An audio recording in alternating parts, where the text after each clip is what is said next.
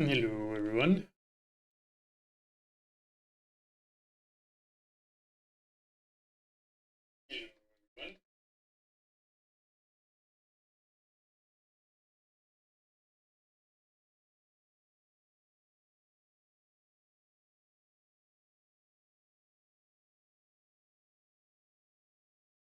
Can't go too far away, and I've already hidden. So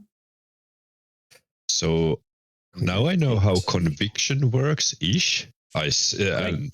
It mentioned that it's not the automatic success that willpower is. Oh my goodness, there's willpower too. Okay, well, I have no idea how willpower works now.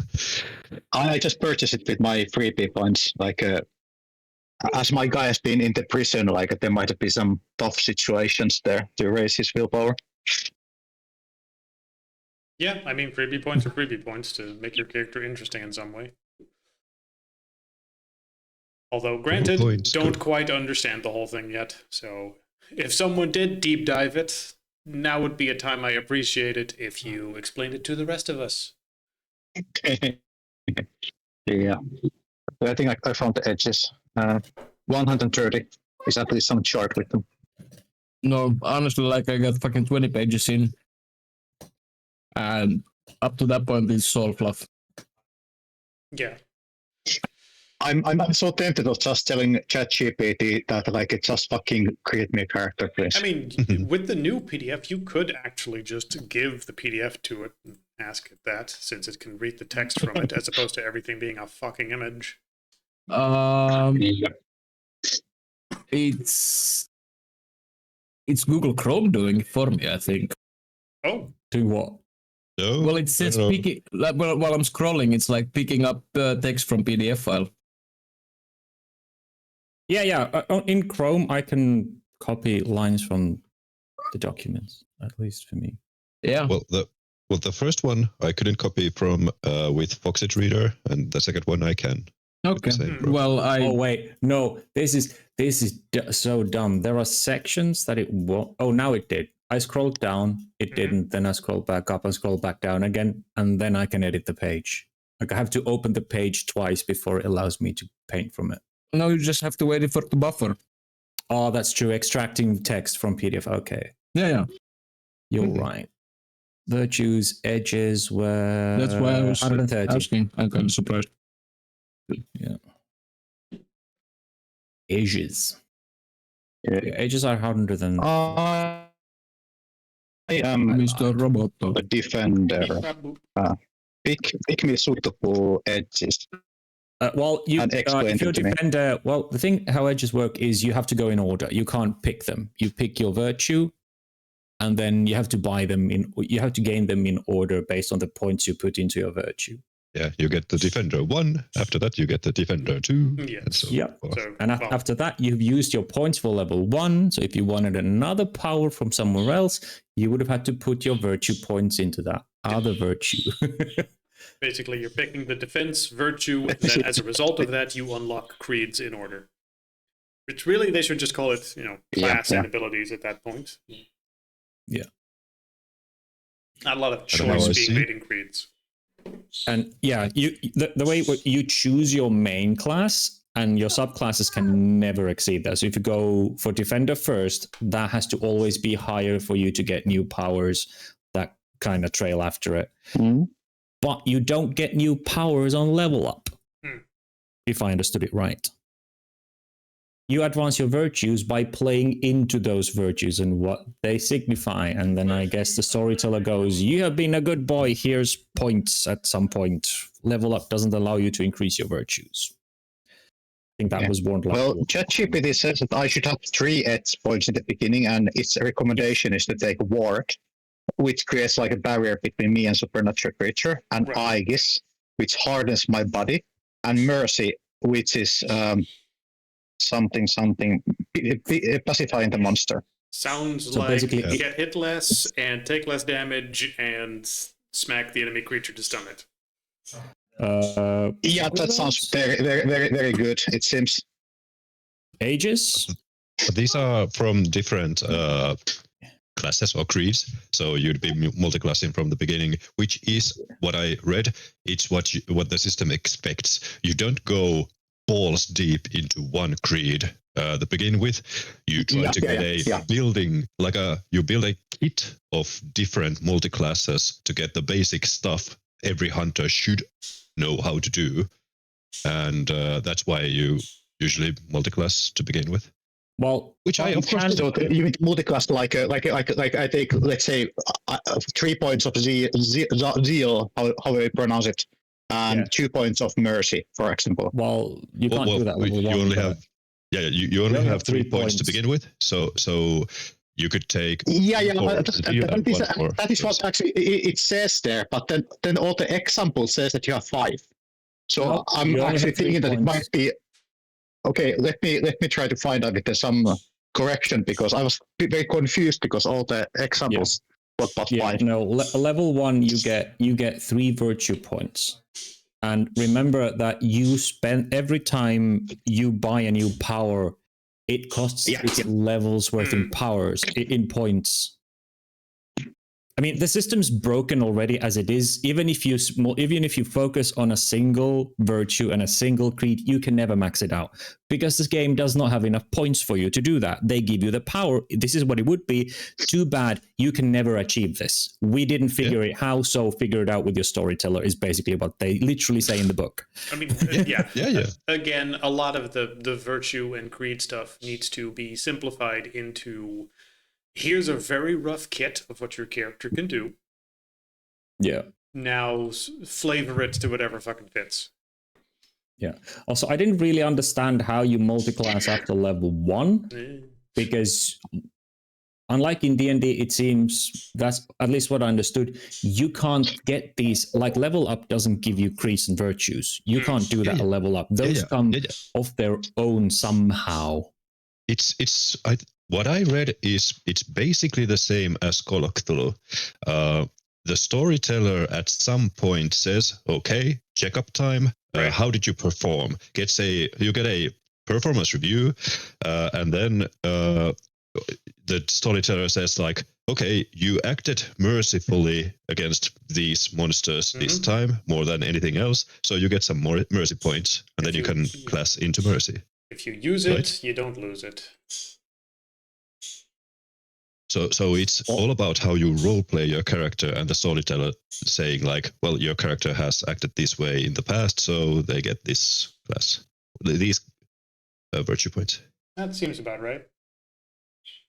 I guess. Which is perfectly fine for me, because it really reminds me of Call of Cthulhu, which is just you use something and you get stronger in that area, and then you have to like think. What kind of character am I? Your behavior and character growth reflects in how it builds. Yeah. Like I think some of the suggestions were that the storyteller doesn't even allow you to play the character. Like you build, like we discussed very early on, is that you build a human, and the storyteller plays the initial calling or the first encounter, and based on how your character reacted in that's the class you get to make.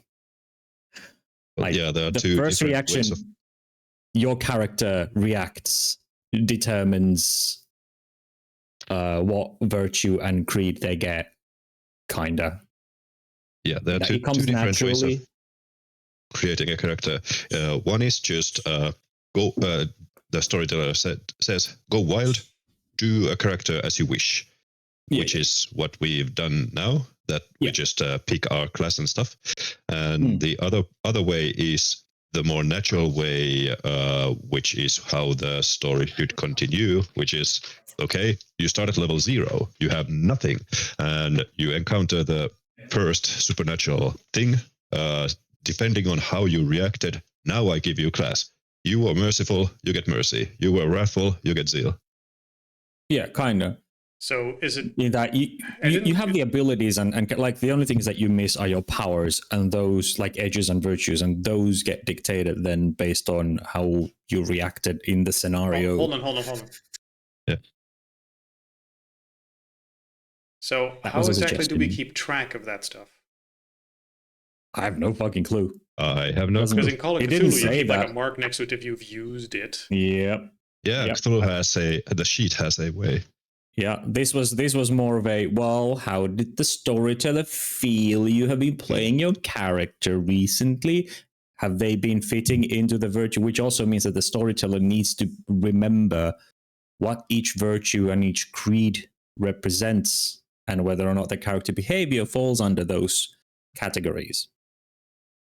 And another thing, it actually says, even for the level 0 characters, like if you play the prequel before the start of the adventure and the GM assigns you some class points, it even says for the storyteller to give you the edges that you get based on how you. It basically gives all the power to the GM, even to create your character's classes and powers, except for the like role-playing stuff. Yeah. Can we agree that that's a little bit too hands-off? Like for all the other stuff, it tries explaining how it works, but it really seems to double down on here's the fluff, and here's a vague suggestion. Figure it out, losers. No. I like this. Han, please create my character for me, okay? Okay. You are Pecksmith's muscle man. Hanging in there, the back. Done. I mean, you could be the bystander. That's one of the new classes, which is like you saw the event and went, nah.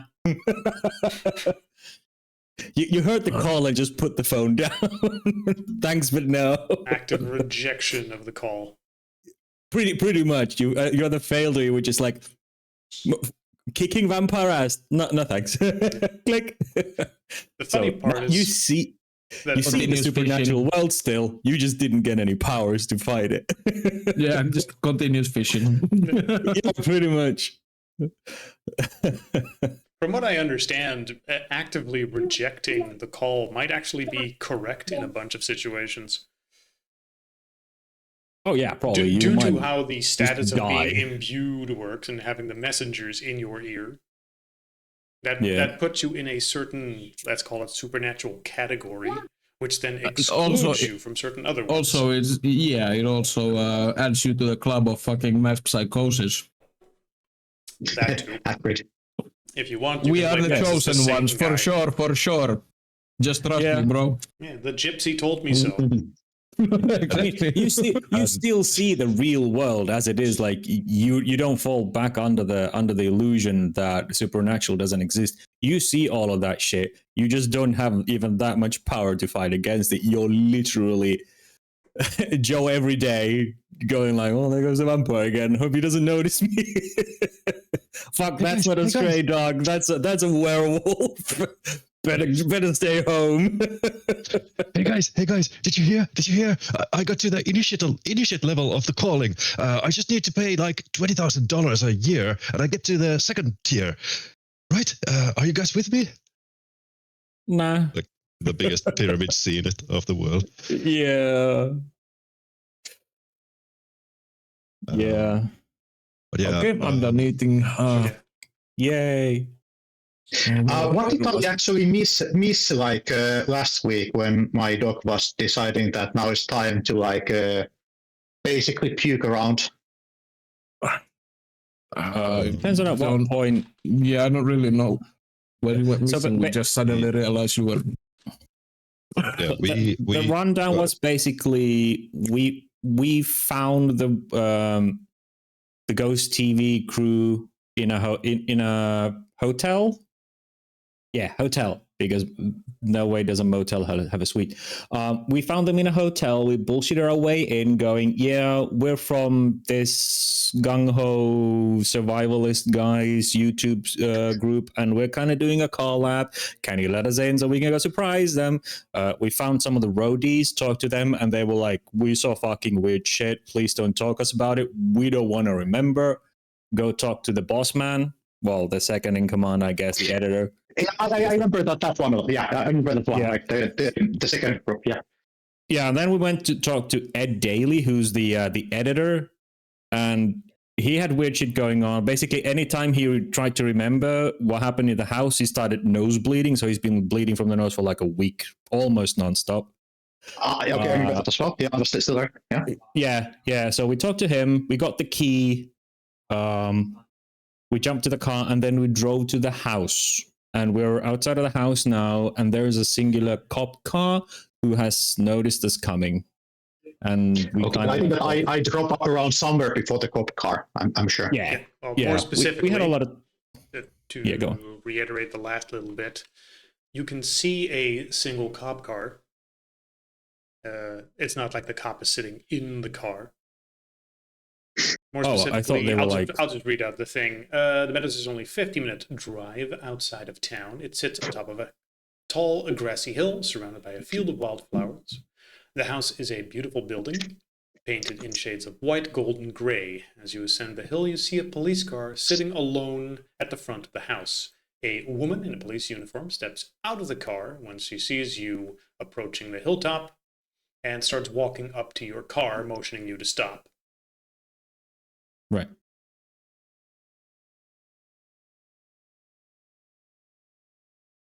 Nervous breakdown happening I'm struggling holding very tightly on some.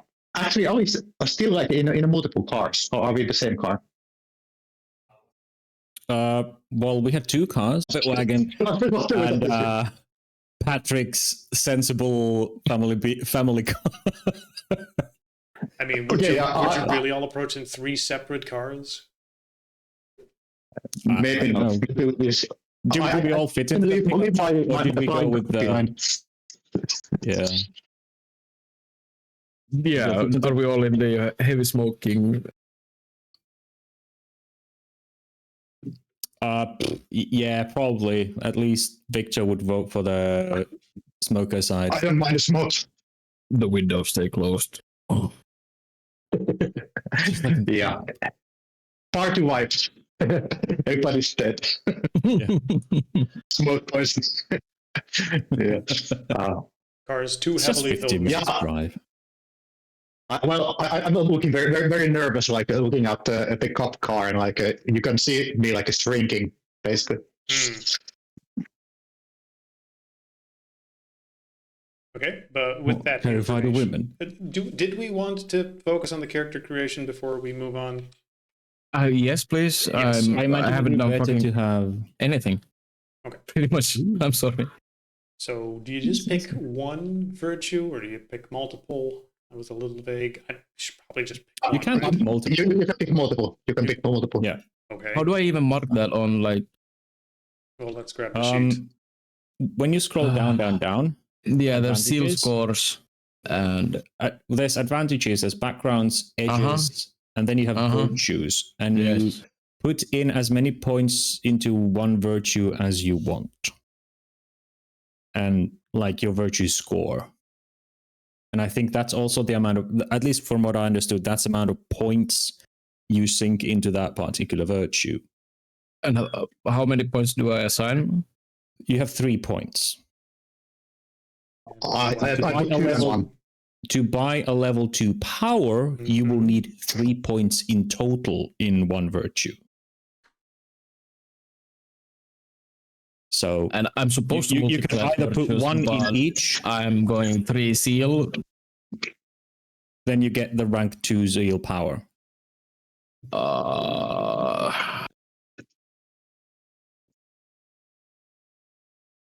And then I imagine you mark up what's your zeal score and then how many zeal points you've spent. The sheet isn't this edition sheet, so it's a bit weird. Okay, so all right, you've read through this. What's your so either really one virtue where you have level 2, or just 2 where you 2 or 3 maybe where you have level 1? Is that it? Yeah, that's pretty much what you can do at level 1. Is you either leave a floating point into something and hope that you accumulate more along the way, or you put all 3 points into one virtue and get your 2 first powers from that one. There are there are negatives to going too deep into a singular virtue, in that from virtue, I was at 5 onwards, you start getting derangements. It's 7. Which are basically compulsions and mental disorders that slowly eat away your character's personality the deeper you dig into that. I mean, that sounds fun. That You get possessed basically by the power. Basically, yeah. The power becomes too much. And you become more and more obsessed with your hunt in that particular style. Yeah, and it's basically the same kind as tries to emulate the same kind of feel as Call of Cthulhu, that your past life, the mundane life, kind of just keeps on slipping away, and you start to develop quirks that normal mundane people seem find off about you. Yeah, right. And if you get to 10, what it sounded like was that you basically become an NPC. You just come completely mad with power-ish. Character no longer properly playable. What page was character creation again on the PDF? Technically 80. Yeah. Character creation and traits. Oh god. And Dude becomes Neo from Matrix. Just doing the Superman thing. Yeah. 144 onwards are edges. They go briefly over. I still need to do like a lot of things here. So okay. Yeah. I have a pretty cool idea about my awakening. Sure. To be fair, something happened in the prison. Basically, prisoners keep on dying. But I might have mentioned something about it being very drunk. That it happened in the prison, and I don't want to think about it or talk about it. Something. I'll just. Background, so it was 5 points. 5 points, yes. And each background has points from 1 to 5 in how strongly it affects you. Because everything has to have almost 5 ranks in this game. Yeah, that is sort of how it works. They probably just wanted to recycle parts of the sheet. Yeah, probably. Then I got freebie points. Yeah, 21 points.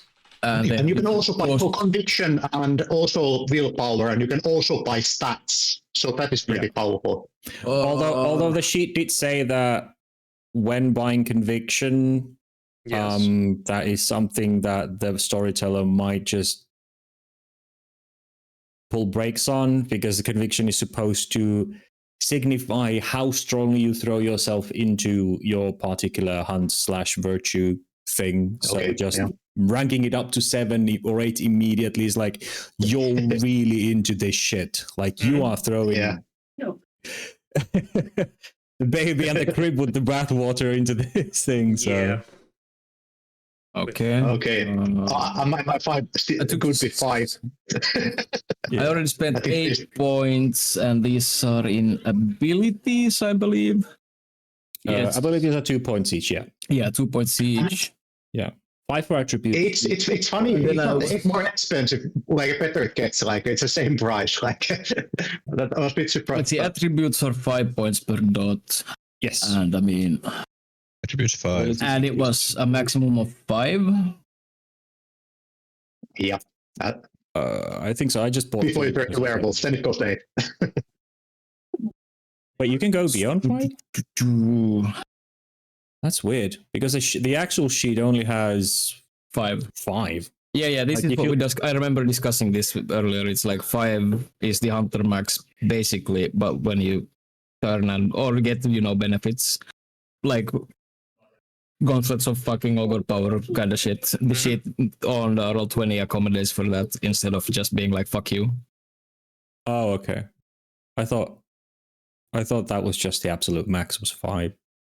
Not that I have any on 5 anyway, so. Yeah. Well, vampires are stronger. Werewolves are stronger. Oh, yeah. But for Hunter, I think the 5 is. Yeah, I guess, yeah. And I'm still feel like if wizards tend to zombie shot shit to become even stronger. Who knows? Yeah. Yeah. Fireball. Let's see. Is there any research? No. Medicine, maybe 2 more points. Does anyone have medicine? Even one dice? Tell us if your I have character one. should have it. Not. Yeah, that sounds like something someone would have. Yeah, at least 1 I point. one day. I imagine you know, as a bouncer, you know CPR at least. Yeah, exactly. yeah. That's what I'm thinking as well. And the nature guy would know something about first aid as well when he's running around nature with a gun. It's like, oh, I don't want to take. probably at least I had to bind my leg if something bites me. I just hate these systems. Like, there's so many skills. I'm pretty much putting like 1 point in each just to be able to roll on shit. Yeah. Oh no, I had a concept. I was like, I don't know most of these things. Finance, what the fuck is that? I'm not doing my taxes. Yeah, exactly. No. Yeah, I mean, I also spent time in jail for tax fraud, basically. So, like, well, I kind of would know about it, but would I care? Like, is it like either I know or I don't care? Yeah. Like, there's like a different skill for computers and technology and science. Like, there's 3 of them, and like what the hell? Yeah. Which one? Computer science and what was the and technology. Like, there's just way too many. And I got 1 point in each. 1 point in each. Yeah. I did try and like the ones that I was interested in. I did try and read through. So that's 12 points spent. 17 points put strength to 5. Yeah. So basically, I got 1 in everything, and I'm not good at anything. Basically. Oh no, I have a few skills that fit my character. Like, he would have that. He would have that. He would have that. He would not know any of these. What place is the freebie point? Rolls. Control F and 21 and press enter. Okay. As this actually, you can search with this one. Yeah, I forgot that we have an actual PD. Oh, never mind. Has finished searching the document. No, none found. Um. Oh, I'm checking the wrong one. Oops. Creep. I got 2 more points to spend, basically, and Never mind. it was 1 point per dot in backgrounds, but that's like 92. Backgrounds work like, hey, would my character kind of things, right? Yeah, but backgrounds were, they were like, my character would have exactly, okay. Mom and dad and a cousin, and they, I don't know, invite me over every year, and maybe I chose arsenal and resources. If you want to make an argument like, actually my character has a backstory that would allow him to have an M60 machine gun, well then that's where you sort of put it. Yeah. I mean, I obviously have a fucking bunker somewhere. Thanks. At my family ranch, I have a, what's it called? Like a doomsday bunker thing. Nice. Obviously. Prepper. For that 50s nuclear holocaust everyone's expecting. Yeah, well, exactly. That'll be very useful for when you finally need to retreat. Yeah. Oh, I just disappeared for a fucking week or 2. Yeah. You asked me to remind you, could we have the handout where we can write our backstories, or at least something to keep track on? Yep, because this sheet has none of that. I'm just going to create a handout. There's notes thing. I don't know if it scrolls if you put too much info in it. I imagine, but I think a handout would be an easier thing to... Collective. Can we just... can we edit the bio and info thing? You could, but I think... Personally, as a player in these kind of games, I kind of maybe prefer filling that out when the characters are more familiar, but until, like, I like to get to know the character through roleplay as opposed to what does your bio say that my character has no... Then just don't read my bio, bro. Yeah, I know. I mean, you could use it, but... Yeah, as usual, you can tell people whatever you want that your bio is, just don't show them the actual real thing. Yeah, that's a secret. But like handouts so that each player has one where they can scribble it out. Oh, so it's something that Han can also go and spy on. Because I've just made a collection. Yeah. I can reference. What's willpower and conviction? Yeah, hold on. Do you want conviction? One per character? I think that would be easier. So we can each write our own down, and that's something that we can kind of remind. At least for me, I want something that I can remind myself of what my character's background was. And I don't know if it in a game like this, if it helps the storyteller to take sneak peeks from. Conviction is, the way I understood it, conviction is sorcery points and legendary resistance in one. When you meet a monster, it costs conviction for you to not go crazy. You also use conviction to activate certain abilities every hunter has. You also use conviction to empower your edges if they have an ability to be empowered. Or you. So did you guys pay points for conviction at start, or because there you mentioned something about right? The conviction recovers, like storyteller. If you maybe not too onerous, but you only get them back if you can use conviction to gain certain benefit, empower certain edges, and if the edge roll succeeds, you get points back. If it fails, those points are gone. If it botches, you empty your entire pool. That's a risk you take. Okay. Right. At least that was in some of them. And you only get them back by gambling them on edges, or when the storyteller goes, okay, you have thrown yourself into this danger enough, here's a conviction point. Okay, what about willpower? Willpower is, that was like it was equal to your highest virtue, and then that is something you can use as a resource in dire situations. Okay, why does it show me 5 points on the sheet by default? But you could increase that with your starting points. But it's as high as your highest seal score, right? By start. That's what your creed gave you your max. Oh, what the fuck is my creed? Well, that's depending on your virtue class. Is virtue is mercy, vision, or zeal. Your creed is the subclasses. yes. Okay, I do remember this kind of about last week, but then I never actually got into the point where I was figuring whatever the fuck those actually mean, like for gameplay.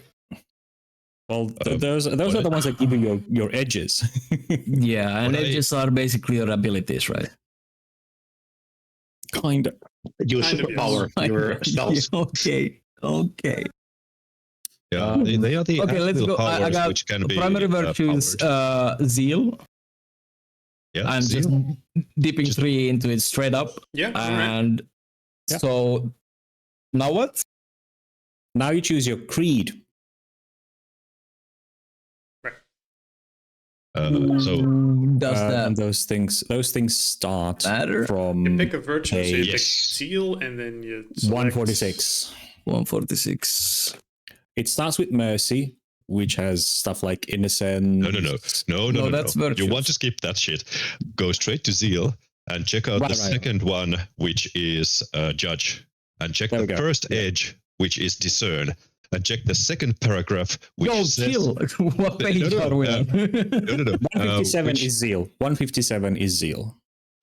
Which says, also your character cannot be blinded if her eyes are closed or she is in utter darkness. This power also permits vision of your when your character's eyes have been dazzled. So, you're creating pecs. Blind sight. Oh.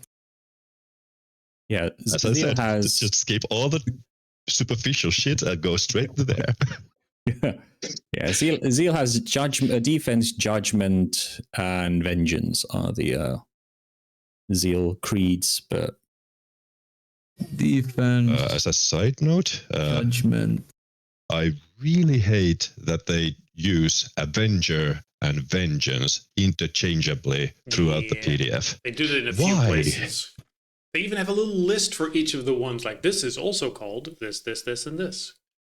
Yeah, but just use the main fucking word for every single time, except for the list. You read through it, and I trust you on this one, because that does sound like pics, and I'm kind of making pics, so I'll just, I have no idea what the second ability is, and if you go 3 zeal, you actually get the second judge power too. Yeah. Yeah, let's see. So you start with zeal, and then you have to select whether or not you have defense. No, defense is then a creed. Fuck, I hate how this is structured. Virtue is the main my creed category. is judgment. Then and that's my primary virtue is zeal, and my creed is judgment. And what is my starting creed is what? Judgment. Just at the top of the fucking sheet. Discern. It says it. It usually 3. Yeah, but those are not at this point. Those are in the other section explaining what creeds and sea visions are. I do remember This is just that. what the powers are. That's way back in the. Yeah, I thought so. I thought I saw it back there. Yeah, but I can't it's remember way the page earlier. anymore. Yeah, because you can't have them all in the same section. Yeah, somebody should shoot the guy who wrote this book. Seriously.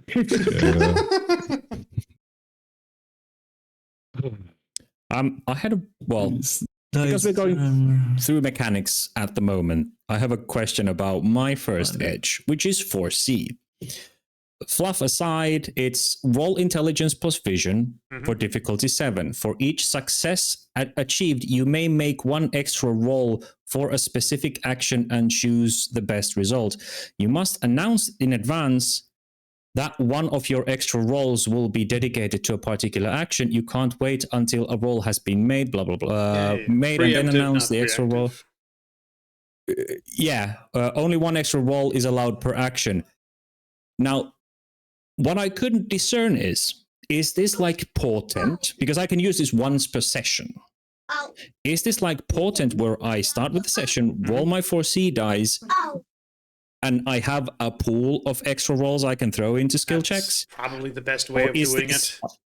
I'm about to do something. I got 4 extra rolls, but I can only use one of them on this particular skill check. Everything else is wasted. I tried Googling it. Nothing helps. Let's go with the first thing you described. It's just having a pool for that. Let's say, call it an adventuring day. Yeah, or, it's per session. It something says. like that. Yeah. One 4C may be used to gain a number of extra rolls only once per chapter, parenthesis game session. Once these extra rolls are used up, the edge cannot be activated again that chapter. Rerolls granted by Destiny background, I don't have that. Activating 4C is considered a reflexive action. It does not preclude taking actions in the same turn. Not entirely sure what that means. Extra rolls gained cannot be doled out to other players. Neither can your character forewarn other characters of impending events or the ramifications of actions. You yourself get the bonus, they don't. Yeah, so basically, let me read this through. Only one action. You might make 2 rolls to fire a gun, lift a rock, or steer a car. An attack is considered a single action. An extra roll is made for the attack itself. The better attack roll determines how many damage dice are rolled. The storyteller literally narrates a vision had by your character based on each of the dice rolls you make, then lets you choose which occur. One roll might indicate a missed attack, whereas the other... Oh, here's also... Does this mean I get advantage, basically? Or just an extra die? The wording seemed like that, but honestly, extra die is way easier to deal with that, which is also kind of what advantage is anyway. So...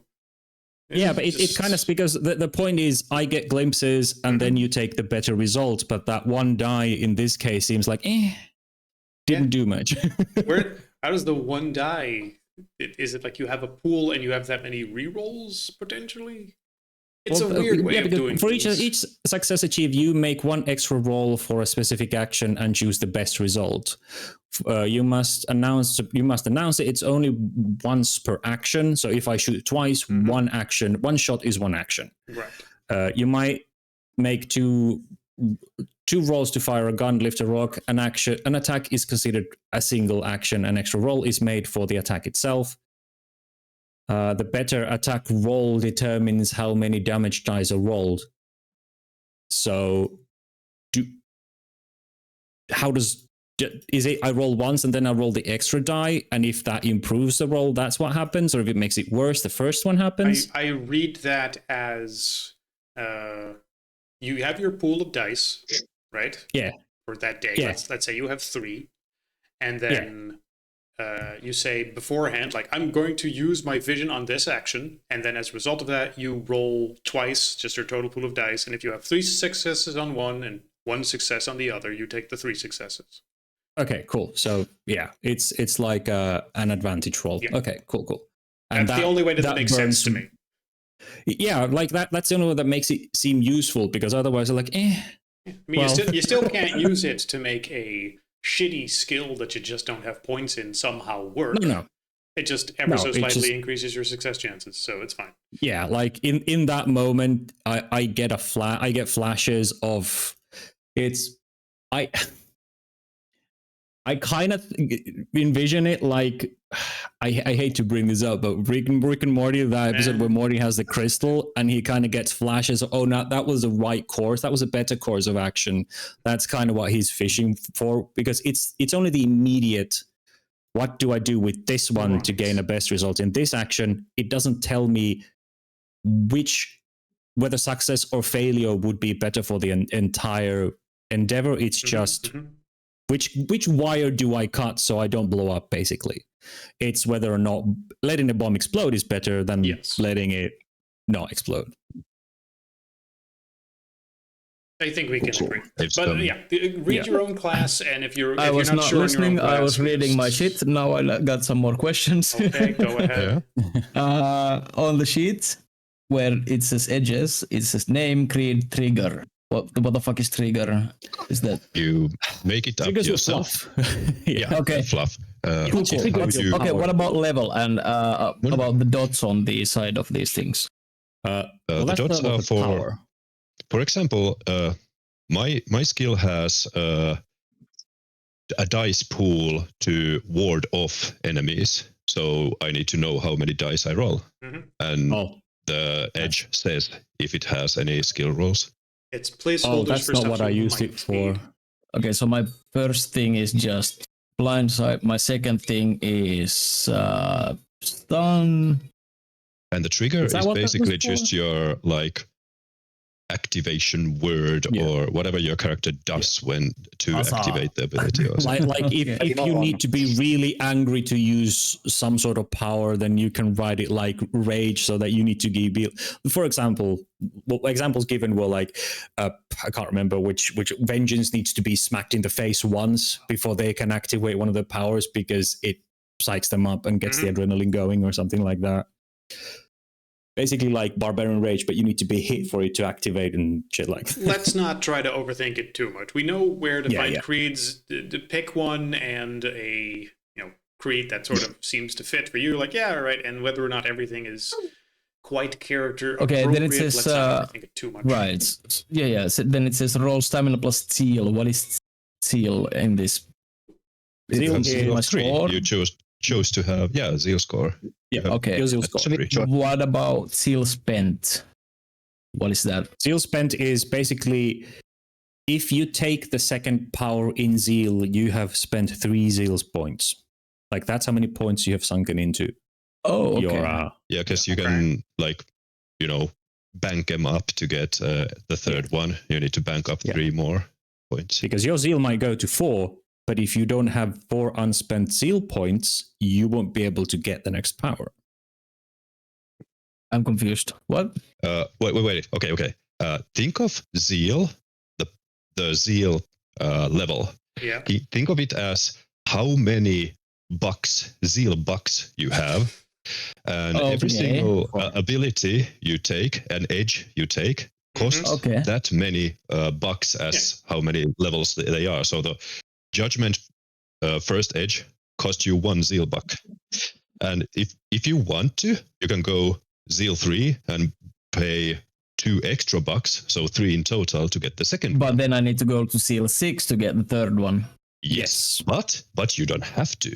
You can also just start taking other stuff, right? Avengers, indeed, Avengers or Defenders or whatever. So that's how you easily. So what I want to do is see how many you have left. Right. So what I want to do is read this to the end now, check the other stuff and see if I ever want to use any of these edges, and then okay. I mean, you don't need to focus past level 1, 2, or 3. I think that's probably never going to be applicable.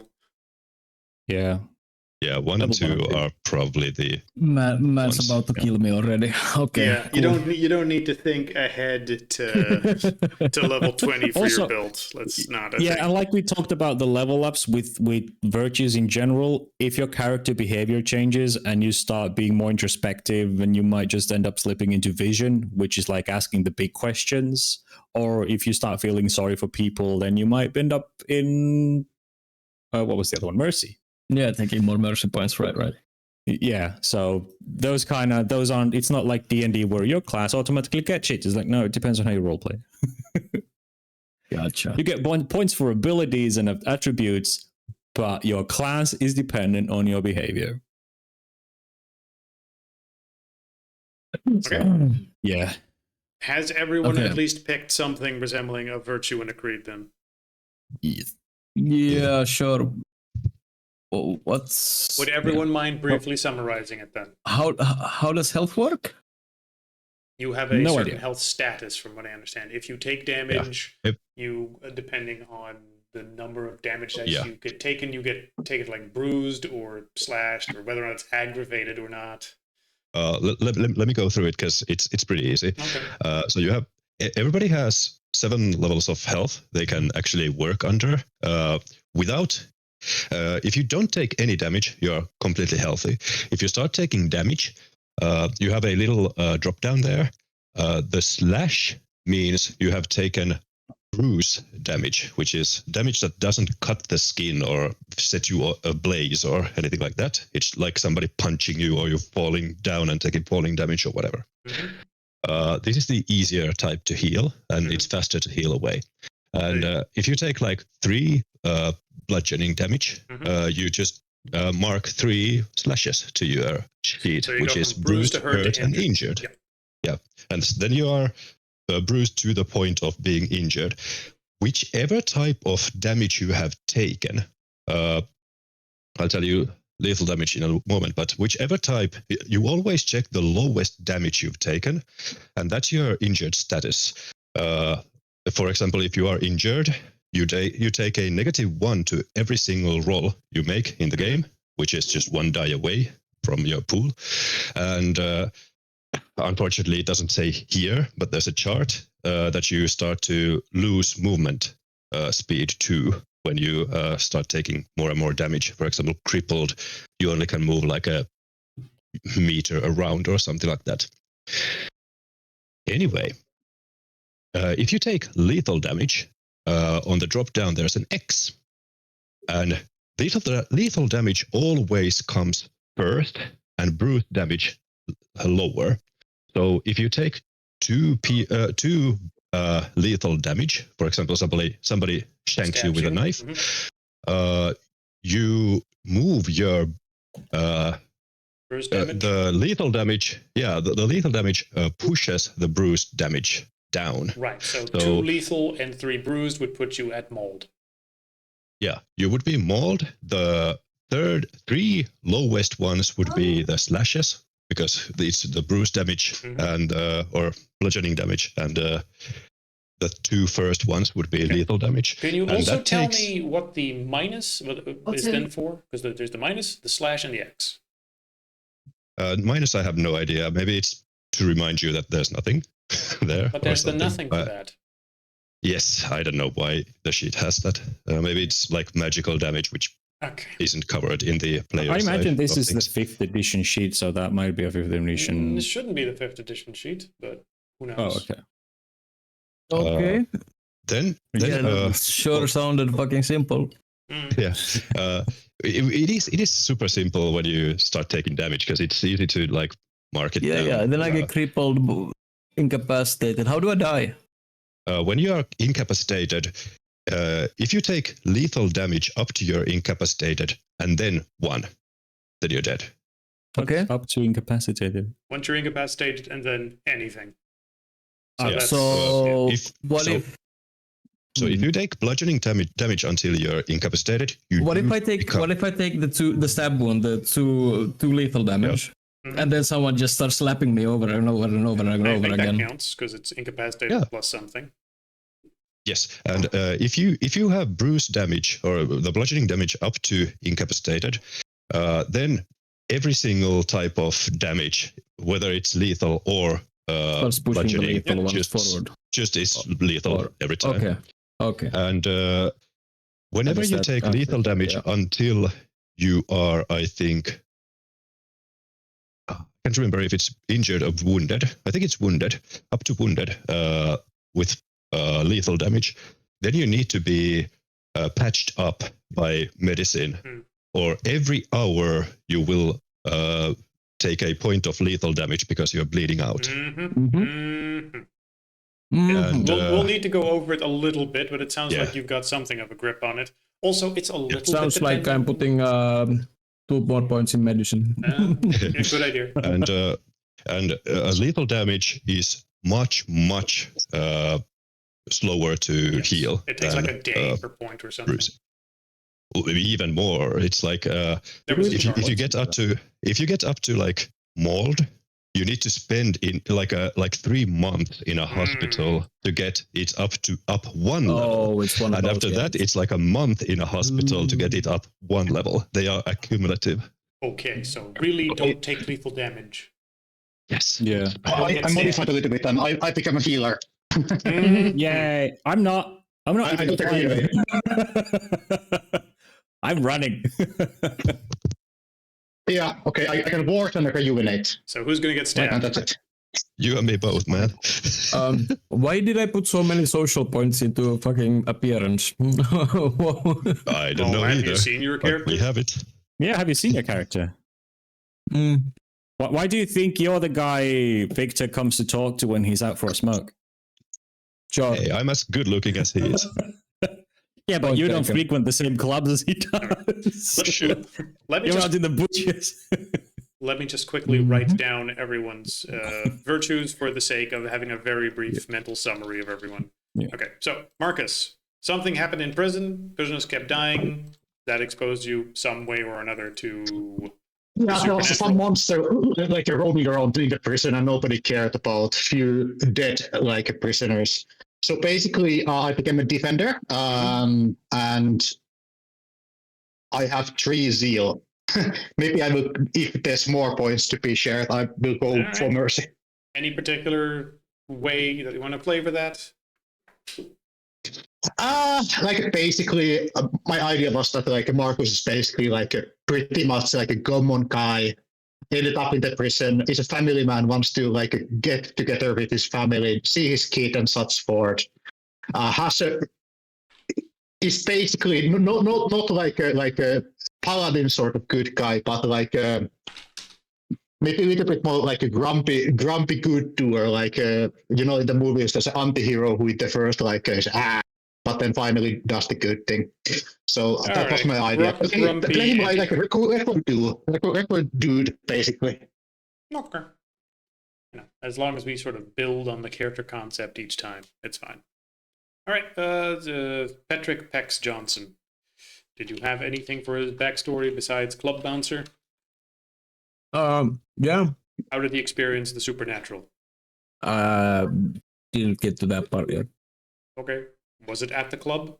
Was it secretly one of those clubs full of vampires? Oh, I may. If you don't have anything, we could share. I'll get you back to it. I'll get you back about it today. Yeah. I had some ideas when I was reading all the fluff yesterday. Okay. And yeah, I had an idea if you don't have anything. Also, it works perfectly for Pex. He has to be like 8 or 10 sessions in before he's like, wait a moment, I remember everything. Yeah. That's fine too. Do you have a creed at least? Or virtue? Yeah, seal judgment. Zeal. Zeal. Okay. We'll write down specifics as we sort of, realize what it should probably be, and then we move on forward from there with what we have. All right, Victor Harris. Right. His exposure was a fellow he used to go home with from the nightclub. He found him sucking neck in a nearby alleyway, and he realized that that's not a kiss, that's blood. And Hey, that's not a dick. No, he was a vampire. And this is where I was like, I've been wondering, did he go and get pecs? Because Victor knows he's not fighting off a vampire. But knowing that creatures from your Halloween movies and shit like vampires exists gets him to question what else exists. Right. And whether or not there is a way to maybe get some of that good stuff, which leads him to be in the Virtue of Vision / Visionary, because that's the only vision creed we have, which is basically trying to look at the bigger picture and asking questions and trying to figure out roots of stuff. Like, he started digging into what else exists than just vampires. Yes. Fair enough. All right. Lastly, Peter Thompson. Yep. I'm not very brushed up on the history of recent wars, unfortunately, but he took a part in, I think it's gotta be the second part of Gulf War, is the more recent one. Afghanistan. Afghanistan, yeah, I think I don't know about that. But anyway, he's an ex-soldier, which ex-military, he encountered some questionable things on the battlefield, started questioning both his and his unit's sanity, especially since he seemed to actually see what these creatures are, and the rest of the unit didn't. They were like, yeah, don't you know they are blood-sucking assholes, these ragheads. And he was actually talking about that as candidly as possible, but nobody took him seriously. In the end, he got dishonorably discharged from the service. Didn't know what to do with his life, but that was his first encounter. And the calling, when it came, scared the ever-living bejesus out of him, and he is not looking forward to meeting any kind of like supernatural entities. Okay. So he's gonna be the one hanging back as much as possible, and as such, he went with his powers make him survive better.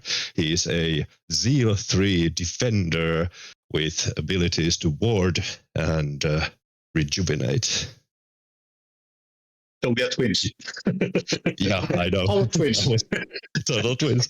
And that actually explains his youthful look from even if he is a survivalist guy, he still looks like a 20-year-old. It's all about internalizing the world. It's not like you read up on a skill book that says, pick your class, defender. Oh, we know. It's what seems like what your character would manifest during their life one way or another. They probably don't even know that they do it. As far as they know, they're just medically trained or happen to have some good luck when stuff like this happens. Well, he just has good genes. Or has just the instinct to rush in and kick the shit out of something if they were that kind of character. So, all right, as long as you have a clear picture of what it supposedly is and maybe how one or two mechanics of it work when it comes up. I just love how our team is just 3 Zeal guys and a visionary. The guy who asks too much. No mercy. So he just goes up to everything. Can I drink this to gain its power? Can I drink this to gain its power? Yeah. What about this bottle of wine? Can I drink that to gain its power? Where does your power come from? And then everyone's like, what do you mean? I mean, it could have been in Syria. Wasn't that the latest one? Oh, Syria. That's right. Yeah. Okay. Syria was the latest one. There we go. I mean, latest one is a little bit of a... Well, quote unquote latest one, but that was latest in the long chain that started kind of with Afghanistan. Okay, not as recent as like this decade. The current maybe. one. the current one, I mean, yes. Yeah. I mean, there's still people deployed all over the world for various different... Yeah, but the bigger scuffles, like you have Ukraine now and that shit, but like in the Middle East. World Scuffle 2. Yeah. Little brawl. between USA and Russia, just with proxy. But there's some people in the Ukraine as well from the US Army. Yeah. Oh, yeah. Okay. If that has been cleared up, I think we probably don't want to spend much more time on character creation specifics. We have a place that we have some terms that we can look up if people are like, what does my character do? What can they do? How does that work? Yeah. And if people are like, you know what, this doesn't fucking work, please let me change it, then yeah, sure, we'll see. Okay. If that's cleared up, then we should probably go back to where we were in the little adventure. Right? Yep. Mm-hmm. Okay. If that is all good, then last I said we were, where the fuck is it? You were driving up the hill, and I'm just going to reread the same thing again for the purpose of completion. The Meadows, the mansion that you're investigating, is only 15 minutes drive outside of town. It sits on a large grassy hill surrounded by a field of wildflowers. The house is a beautiful building, painted in shades of white, gold, and gray. And as you make your ascent up the hill, you see a police car sitting alone in front of the house. A woman in a police uniform steps out as she sees you approach. She then walks up to you, motioning for you to stop. Who's driving in front, or who attempts to say anything? If not, I'm rolling it randomly. Not volunteering.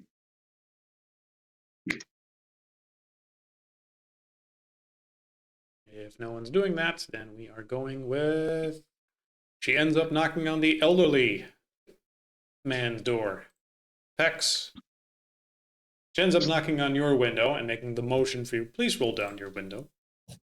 Who? Pex. You're in your car. Yeah, it's his car. So. Yeah. Yeah. Victor's called shotgun. But who's next to you. Who? The cop is knocking on the driver door and wanting to talk to you. God damn it. Of your window. Okay. Making the roll down the window. So I roll down the window. Yeah, I mean, what was it, 2000 something? Yeah, I rolled down the window. It's a Honda Civic. I don't know if those have electric windows. I don't know either. Probably would. I mean, even if it has electric windows, she makes the motion to roll down your window. Okay. And she says, I don't think we've met. I'm Pat Lynn, Chief of Police. Mind if I ask you what you're doing here? I do. Well, what are you doing here? I'm smoking a cigarette. Yeah, I can sitting see. I can see that, sitting sir. in my car, parked lawfully, I believe. I can see that I kind too. of like, I check my mirrors to see if my car is in a weird spot or something. You are currently on the property of this mansion. Oh, I'm in the property? Why would I have fucking driven my car into the property? Because the property. We drove up to the house. You drove That's up where the we saw hill. the cop Oh, car. no, okay. Yeah, like we were driving up, then we see the cop car parked right in front of the house. They come out, they signal us to stop, and we're kind of in the driveway. Unless you're telling me like, oh, we would try to sneak in from a distance. Okay, I used my sniper rifle okay. to shoot In the that cop. case, okay, I understand the situation now. Like, I mean, yeah, you told me to pull over. So what's up? I mean, pulling over. It's not like there's another building around here. It's literally just this mansion, and you drove up the driveway that goes up the hill specifically to this mansion. Yeah. What brings you here? It's fine looking place. Not allowed to take a look. I'm just a tourist, man. Woman. All right, well, if you're just Girl. a tourist, then I would recommend that you actually don't visit this place, since an incident just sort of happened here, and there's an ongoing police investigation. You and your friends are probably looking for the hotel. If you drive back down the hill and leave this property and then follow that street over there, there's a very nice hotel there. It will accommodate all of you if you're guests in town. Yeah, sure. I mean, I'm not looking for any trouble. Wonderful. You have a very nice stay in town. I mean, what happened though? Oh, that is Now you an got me intrigued. ongoing investigation. Right.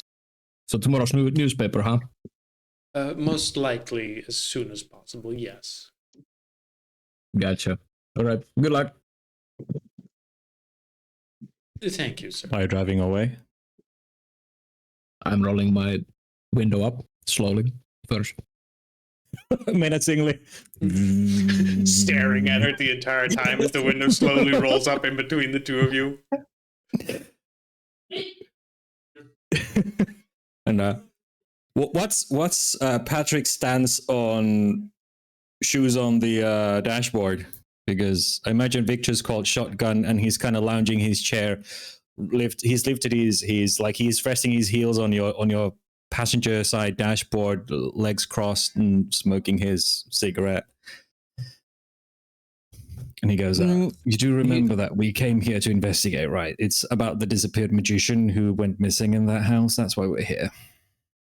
Right. We could have just called it a video collab and said that we know how these ghost hunters psych them up and the dude's probably lost in a closet somewhere.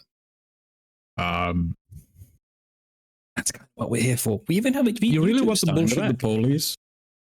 I assume this discussion is happening as you're driving away again and not just sitting there. I imagine so, yeah.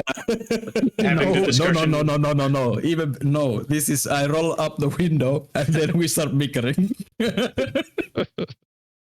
I mean, that would be very Patrick. Would you actually we literally have a YouTube star in the back?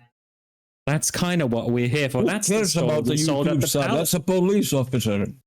And I at this point, I wave at the police and I start driving. Yeah, so, I mean, I bullshit the cops all the time. You've seen that. No, officer, I don't know where his pants went. No, officer, I haven't had more than 2 drinks. Yes, that does look like lipstick there. No, I'm not wearing lipstick. You got a problem with lipstick? Are you homophobic? Anyway, I mean, that's kind of what we came here for. We could have just said that, like, downplay the thing. We talked to his friends, which we did, and we could have just said, it's probably someone in the house got psyched up. They're going to a mass psychosis easily. That's kind of the sort of thing. But we could have helped with the investigation. Well, maybe you should have piped up then. What the fuck? Well, you were handling it. And I was sitting all the Obviously wasn't. You're having this discussion as you're driving down the hill now again? Yes. Yeah. I mean, you're such a people person. I wanted to see how you fare. You're so good usually. I'm good at keeping people out of places. Yeah. Yeah. But you talk to cops when you hand them.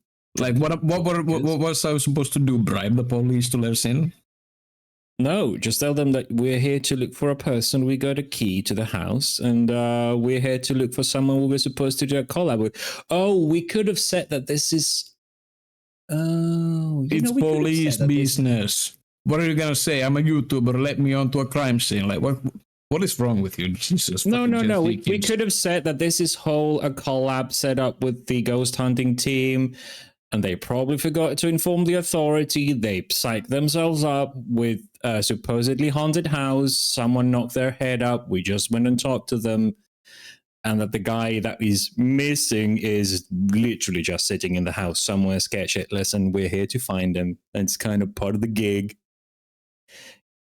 That's why we have the survivalist guy. It looks really good on tape. Make a spectacle out of it. Make it sound like a spectacle, at least. I mean, but we can come back tomorrow and see what they bring. Yeah. I mean, who knows? Let's do that. Or come check if. I mean, my plan was to just wait for the police to be asleep. It's not like they're gonna investigate throughout the night. Oh, it's a great idea to go to a haunted house in the middle of the night. We might actually find something. You're right. See, that's why you're the driver of the car. That's why you make the plans. That's smart. And that's why she's already probably still sitting here, not being eaten by the house, because it's daytime and ghosts only come out at night. Do they really? Everyone knows I think that. we both know that's not how that works. Everyone knows that's how it works. Right.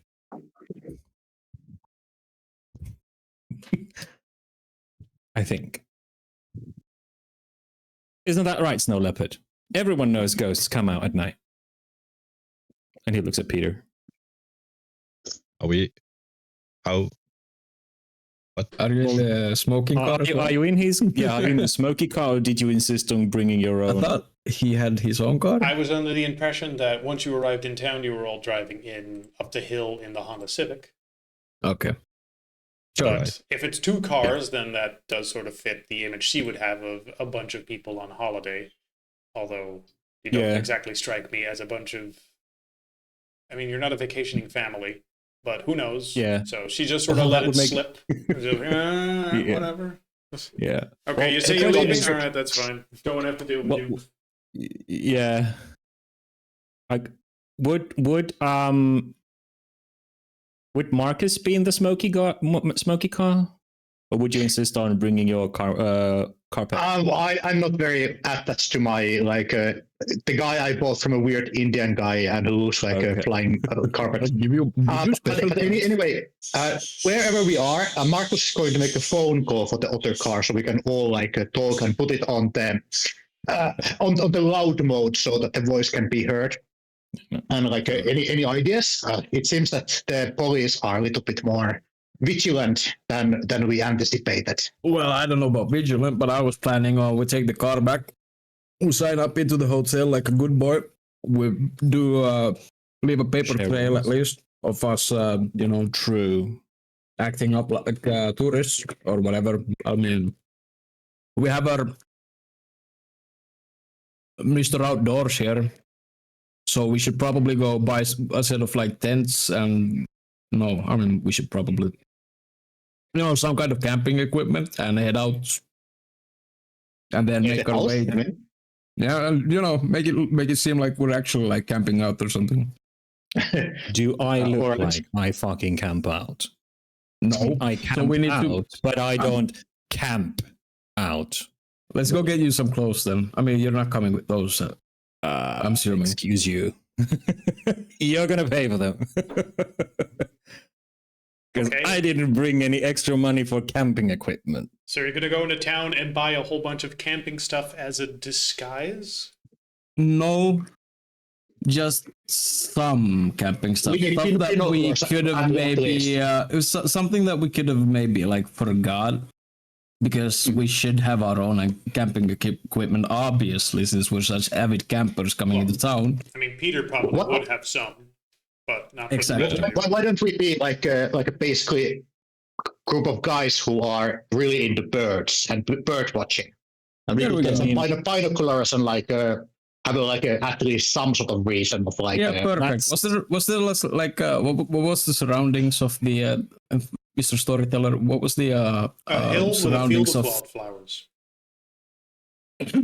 Surrounding the hill, though? Yeah. Forests stuff. It's 50 minutes out of meadow. Town, so let me check real quick if I can find something on that. Yeah. Or is it just in the middle of town? Yeah. Is there any chance of camping somewhere close to the place? I suppose we can bake this in.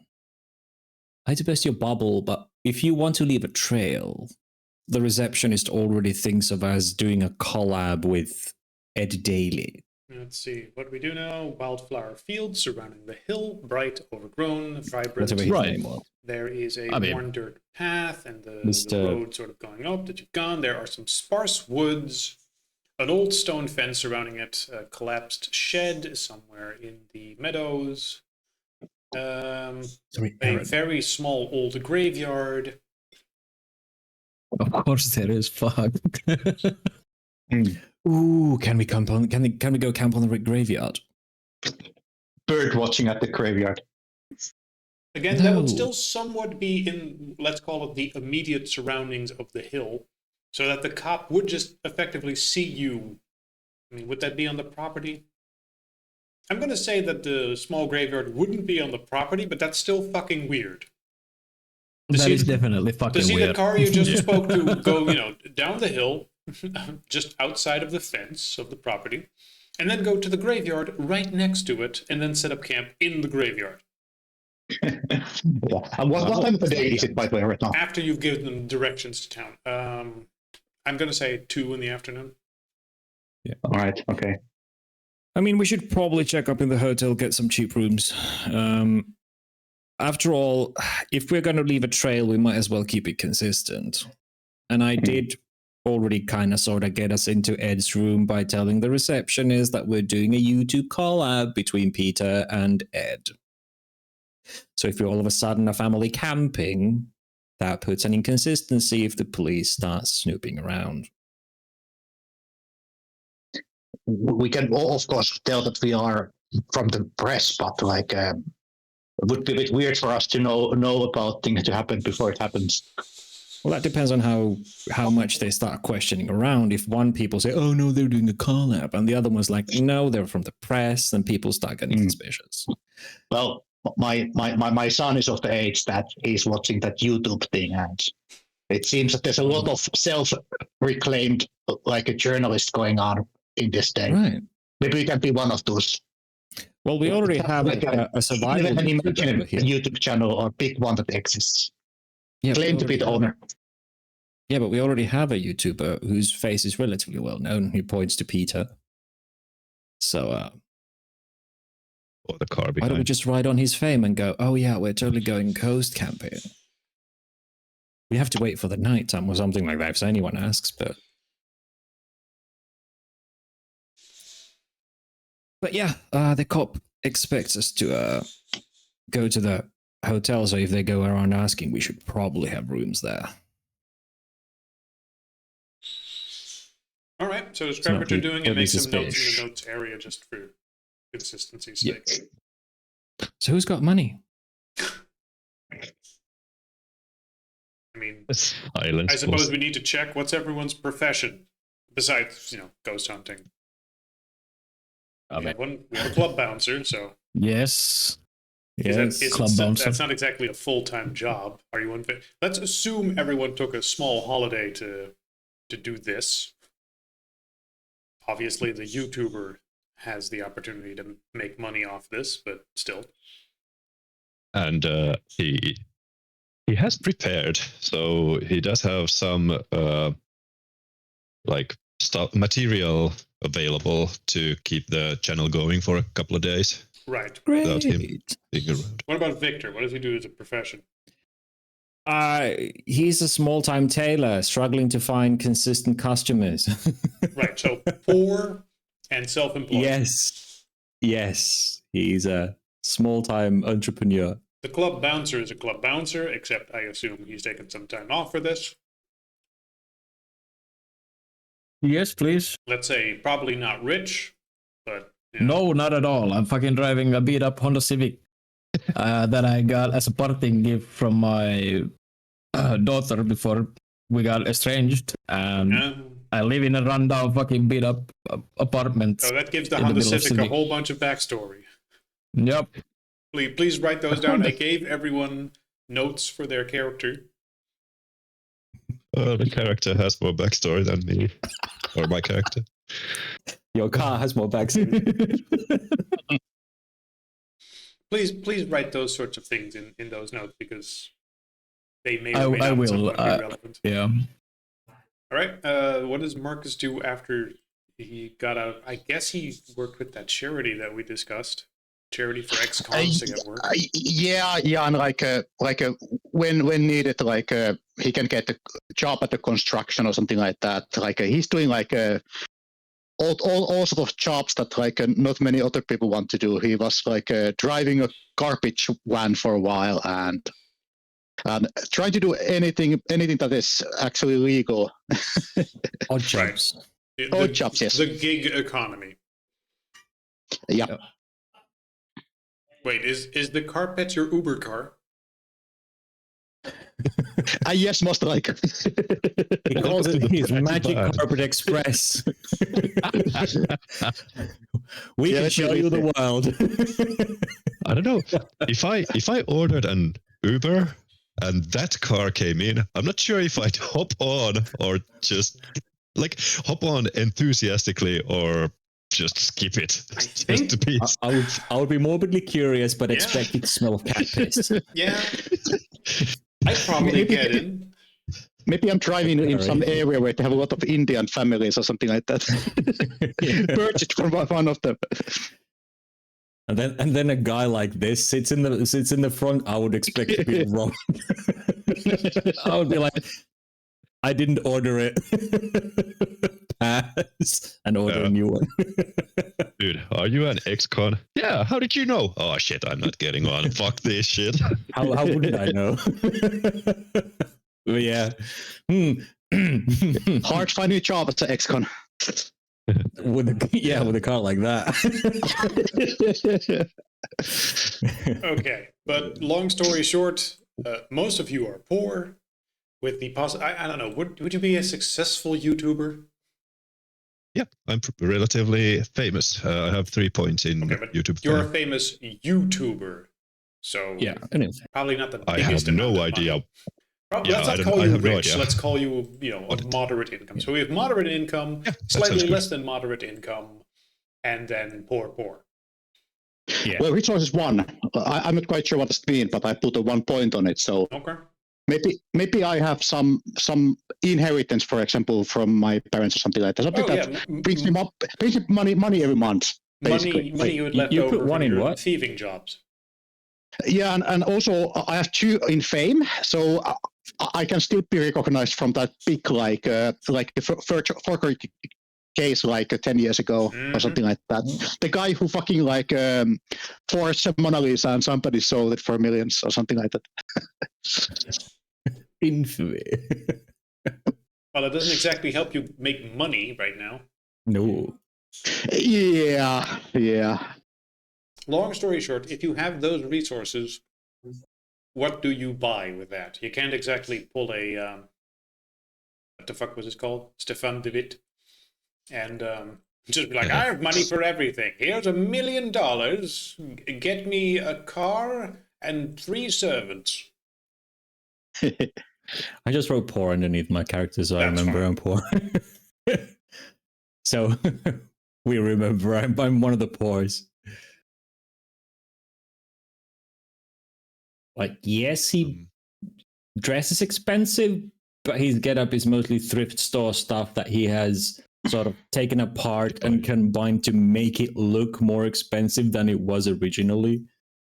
Like, mended it and it's mostly just...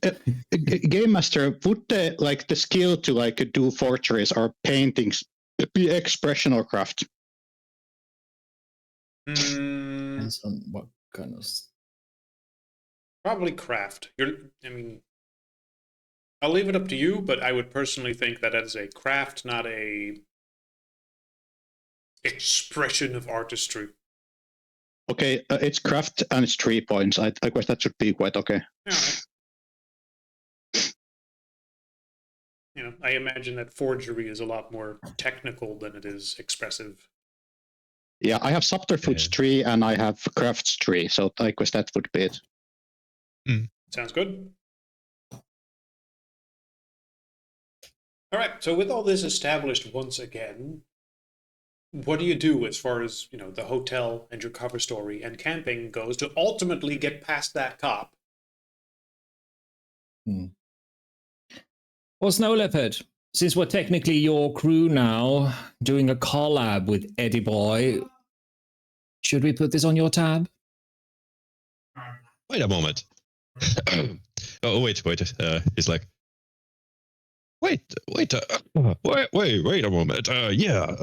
I don't think I should be the foot in the bill here. I can pay for my own expenses, right? Like get a get my own room. I think since technically we're helping you make kick-ass video out of this, that's gonna put what was his name again? Aaron the magician out of business, considering he's all it practically is. I would think that's fair. Maybe you can get the room for us. Yeah, I mean, we already went into the hotel under the pretense that this is a collab that you're doing with Eddie and his crew. So, And yeah, you kind of took Eddie's footage already, so well, all I'm saying. Sure, I'll buy for the buy the rooms, but you guys you owe me something. Like you pay for food, or I don't know, maybe boots for me or something. No wonder he films alone. Stingy. Yeah, Marcus looks like a very in a like a very judgmental way as well. So he's in his own car, and we're in the other car, and you called him. Yeah, well, nobody sees the judgmental look, but it's there. So Marcus says a little bit of sarcasm in his voice that, so boss, what are our roles in your production? I can do some security and maybe surveillance. Who is the sound guy? Who is the man with the camera? If you're the host. Good question, actually. Would Peter have equipment that would require like a boom mic and like a lighting holder? Does he just not have everything sort of on his backpack as a one-man show thing? When he does, that's about it. Yeah, when he does his actual like this isn't planned at all, this trip. So he doesn't have most of his actual equipment and nor his actual crew with him. So what he has now is basically just a GoPro, a like tripod for it, and maybe a like microphone. I think it's gonna be just I don't know what they're called, like a the ones you put onto your lapel or something. Small. Do you have a drone for drone picture? That would be actually very handy in this situation. Yeah, that would actually be something. Yeah, it's a new one. It's a new technology, and it's hot in the market for YouTube videos. But I don't know if he's that ahead of the curve. That is a question, because that does sort of change things if you have a drone like that. Yeah. Well, I'm most like. It makes most sense to say no at the moment, and just we can. I mean, having a drone is not being ahead of the curve. I wasn't listening fully, but what is the year right now, by the way? Current day. Current year. Current day, yeah. So okay, then it's not like it's actually like a very like not very modern technology in the YouTube videos. Everybody's used that. Sure, but you don't know Gung Ho. Gung Ho isn't the brightest of. Right, maybe he thinks he's ahead of the curve. Yeah, he does. Absolutely. Maybe the pull of his videos is that he doesn't use a drone and take wide nature pictures, but it literally is over-the-shoulder image of a rugged guy in the wilderness alone. It has that down-to-earth, genuine, quote-unquote, genuine wilderness experience, as opposed to... Okay, let's go with that. That's what he said last session. He was like, it's all about the experience and being in. It's like you're there with him.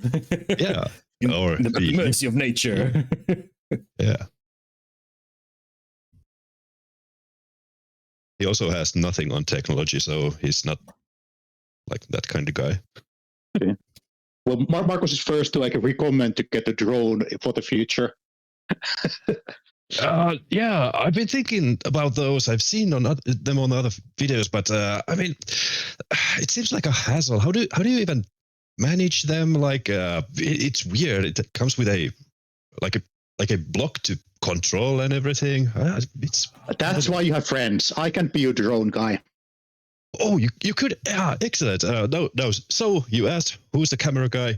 You're it now. Huzzah. Yeah, I will struck like give me a camera. I know how to use it. Nice, excellent. Jake usually takes care of that, but he's not here right now. Don't want the Jake's part of my crew. I just came up with the name on the spot. Write it in the notes. Yeah, but he's not. in on this, like this actual stuff, you know. So can take the Mondays with us, kind of weird. Would you have told Jake about the weird thing you saw? Which let me check real quick. No. What was that? The No. weird thing you saw was oddities in the war. For some reason, I was convinced that while making YouTube videos, you saw Bigfoot or something. That could have been good, but I guess you saw Bigfoot during the Syria war. Yeah. Syria war, and there's just a fight going on between two sides, and all of a sudden, from a nearby bush, Bigfoot runs up to one side and starts melee tearing the side apart, and then runs back into the bushes. And everyone's like, no, it's just the big Turkish guy. And you're like, no, it fucking wasn't. There's Harry, and then there's that. It ran up and like, ooh, ooh, screaming like a big monkey, oh, covered head to toe in hair like Chewbacca, except just walking upright. Big hands, big feet. Like rips a guy in half. Yeah, goes up to him, grabs him by the boots, rips his legs in half like a fucking wishbone. Just yeah. Ooh. Ooh. But no, my crew doesn't know anything about the honorable discharge past. Even they just think I'm an ex-military discharge guy. because you were claiming that Bigfoot was spotted in Syria and killed that unit instead of the friendly fire that your CO says it was. Yeah.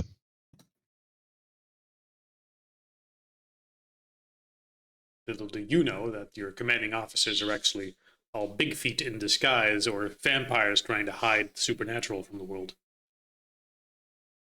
Most probably. But you don't know that. That's just a suspicion you have in your head. Most likely they were just werewolves honoring the hunt. That is completely possible. Yeah. Either way. Not that I know anything. Yeah. Yep.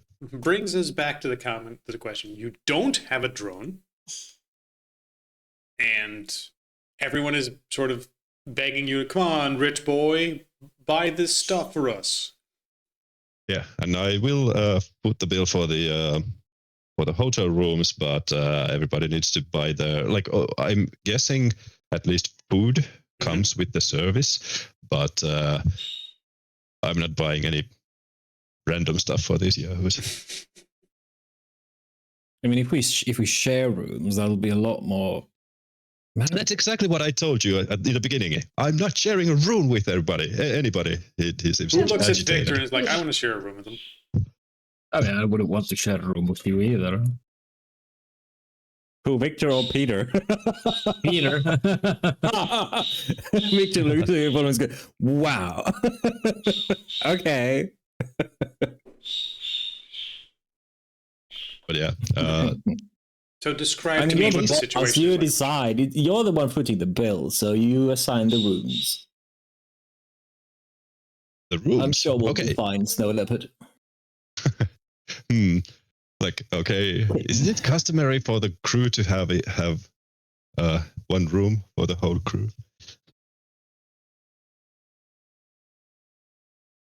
I don't know. I mean, if you feel like that, then I guess I'll sleep in the car.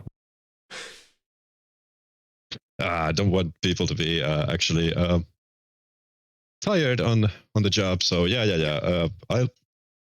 Besides, I don't think we're going to be sleeping today. Either way, wasn't that like the whole plan? Oh, that's true. Okay, so to save on costs, one room for me, one room for the rest of the people, just in case we actually end up eating.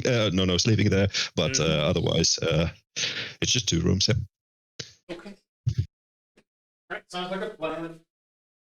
And even then, the rooms are only there as a cover story because your intent was to sneak out at night, right? Yeah. Great. So I go out. I know that probably the cheapest thing I can leave a paper trail with, trying to buy something campy, is going to be just food. So I'll go and buy something very obviously camping stuff like canned beans or something like that, which is like nobody wants to do that in a hotel room or anything. Get some sausages. Well, oh yeah, camping sausages, sure. Yep. So we have some food Wonderful. provisions. Beans and sausages. Truly, you are living like kings. Truly. Protein and protein. Where's the rest? Don't need it. All right. Write it down on your sheet. Just a bag full of Sure. beans and sausages.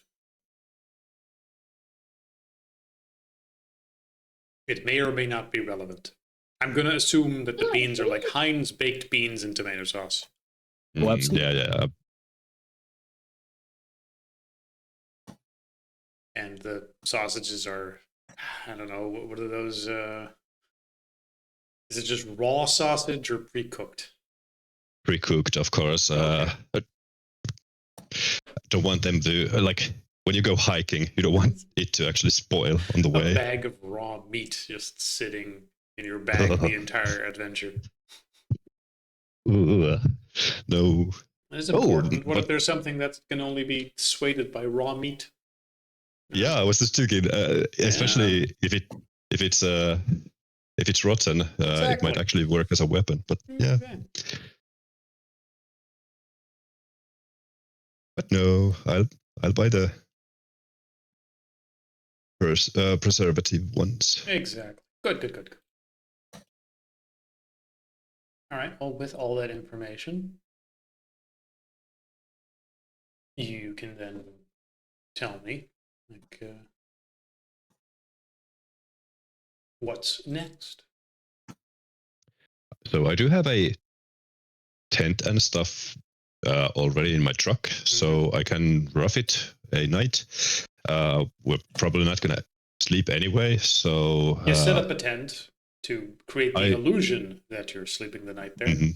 And yeah, I checked the map to see, like Google Map, to see spot any good places. Right, we should actually open know up how Google to read Maps for this particular thing. How shall I do this? Albeit I don't actually, as a player, know that much of camping or setting up places, so I don't know where to pinpoint good camping places. What was the location?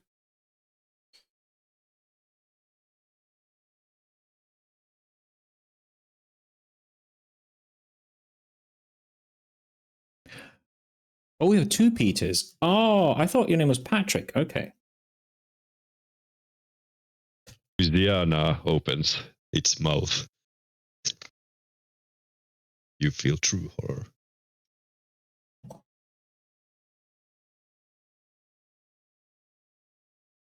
All right, so I was hoping we had that as a reference point. Turns out we don't.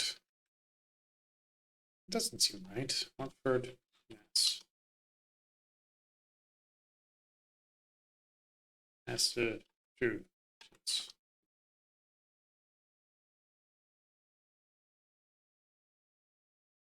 I find it really weird that they would refer to a town that doesn't exist. Now, obviously, some things in the town, like where the hill with the mansion is, those wouldn't really exist. But I still find it weird that they would just make up a town.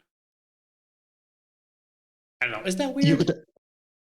No, it's not. No. But you could, like, if there's some special stuff in the adventure, just ask ChatGPT, is there an existing city with those features somewhere in that area?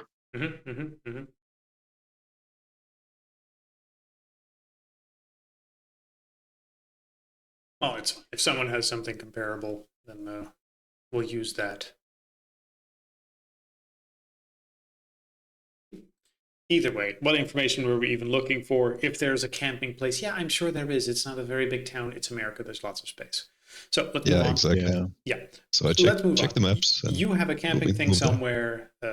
You have a hotel room. And somewhere at night, you sneak out. That's the plan, right? Yep. Let's sneak out and sneak in. You sneak out, walk, drive over. What do you do? You know where it is now. You know what the area is like, but it's a short drive out of town. Do you walk over there? Do you drive there? Do you try to remain stealthy? Casual? Let's get a car and drive it somewhere in the near vicinity. Yeah, maybe use your drone to see if the cop car is still sitting outside before we drive up to the house. That. Oh, okay. Sorry. Not yet. Are we? Yeah. Are we going off road? Because if we are, we should take my car. I call shotgun. Driving up the hill through the field of flowers. Nothing like Anti-stealth. leaving trail. Okay, so everyone piles into the pickup, and in the middle of the night, drives back up the trail. You do, during your drive here, have to somewhat avoid traffic, nighttime traffic, the few people that are out and about. And there's a patrol car going around, since there's been a disappearance, even if there's not 24-hour surveillance around. So you still want to drive slightly carefully. Give me a driving check using, let's see, what's a good one for this? Give me perception, and is there a driving skill? There is a driving skill. Give me perception driving. I realize you might not have the stats for it. I do. Oh, well, there you go. Ooh. So no modifier and difficulty is 6, right? Probably, yes. Basic roll. Ooh, wow. Why do you have so much perception and driving skill? I don't have driving. I just have perception because of my army days. Okay, well, either way, you end up spotting the cop cars before they're an issue, just sort of parking yourself somewhere where it's not a problem, or casually driving around and allowing them to leave before it becomes an issue. Then, when all is quiet, you sneak your way with your car to the nearby area, park it somewhere out of sight, and then walk up the dirt road, I assume. Also checking that the police is not there anymore. Yeah. Try to go stealthily. As you go up the hill to the mansion. And at that point, you would simply find yourself at the front door. Yep. Already on our way, I'll activate the camera and get some recording going. All right. The mansion has 3 floors, from what you can tell, and is quite large. It's not a massive mansion, but still, think of a luxurious house with approximately 8, maybe 10 rooms. I bet they have some sort of security system. Let me take a look. Good. All right. How would you like to approach that problem? Usually, well, I'm pretty sure that they actually have some signs from the guarding company on the doors or somewhere in the vicinity. I can see if they have cameras there. Mm-hmm. Maybe some other signs that such system exists. Right. I have subterfuge of 3, so I think that would be what I'm using on that. Seems appropriate. You're discussing this and that you're going to do this, let me check beforehand outside, right? Yeah, before we go on a place where we might be also already in the CCTV. All right, give me a roll as you start checking the place for security and whatnot. Perception and subterfuge, I guess. Go ahead and roll. Yeah. Difficulty 6. Oh, and by the way, I just realized down on your sheet, you have underneath your conviction and weakness, you have dice pools. And there you can actually set dexterity, firearms, perception, drive, and stuff like that. And then there's just a button to click. And it asks you if you have modifiers for pluses or minuses for the dice pool. And then it asks if your difficulty is 6, as per usual. Oh, that's good. So perception, super easy. Yeah, subterfuge. Okay, here we go. A pool modification 0 equals. Yeah, 0. Yeah. Usually 0 and 6. Yep. So 2 success. All right, 2 successes. And it does even minus your if you roll a 1, it takes away successes, so it actually works as intended. It was pretty incredible. Good. All right. Yep. As you give the mansion a once over from the outside, you conclude that it doesn't seem like it has any sort of modern security on it, at least as far as you can tell on the outside. No cameras, lights, fencing, no alarm system or surveillance warning systems. The windows are intact but dark with a mirrored surface that makes it difficult to look inside. Either it's something really high tech or it's just an old people who don't have anything, and this place is so safe that they basically leave their doors open. Well, how modern does the whole place look in general? The whole place in general looks a few 100 years old. Yeah, okay. Well, if it's the later one, I'm just gonna go and find like a goddamn the key from a fake stone on the front yard or something like that. Just go to user place where people leave their key on the top of the terrace or under a stone on the front yard and such forth. I will use like a few minutes to do that. Yeah. Go through the user place. You give the place a once over. Meanwhile, Victor is spinning the actual key that we already got in his hands as you go and come back. It's like, once you come back, I'll find the key. But he was like, yeah, I have it. We got it. Yeah, I forgot. Yes. But on the other hand, if I find the backup key, it means that most likely there is no security system inside. True. That is true. But also the key that he's holding is big and heavy and iron, so maybe not. I will unpack from the car 2 jerry cans filled with gas. What? A large large length of rope, and you're saying that now. I am grabbing my pack of matches. No, we go in first. We try not to get eaten by the house. We figure out what this thing is. Oh, sure, definitely. You realize there's a potential missing person inside, right? Also, the police would have put up police tape over the front door. Not that the front door is open right now, but there is police tape. I'm still bringing this stuff in. Sure. They probably would leave it outside. No, they might come in handy if we're in a if things get hot in there, so we could make it hot for them. See, I know. Yeah, I did it. I have no clue what you just said. No. Like if he's agreeing with me. All right, let's go. Yeah. Very well. You're carrying the 2. I believe you prepared those earlier, like explicitly, right? Yes, I did. So hard to object.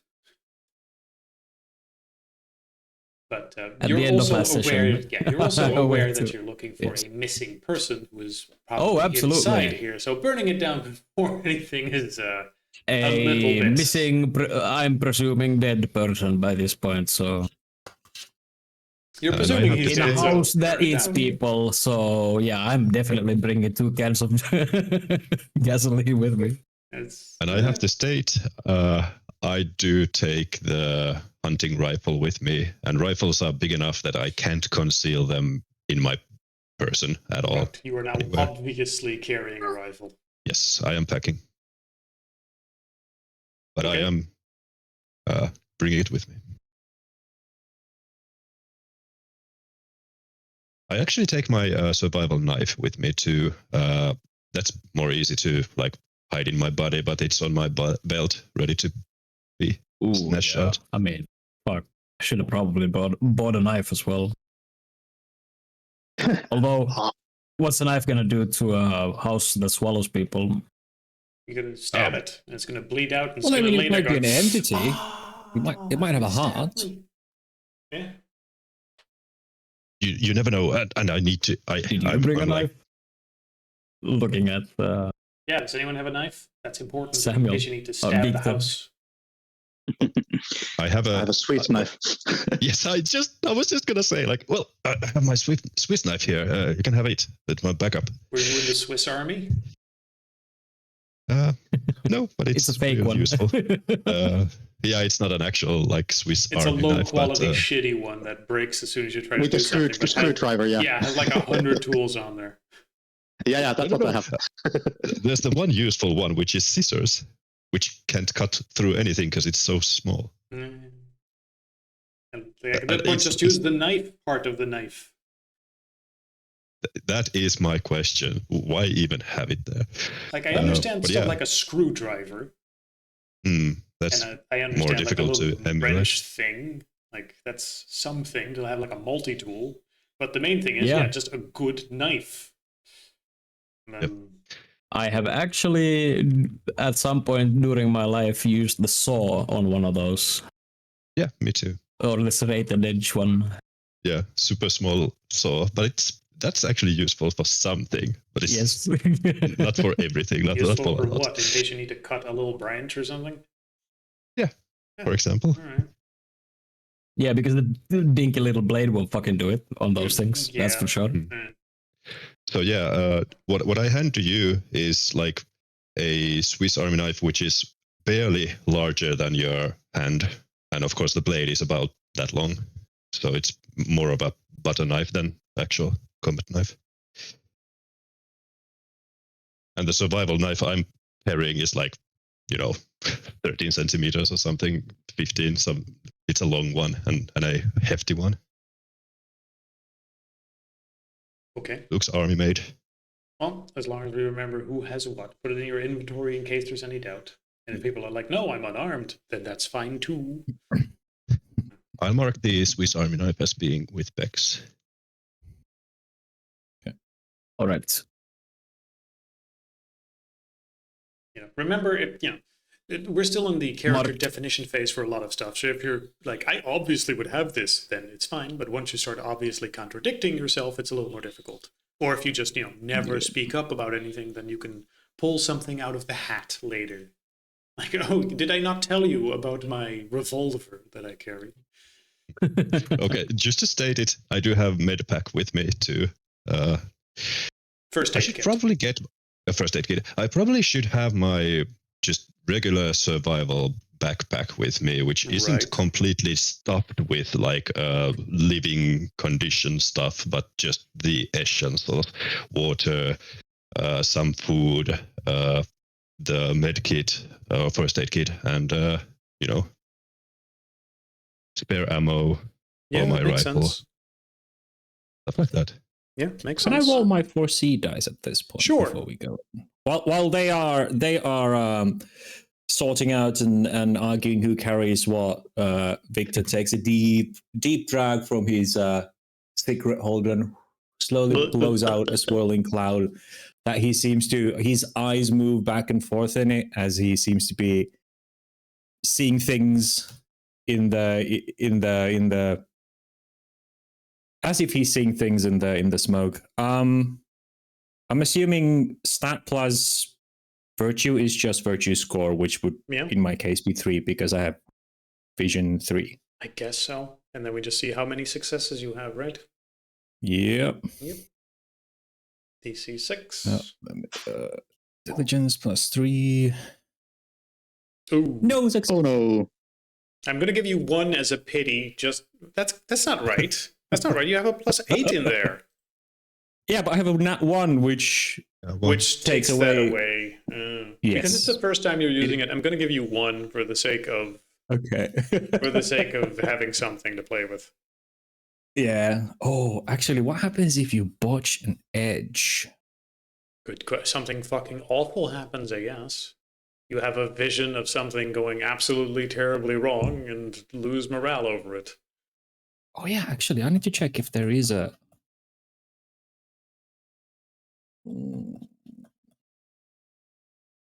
Well, I need to find that section. I had it, and then I went and clicked Control F. Actually, I can just go 4C. Here we go. Well, that really just determines how many extra rolls I get, and I guess if I don't get any, then I don't get any, and that's my power used for tonight. Yeah. Yeah. Normally, at least, but in this particular case, like I said, you have 1. Use it wisely. Okay. Yeah. Anything else before you attempt to go in? Nope. And who is in front? I don't really have like any real weapons except like what is nykkirauta in English? Like a fist cuffs or fist iron. Brawling. Okay, yeah. Yeah, I have one of those and with a crudely carved like a cross like on both of them. You mean Oh, like yeah. brass knuckles? Yeah. Yeah. Brass knuckles with a cross. Nice. Yeah, like a clearly self-made. Okay, now I need you to draw me That's what my you line. mean with a cross, because when you said that, I pictured like you have the you have your hand, you have your wrist, and then your hand, and then the brass knuckles are like so. Yeah. Here's your hand. And then when you said with a cross, I pictured that as the cross jutting forward like this. Oh. No. That would be cool, but no. Just like a carving, like basically like scratching across on it. Okay, that's completely different from Basically what I was just a- picturing. Yeah. When you punch somebody, it brands them with a cross. Exactly, you got it. Yeah. Because that would have been weirdly funny. I mean, at that point, it's actually weirdly psychopathic. Like you're Jesus man at that point. No. But like, I saw something fucking weird in the prison, so I kind of half believe in the Jesus right now. Jesus, protect me. Jesus. And if not, it's a good defense. If I have like a fear of going back to prison, I could just say that Jesus told me so. Throw me to mental asylum inside instead. All right, so back to the main issue. Who's going in front? Who's opening the door? Who's doing what? Who's removing the police tape? Who's anything?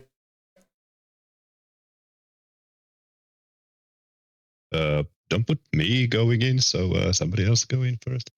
You have your gun out, but it's still on your back. Let's go. We have our two big boys. Let's see if we can carefully remove the police tape or check if it's loose enough to, just go around or underneath or whatever. Yeah, try to do it so that we can put it back so it's still in one piece. Exactly. All right, give me like dexterity and manipulation. No, what they call? Let's see, dexterity something or another. Security? Dexterity, stealth, or security. Yeah, something like that. To remove it in a way that you're certain you can just put back later without tearing it. Does anyone have? That looks fairly easy to do. Want me to do it? Looks like I fuck it up. No. Actually, one success means you do it, just not in the best possible way. So. Okay. So yeah, you remove the tape in a way that you can probably put back without anyone suspecting it, in case it comes up.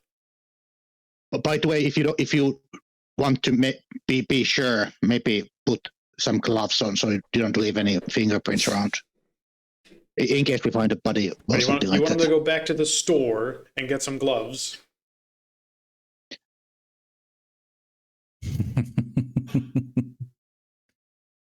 Also, he's already done it.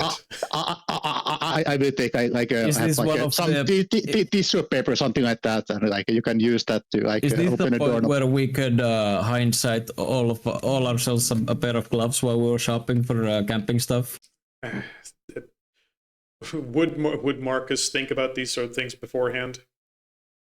I mean, we know that this is a crime scene. Most likely, he actually would. I have security tree, for example. Okay, so. well then it's fine.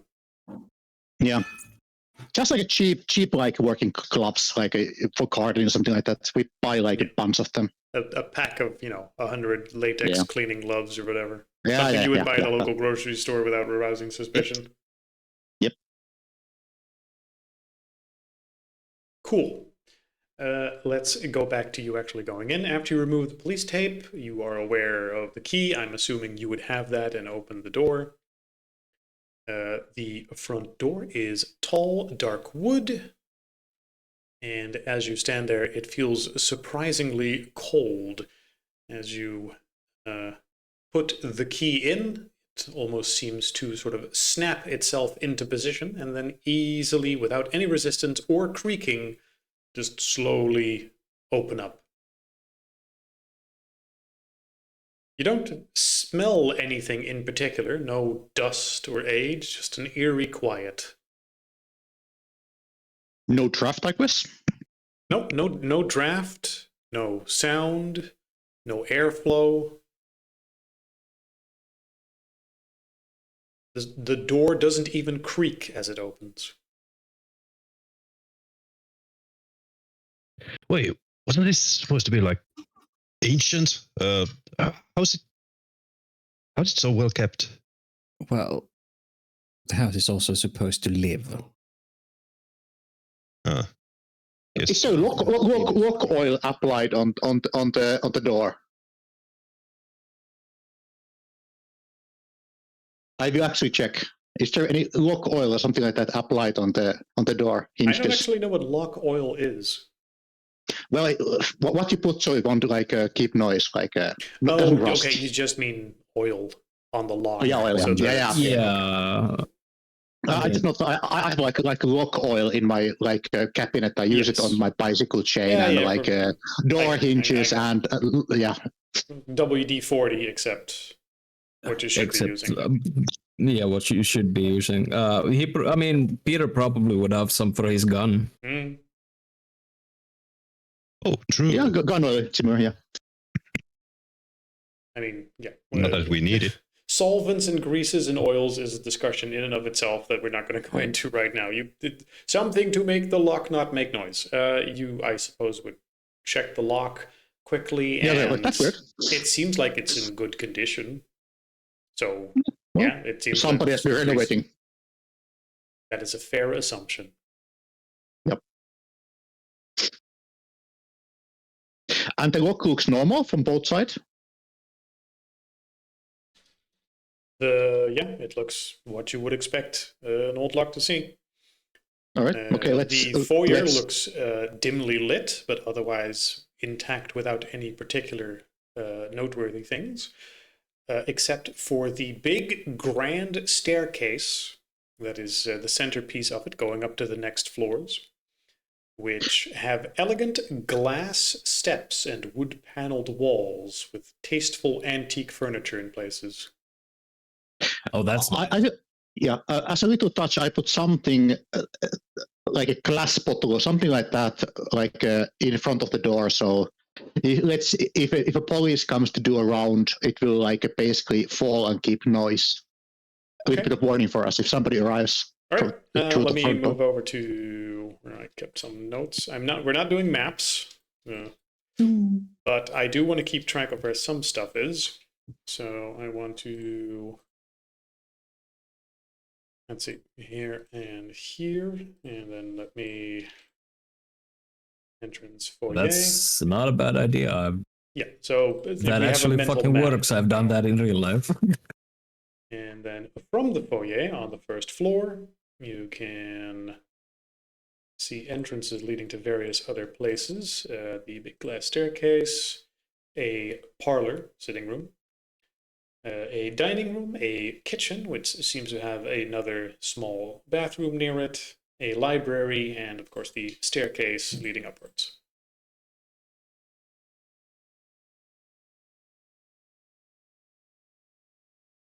These are doors visible from each of these places as opposed to stuff you can investigate, while standing over here. Yeah. Marcus will push his a hat a little bit further on his face and go inside. Warning bottle put in place. Yeah. And the lights are all off, I guess. It is dimly lit. I was about to ask, what is the light source?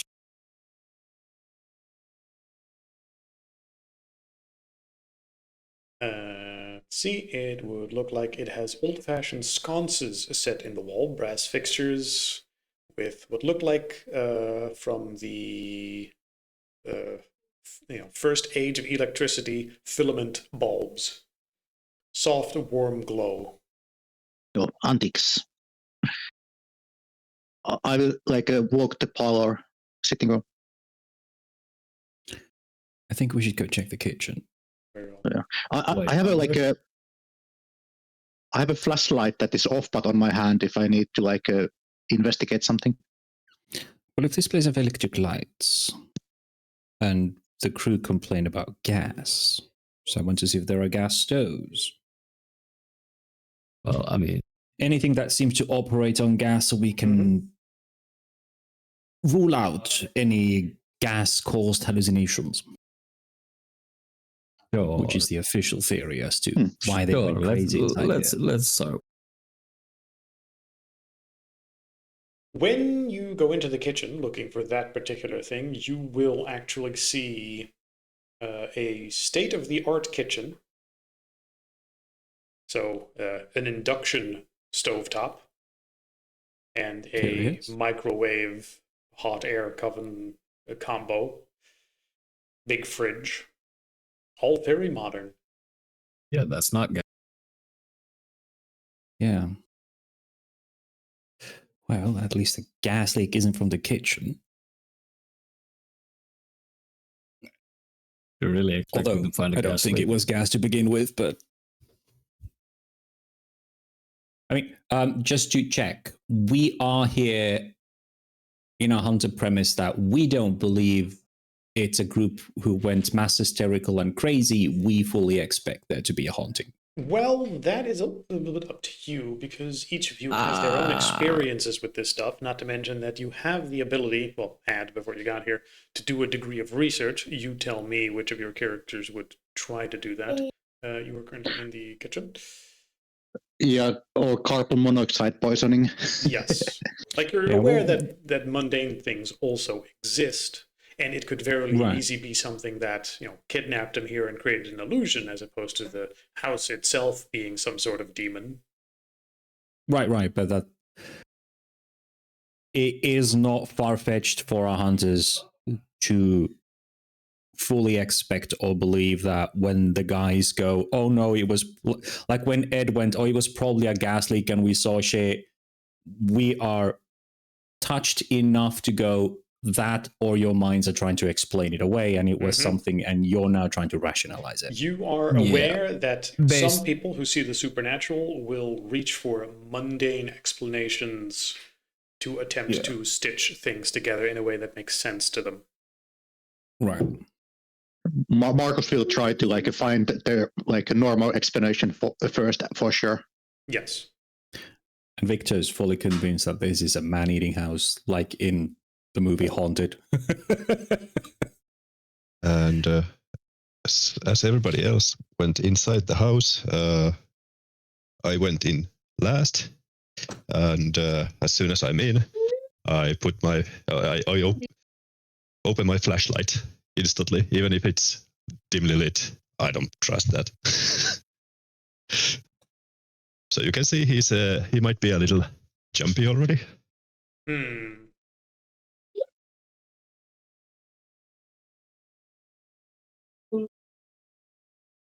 Sorry, The Haunting is the name of the house movie. Yeah. Anyway. Oh, not this house. So should we call out for the guy or? Well, I wouldn't alert anyone who exists in this place to our presence quite yet. Well, in case there is something haunting. Just where would you hide? If you were scared in a haunted house, where would you hide? Cellar or attic? Considering we have two people both sounds like that would be, but considering we had two people saying they saw the hallway weren't you around during movie night in prison? Like, that's every single time you go into one of those places, you die in a horror movie. Like, why would people do that? Well, the police have gone through the usual place and they couldn't find anything, it seems. So it has to be hidden room or hidden attic or maybe a hidden stairs to basement. Who knows what is there, like a hidden place to make your own booze or hide weapons from the wartime or something like that. Could be anything. Keep eyes open. Okay, guys. Solid points. Let's look for stuff like that. Yeah, guys, search for a moment. Gotta make this for the video. And then he turns toward the foyer where we came from, and like shouts like, Ed, are you hearing us? We're here. We're about to find you. Come on out. And then he turns dramatically toward you guys. It's like, I don't think he's hearing us. And you have Victor leaning back against, I don't know, the stove with one hand raised with the cigarette holder, with one brow raised, and going with an expression of, "Are you fucking kidding me?" You get. I'm guessing you get three people staring at you with "Are you fucking kidding me?" Marcus will try to hide his face with his hat. Snow leopard. What did I just say? Let's not make noise. I posted a GIF in Discord. It's like, this is my reaction pretty much. Yeah.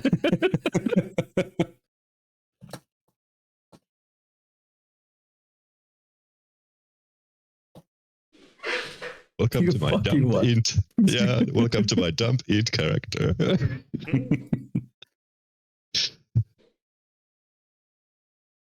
Either way, after checking the kitchen and yelling stuff like this, maybe you listen for a reply. Yeah, absolutely. Yep, the sounds you hear will be that the house groans as if some of the wood shifts and moves and the wind blows against it.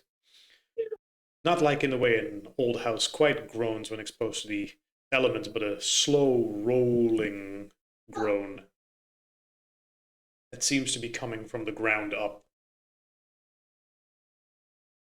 Are we moving? Was that normal sound of an old house? I think we just woke it up.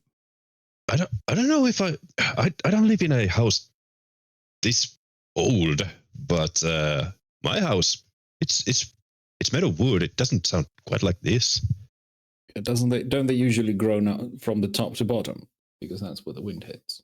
They just kind of snap and crackle. Nothing like whatever this was. This was more like a shiver almost. Marcus will take like a small silver cross like underneath his shirt and put it on top of his jacket. Yeah, how about we keep moving? Let's check systematically the house. We only got a few hours. Yeah. Cellar, right? Sure. And let's stay together, at least on the eye side.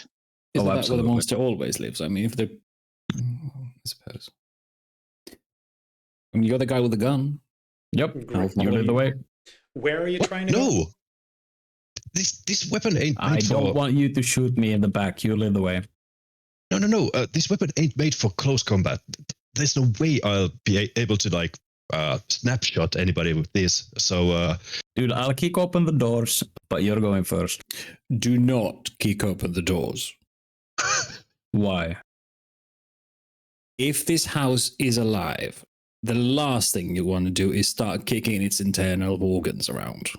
I don't think it's up for that kind of a pounding. If it does eat people, fold hallways and move windows and doors, the last thing you want to do is start kicking them open. Be graceful. Sure, it's poor choice of words. I will open the doors for you, but you're going in. Yeah, no. Now, if you want, if I mean, you probably should have thought about it and bring a fucking sawed-off one. Well, why didn't you? Anyway, it makes better video if you see movement of other people in it. See? Right, which is why you're aiming down your barrel, and I open the doors. It looks great on video. Did Marcus have like some sort of camera that you gave him, Peter? Like something bigger than the cell phone? No, it's just the GoPro, and it's on his shoulder at the moment, fixed. Okay, so you are taking the image, so to say. Yeah. I'm the feed. All right. Is there something like available, something that could be used as a melee weapon, like let's say like some pitchfork to poke the fire or something like that? If I find something like that, I will like also wield it. I would imagine a fire poker would be available. Yeah, is there fire poker? Or a frying pan or something. Yeah, something like that. Is there something like that in the kitchen? Improvised melee weapons. You grab a pan off the wall. Yeah, something to put myself, something in between me and something attacking me, basically. Something to bonk. It's fine. You grab a pan off the wall. Yeah, and I would say, like, okay, I can open the doors. I go first. Very well. Hey, he takes the lead in exploring the place. Hey, thank you, Marcus. And Peter, if I need to give you space to fire, I will dodge to right. That's right. Gotcha. I'll stay on the left. Everybody, stay on the right. Sure. Fantastic. Lead the way, sir. Very well. Where are you trying to go? Should we check the dining room? That's right next here, without a door. According to the map.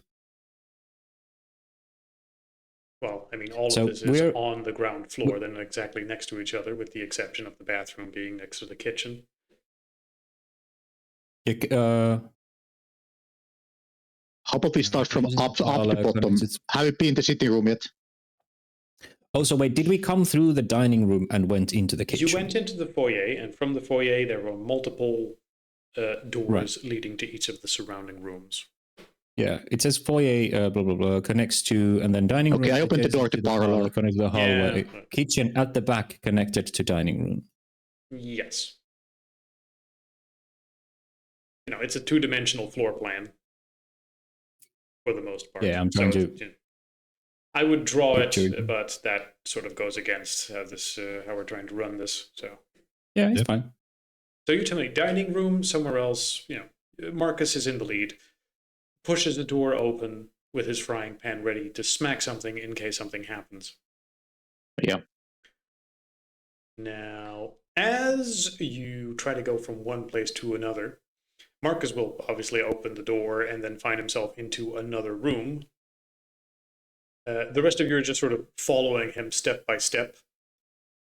Mm-hmm. And which one was it? To the sitting room, I think he was going. So he backs out, goes to the thing. Yeah, sitting room. Like, Marcus hasn't been in the army, but he has been doing enough stuff like that, breaking and entering as well. So he can pretty well go through the rooms, find the spots where somebody might be hiding and such forth, making sure they go through with his flashlights every nook and corner. As you backtrack a little bit back to the foyer, you go through a small section of hallway before you pass several doors to where you think the sitting room would be. Push that door open and go through.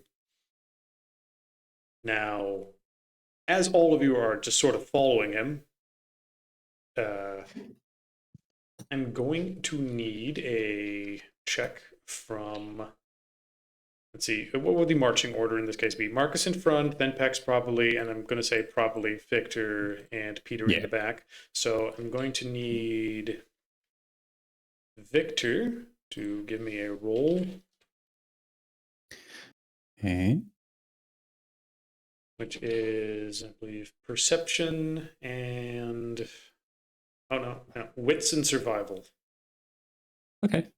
Okay, I can do that.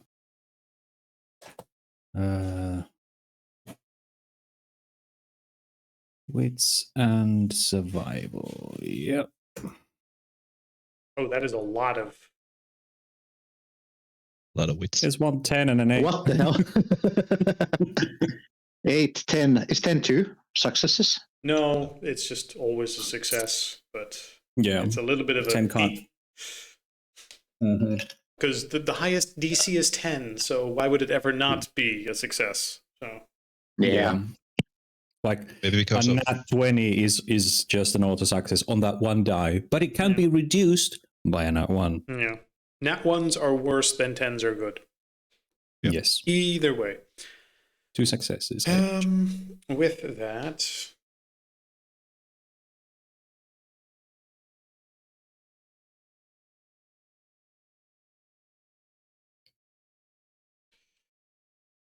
it means that as you are going through that hallway, against what seems like your initial instinct, you will suddenly find yourself just going to the right because the dining room seems to be, the sitting room seems to be over there already, and like that's where we're going, right? So instinctually, you find yourself just going that way, even though Marcus was going straight. And you suddenly just go, wait, Marcus isn't here. What the fuck am I doing? We need to not split up. There's all sorts of weird stuff here. Even though your instinct was initially telling you that these are both the dining room, you found yourself almost going through a different door than him, and then catch yourself like, that's not a good idea. I should stay close to him. Yep. And he looks up into the air and goes, please, isn't the sitting room we're supposed to go first anyway? I'll go to the dining room later. He speaks to no one in particular as he starts correcting his direction. Sitting room, right? Not dining room. And goes with the group. Very well. Inside, the sitting room feels familiar. A classic Victorian furnished room covered in a tiny thin layer of dust, but the edges of the objects shimmer with a sheen of having been polished, as if there is something reflecting the light off it. The air is cold with the faint scent of old wood. The windows are equally similar to the furniture at this point, somewhat reflecting the light inside in an odd way.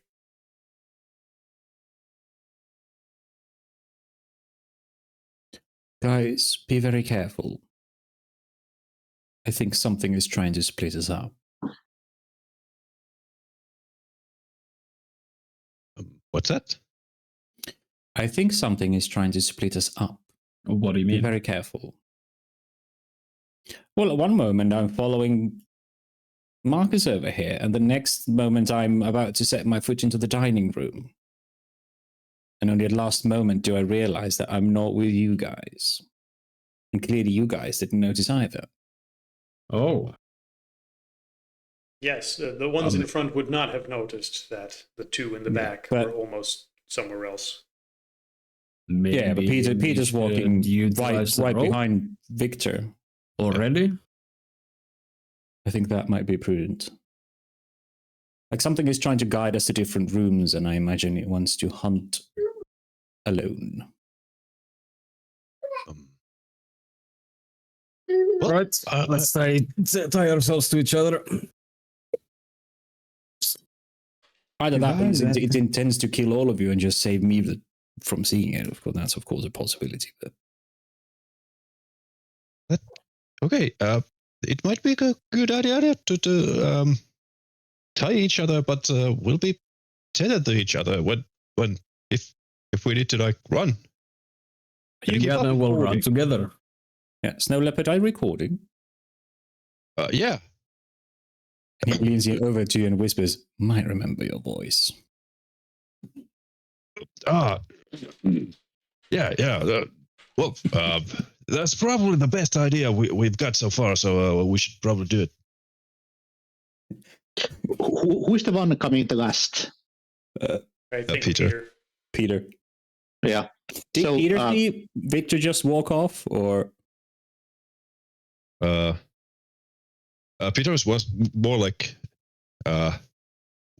when I would definitely see you walk off, and then that's my question to the storyteller. Is this something Peter would notice? Peter would have, after you sort of stopped and caught yourself, because he was just sort of following you, and also found himself almost going through that doorway, but because you're technically leading the two of you, you stopped him. Right, okay. Of course, you're rationalizing this as, well, there's no reason for us to go through this one, just in case the house is actually doing something weird. Yeah. Well, to him it's, oh shit, we were following those guys, and all of a sudden I'm by a different door. Yes, you caught yourself as if to go, let's really try to follow them and not wander off with curiosity. Yeah. Because you saw something. Oh, that looks good. What's that? What I figured was more like, it was in Victor's head, and Victor brushed it off, but then he started muttering to himself, and that's what Peter caught. I was like, what's that?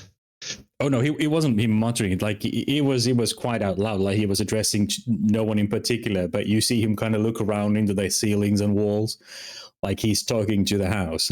In the please sitting room first, right? That's where you take your guests in. We can go to the dining room later. So. Are you fine now, Samuel? Yeah, I'm with you guys. But we should probably. So let's do it. That if you would see anybody acting weird, call out loudly. And Peter, you are responsible of keeping us all together. So if anybody moves out of the way to anywhere, just call out. Right. Then perhaps at least bind Peter and me together, because if Peter's at the back, I don't have eyes in the back, darling. So if he walks off, no one notices. I was thinking we were tying each other, tying a rope to all of us. At least that's what I gathered from Bex. Yeah. Does anyone have a rope? Yeah. Yes. Yep. That was one of the he had 2 canisters things he took. Yeah, 2 canisters and a rope. Yeah, all right. So, no, I mean, I thought the rope was for the canisters, that you were going to soak that in gasoline or something, but I guess now you're just trying to rope people together so they don't get separated by mind fuckery. Yes. That is completely fair.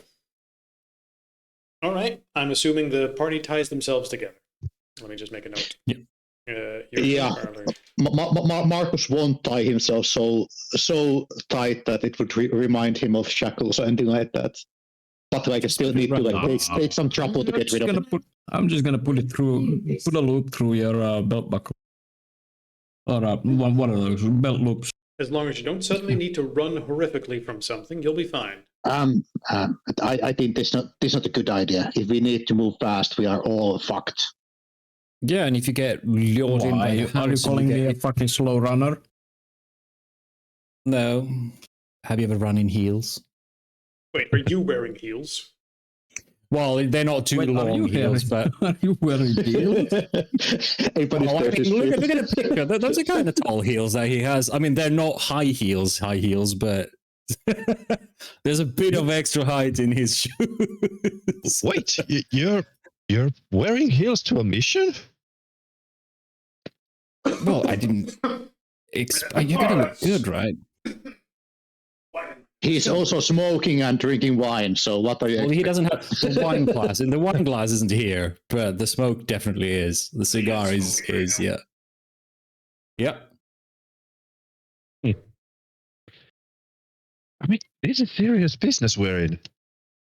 Yeah, it is. You gotta look good doing it. I get it. Vanity. It's gonna get you killed. It's called class, my dear. It's something called class. Look at you. Yes. I'm just going to tie the rope on my hand and say that I'm going first. You all see me wander out if I do it. Sure. That is true. Either way. Also, you were saying something about calling out to Aaron. I think he did that in the foyer, which is what caused the house to grow. Yes, but you were also saying you were calling out after that. Ooh. Marcus said, if you see anybody else doing anything weird and freaky, just call out. Okay. Hey, everybody, Marcus is peeing on the floor. Okay, either way, you're having this discussion with each other and tying yourself up with a rope. As you do that, you would hear a man's voice faded. Hello, is anyone there? Help! The voice is panicked, but Peter will recognize it as the voice of Aaron. It sounds distant. You also hear a loud crashing sound, like a whole bunch of rubble suddenly piling on top of something. From the same direction or different direction? No, from the surrounding area, as something made of wood sounds like it's snapped. And now, from the ceiling along one of the walls, you will see some liquid dripping down. Oh dear. Did you hear that? Oh, are you seeing that? I point the liquid. Yeah. I point my flashlight toward it. Yeah, me as well. Is it blood? It does not seem to be blood. It is some sort of clear liquid. Maybe it's water, but it runs pretty slowly down the walls. Why don't you guys sniff it? Maybe it's. We'd have to make sure it's not gasoline or something, or whatever you have in the boiler, for example, in an outhouse. It's dripping from the ceiling top down along the walls. So along the walls. If I go near it, yeah, I'll like touch it and take a streak, checking it. Okay. Give me a wits investigation. Let's see. Yeah, wits and wits intuition. Okay. Trying to find intuition here. Here it is. No successes. Okay. Yeah. You know take some of the liquid on your hand, which will then very rapidly sort of spread out over your hand like a film and start crystallizing, leaving as if you got some sort of freezing liquid on your hand, like ice crystals start forming. They're forming on the walls as well, where this liquid is just sort of spreading out, forming a ice-like crystal structure, but also on your hand. So you are going to take some bruising damage from that. Oh my goodness! So yeah, 1 point of bruising damage from that. Right. So you touched it with your finger and it sort of swallowed your entire hand. Yep. I think you still have the gloves on, right? It's now spread over it like a film, but the crystal structures are sort of digging into your hand as if they're sharp glass crystals. Ow. I try to cut them off. Start peeling it. I'll take my combat knife. I turn it around so it's not the blade side to my arm and try to peel it off like. You try to peel off the glove comes along off with it. Yeah. And it's painful. It does some damage to your hand, but it is as if you touched some sort of acid. Like, it doesn't immediately cut your hand off or anything, but it is unpleasant to touch. Yeah. Ow. Maybe there's something in the kitchen to like get rid of it. Is it like acid or something? I don't know. Let's go back to the. Where's the nearest bathroom or faucet? Don't fucking touch it. There might be something in the kitchen. I'll try to find the nearest tap and just get some tap. That would probably be in the kitchen. Okay, so Peter takes the lead, and everyone's being dragged along with the rope if they're attached to it. Yes. Yeah. And because of that, I guess I'm going to be the last then. Yes. First up, the only one you who's march not your way probably tied back up to what you think is the kitchen. You march your way back through the hallway and sort of get pulled along, arriving back at the kitchen, where there is now a very old-fashioned wrought iron, like 1950s kitchen, with a big iron stove with a wood fire in it, and an old porcelain sink.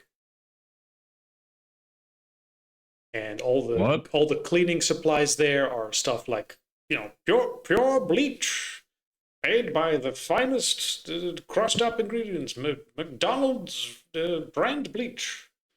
Disney cleaning agent. Told you this place was haunted. Yep. What the hell is this, man? Like how's it changed? Like we were told, the rooms move and change. This is amazing. This can't be happening. I think we gotta get out and get your shit together. Yeah, get your shit together. You're recording, remember? You're catching all of this. The last thing you want to be is afraid. Well, they show it. Well, I don't fucking care about this ain't going to the channel. How can I show any of this shit to the audience? We can't. He throws an arm around your shoulders and goes, hey, Snow Leopard. And he leans closer and what do you never do when you're faced with a predator? If you're faced with a bear, what do you not do? Fucking climb a tree. You never show fear. That makes you a prey. And you're showing them lots of fear at the moment. I will open the tap to try to get the water out. Yeah. Okay. Put your hand under the water. I check if water is actually coming. Okay, that's a good call. As you open the tap, more liquid comes out, and you will spot, because you're looking for it, that it looks like it is moving too slowly to be water. Yeah, I will close the tap fast and take a few steps back. Fuck, let's get out of here. Yeah. Well, hold on, and I take my lighter and just see if the crystals melt. When you just don't touch the fire, just hold it near it. See if we can melt the crystals off. Is there a fridge? Would there be a fridge in an old-timey pre-war? I mean, yeah, there's a Use a modern kitchen. No, it is no longer a modern kitchen.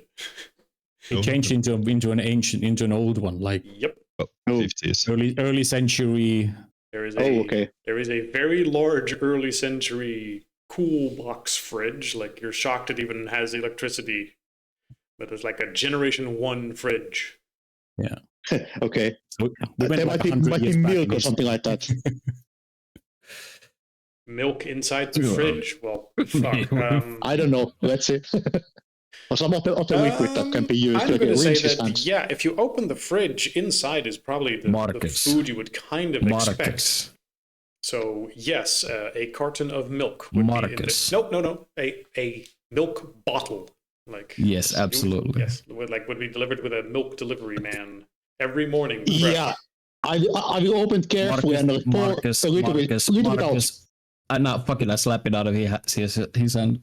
You slap the milk out of his hand? Yeah. The glass bottle batters up against the nearby furniture, and the milk very slowly and goo-like drips all over the nearby furniture. Someone get a grip. I was just trying to test out if there's some goo inside. Don't panic. Don't panic. I'm not panicking. I just didn't want you to fucking start drinking the whatever you find inside the fridge.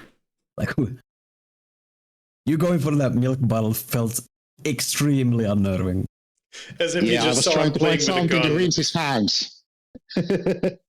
Yeah. Now, why would you pour anything provided by whatever the fuck this place is?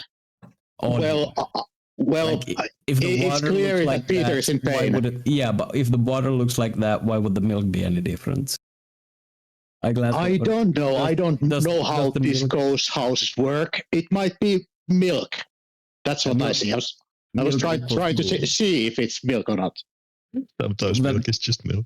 Sometimes milk is just milk. Yeah, but that doesn't look like milk. Yeah, but stop slapping stuff, please. Daddies, please, less fighting. How about we will find a way out of here and get his hands in order, or I don't know, maybe that will eat his hands forever. Because there's nothing left. Good point. Maybe we should go out and see if the influence of whatever made those crystals still persists if we are outside of the house's boundaries. That is a good point. If we are all in agreement, let me lead the way. I'm definitely in agreement of leaving the place, but I'd like to know if the lighter trick did anything. So Well, while those are fighting over the milk carton, Victor's moving his lighter under Peter's hand to see if the heat melts the crystals in any way. The heat does not seem to melt the crystals in any way. So it's not ice. It does not seem like it's ice. That's a curious reaction. Yep. Yeah. We should definitely get out of here. Yeah, let's see if it's collect ourselves and is it still fight another day. It is not still spreading, although at this point the texture is more comparable to, the texture you get when you dip an object in gasoline at the gas pump or something, and there's just this sheen over it. Or when glass frosts over, there's like this crystal texture, like something in between those. Okay. Did we all have gloves, or did you get gloves just for it? Because I know someone had gloves. I have a package of 100 gloves. Like you all have gloves, and I have a lot more. We all had gloves. So the goop went through Peter's glove and into his hand. When I peeled it off, the glove went with it. Okay, cool. But yeah, the crystals grew through. It sort of poked through because it spread over the glove and then formed a crystal structure, and some of those crystals started poking into his hand. That's how you got a picture. Cool. Yeah. That's what I wanted to reaffirm. Good. So let's find our way back to the entrance hall. Yes. Lead the way. Okay. Yeah, I'm going slowly and with the flashlight on the front. Marcus leads the way. Also the liquids. And makes his way back to the foyer. The central area around the large staircase looks different from what you remember it. You don't really see the entrance anymore. Like it's totally different room? I mean, all of you were here, so you totally quickly ask each other, like, wait, isn't this the foyer? And you go, well, I mean, the staircase is here, so it must be the foyer. But are you seeing the same I'm seeing? You think that the entrance hall with the door should be over there, and instead you don't see the entrance hall. You don't see a door. You don't see any windows either. Let me test something. I will walk on the place where I left the bottle, and I'm trying to touch the place with my feet. Do I feel the bottle? It's not there. The bottle is not here anymore. I mean, you don't feel it's not illusion. It's not something that is making us to see things. Okay, what the hell is going on here? You see Victor looking around, and he's like a kid who's just been told it's his birthday. Like he's chewing on his lower lip and looking wide-eyed around. He's excited. With a quick little drawing by comparison, like where previously it was an entrance from here and an entrance from a side, and then it branches off. Now all of a sudden it's a square setup with the staircase in the middle, and where there was previously the entrance is now all of a sudden a different room. Like, is there windows?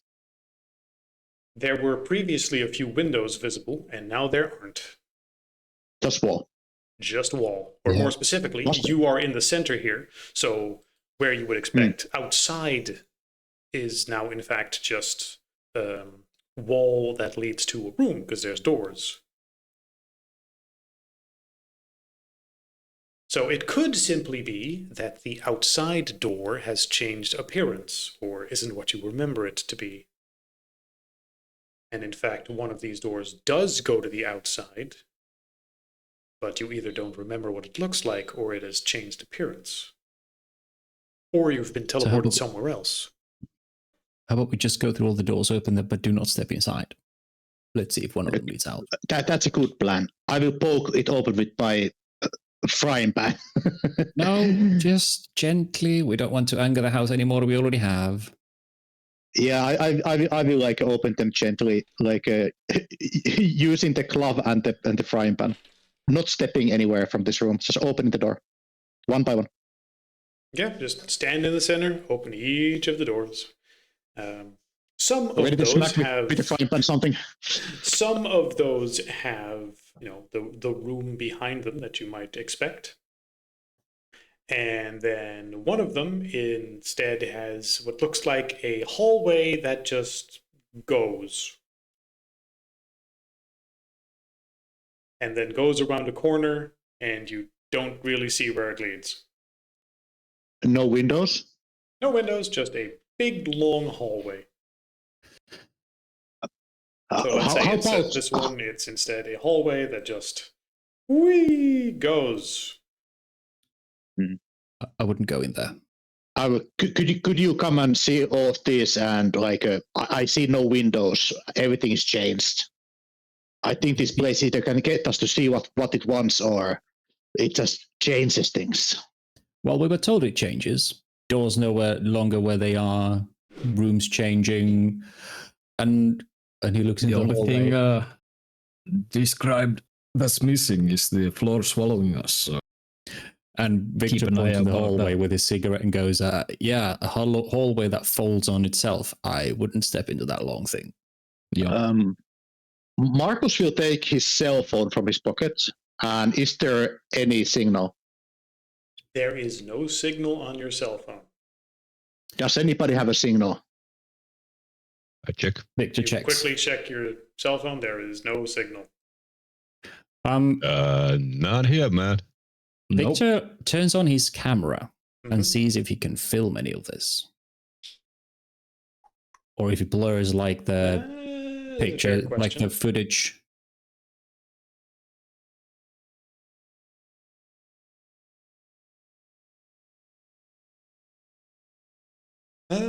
Yes, you will find that you can operate the camera and watch back the footage just fine. With the slight note that it seems like it is, slightly skipping around as if it is ever so slightly affected by some sort of electromagnetic interference. It's causing some signal, bumping and whatnot, but it seems like it's clearly visible. It's what you think it is. Well, the interference isn't too bad yet. Does one of you, by chance, have one of those like a sport tracking apps on your phone? No. No. Me neither. Of course. I use Google Apps, but... Could you try to put it on, even though there's maybe not GPS? Or is there GPS? It's bad news. It's an always online app. It works by first logging into your account. Made by Electronic Arts. Get a signal, so can't log in, man. Yeah. No way. Well, anyway, the camera works. If I were you, Peter, I would like to take a lot of video. This will make you channel famous. But I can't. With all the footage he's already have about his voice rising 2 octaves, I don't think so. No, man. We can't tell about this to public. How of course we can. Blind and rash are you? Why not? Like, people will rationalize it away, think that we're insane.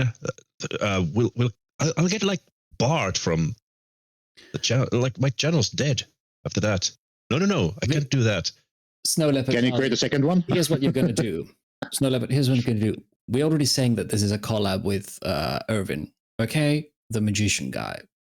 So you sell the footage to him once we save him. And you get some, I don't know, a cut of the views. This is the stuff his viewers are going to drink up. Okay, and what does that accomplish? What are you trying to do? Are you trying to scare the public? Are you trying to recruit more hunters? What's the vibe here? Why do we need to? Why not? Trying to make you rich, baby. But most of all, I think we just want to ensure that we have video footage so we can kind of track where we've gone and we have actual recordings as opposed to that actually makes sense. Right. But we're also looking at the kind of, your YouTube famous exposure. And to the storyteller, I actually have a wireless connection to the laptop that's recording, so I'm guessing it's not working at all in here. So yeah,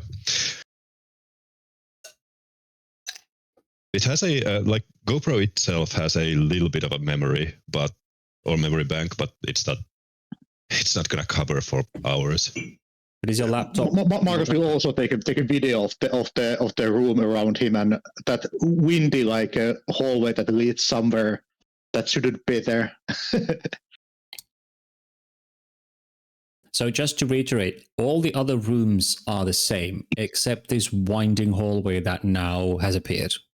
Yes, most of the rooms seem the same, and then that hallway past that door, you don't remember seeing that one before. And also the foyer seems like it's structured different. Like usually it was going in, and then rooms on the left, rooms on the right, one in the back, and now it's not in the same place anymore. Nope. Should we maybe go upstairs and not into the hallway? That's probably a death trap. Yes. Let's keep looking. Yeah. Big boys first. Man with the gun first. Wait a minute, man with a gun last.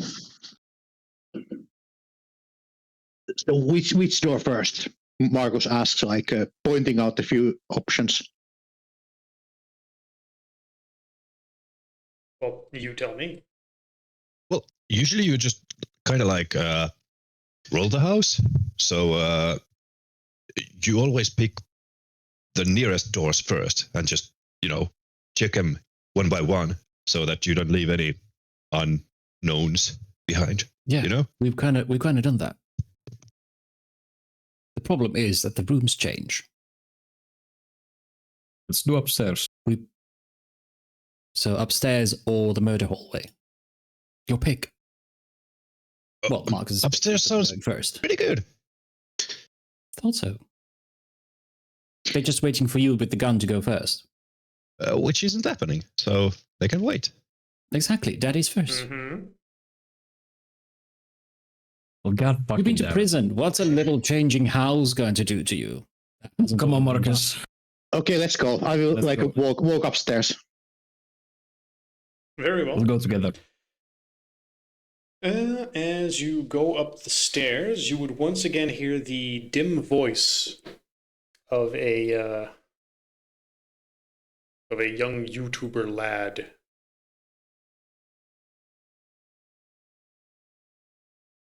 It seems to be yelling out with a lot of fear in his voice and sounds incredibly tired.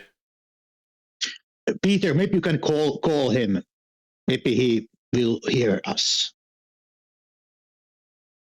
Hey, we're coming. It's gung ho. Will you ask where is he? What he can see. Where are you, man? Okay. What up? As you ascend the glass staircase, the air grows colder and echoes of your voice bounce as if you are in a bathroom. Aaron's voice drifts faintly through the now covered in this weird crystalline structure walls. His voice is urgent as he seems to be replying to you as he vaguely hears you. But his voice sounds like it is quite far away, which is odd because it doesn't look like there's that much space up here. The upper floor's hallways and general structure is no longer straight. It is now bendy all over the place like that hallway up here. And upstairs has some stuff which should be visible. Oh, helps if I'm on the right layer.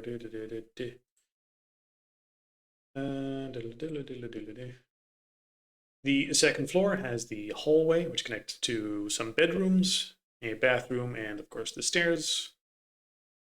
One door has a bigger, is bigger because it's the master bathroom, and yeah, besides that, the stairs go further upstairs. And same era of age, no changes? Seems to be the case. Let's call it early Victorian.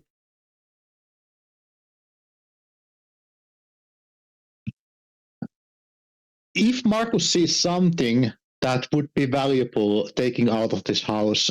He will pocket something. Might be really valuable. You sneaky rat. You get out of the prison, but the prison doesn't get out of the man, or how does it say? It's not a correction facility in the United States. They need the business. Let's see. There's obviously some furniture here and there. Brass fixtures, wooden frames. There are some faded portraits. Let's see. There is a display case with stuff in there that looks like a silver locket. And a leather-bound book. Maybe it's first edition. You tell me. If it's easily accessible, I will like a pocket something like that is in a good shape and or is like a jewelry or something like that. If it doesn't look somehow like unholy or possessed or something like that, or it's just weirdly looking, I will leave it. Yeah, right. Give me a. Let's see. Give me an occult check. Give me a perception occult. And if I don't have any occult, how does this work? That just means that it's just perception then. Okay, let's do it.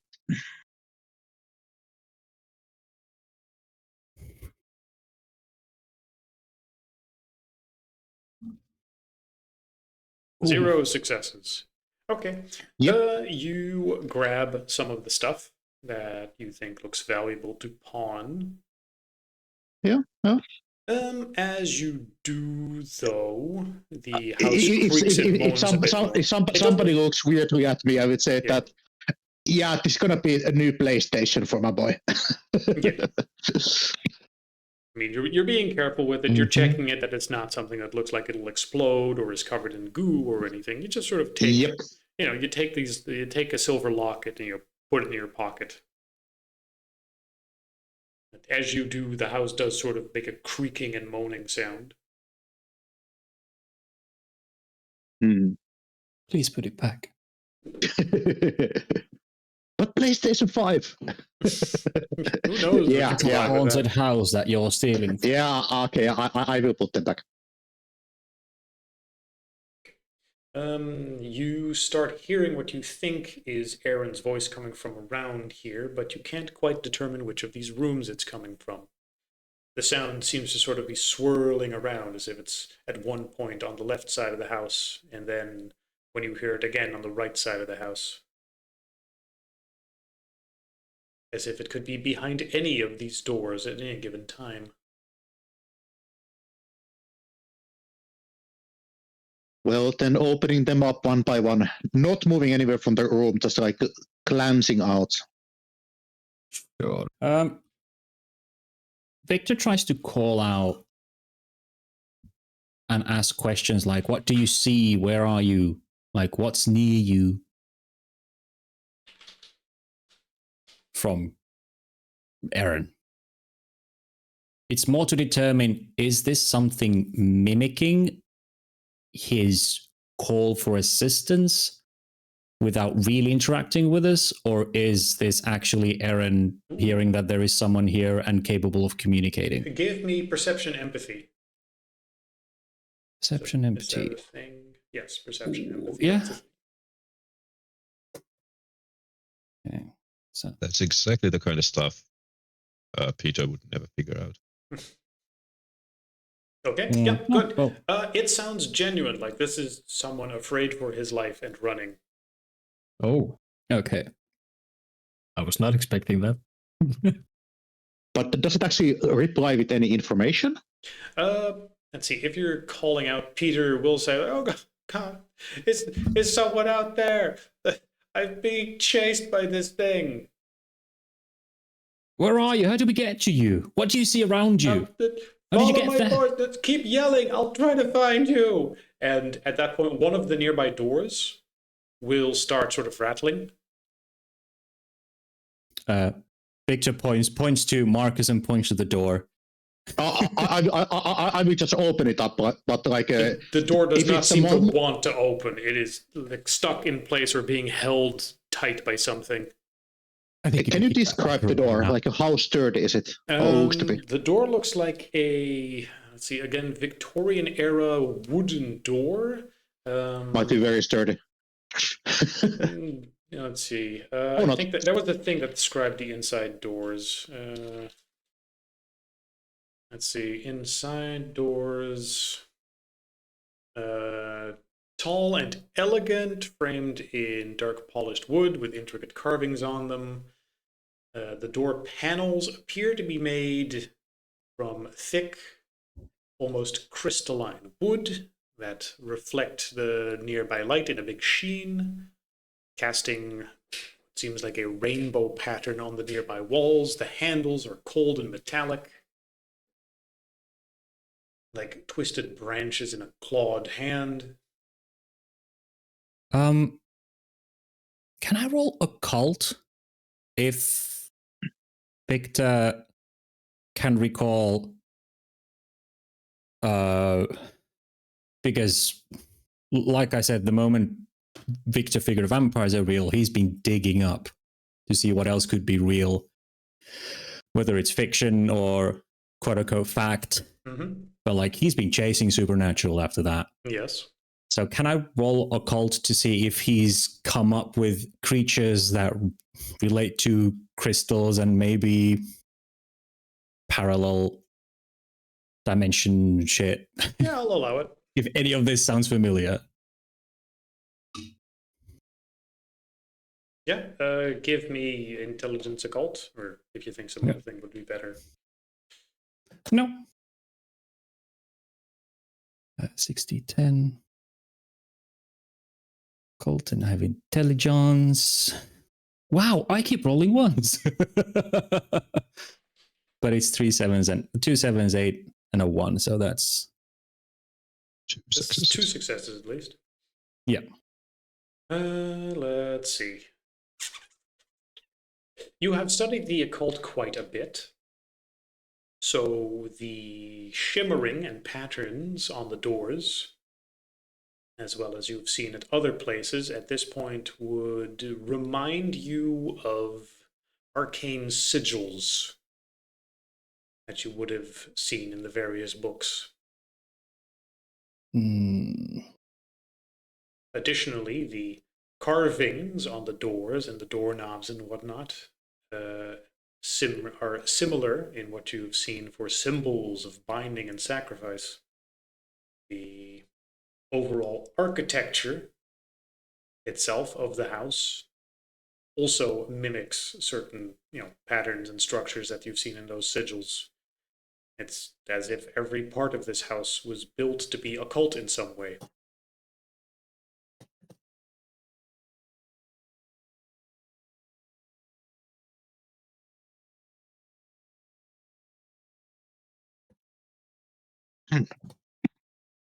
Does the door open which way? Like, if I give a good kick, am I That's a like good question. kicking in the wrong way, basically? You're in the hallway and you would need to kick it in to open it, and the person So, on the other yeah. side, or whatever is jiggling it, seems to be pulling on it. Okay, so basically a good kick would work in the direction of the door. Potentially, yes. Okay, if that doesn't work, like I need a knife to like take out the hinges of the door. I will take some few steps backward and give it a really good kick. Yeah, all right. Give me Hold strength. on. We have to be okay. Hopefully, Yeah. know the right place to kick it, like so that it should break. Give me strength athletics. Yep. As Victor goes, wait, no.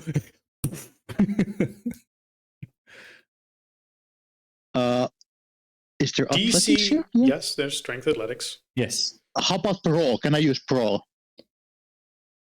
If you want to argue that you're bashing it in with your pan, but that is more difficult. Well, brawl can still be like a kicking and I get it, but you're not fighting a person, which is brawling, or an entity. You're fighting a door. But okay, you can use it, but again, DC changes. That's all. How about security? I know the right place to kick it, so it will break. Again, you can use a slightly different one, but DC changes. So it's fine. You can use it. You have more dice. I'm not going to make DC like a 10. Just roll it, and we'll see. All right, let's see. Dun, dun, dun. So 3 success if it's 6. If it's a 6. Oh, yeah. But 8, if 9, it's- 9, if- 10. Actually, pretty good roll here. yeah, you have more than 2 successes, and the DC was higher, so good. You succeed anyway. The door, as you kick it in, feels like it is a lot tougher than you would have expected of just kicking a door in, but due to knowing where to kick, you sort of break apart part of the mechanism that was holding it shut, just shattering it, as it were, and knocking the person on the other side back, who is stumbling, and will then fall on his ass. And you will see a young man. Wait, Ray William Johnson? I mean, I put in YouTuber. Far younger? YouTuber known for card tricks, and I guess Ray William Johnson is just the thing that rolls out of the thing. I gave it the description I had, and I guess that's Ray William Johnson. I will pull him inside the room as fast as I can. You quickly pull him in. You also close the door.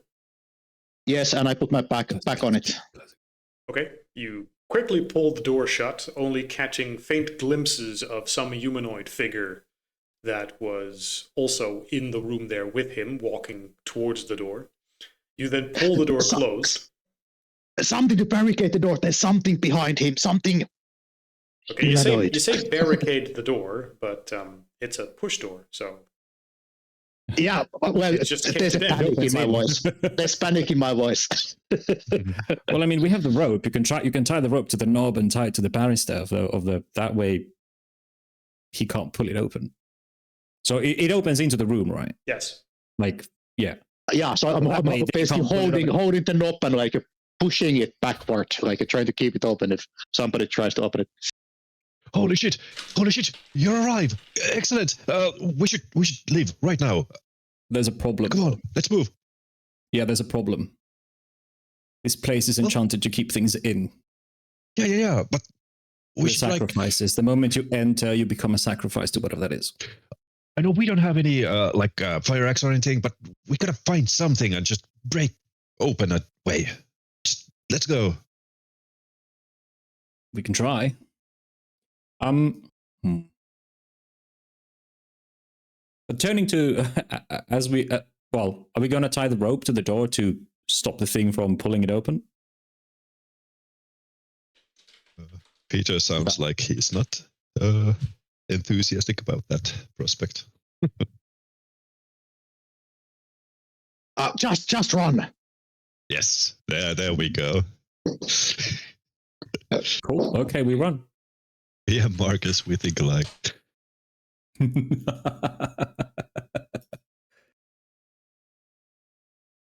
Yeah, like why would you want to engage something? Okay, so you pull the door closed and then you run where? Downstairs, upstairs, into a room? I will come the last.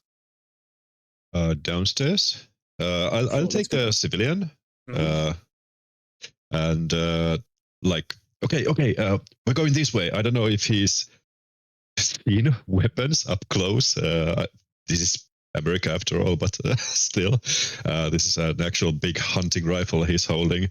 But yeah, on his free hand, he just takes Ed's hand and like, okay, guides, moving down. You say Ed, his name is Aaron. Aaron, was it? Oh yeah, Ed was Ed was his editor guy. Sorry. Yeah. So Aaron, come on, let's go down. I actually call him by the handle anyway, because that's what YouTubers do. Dick Carter 62. Yeah. Big Paw 69.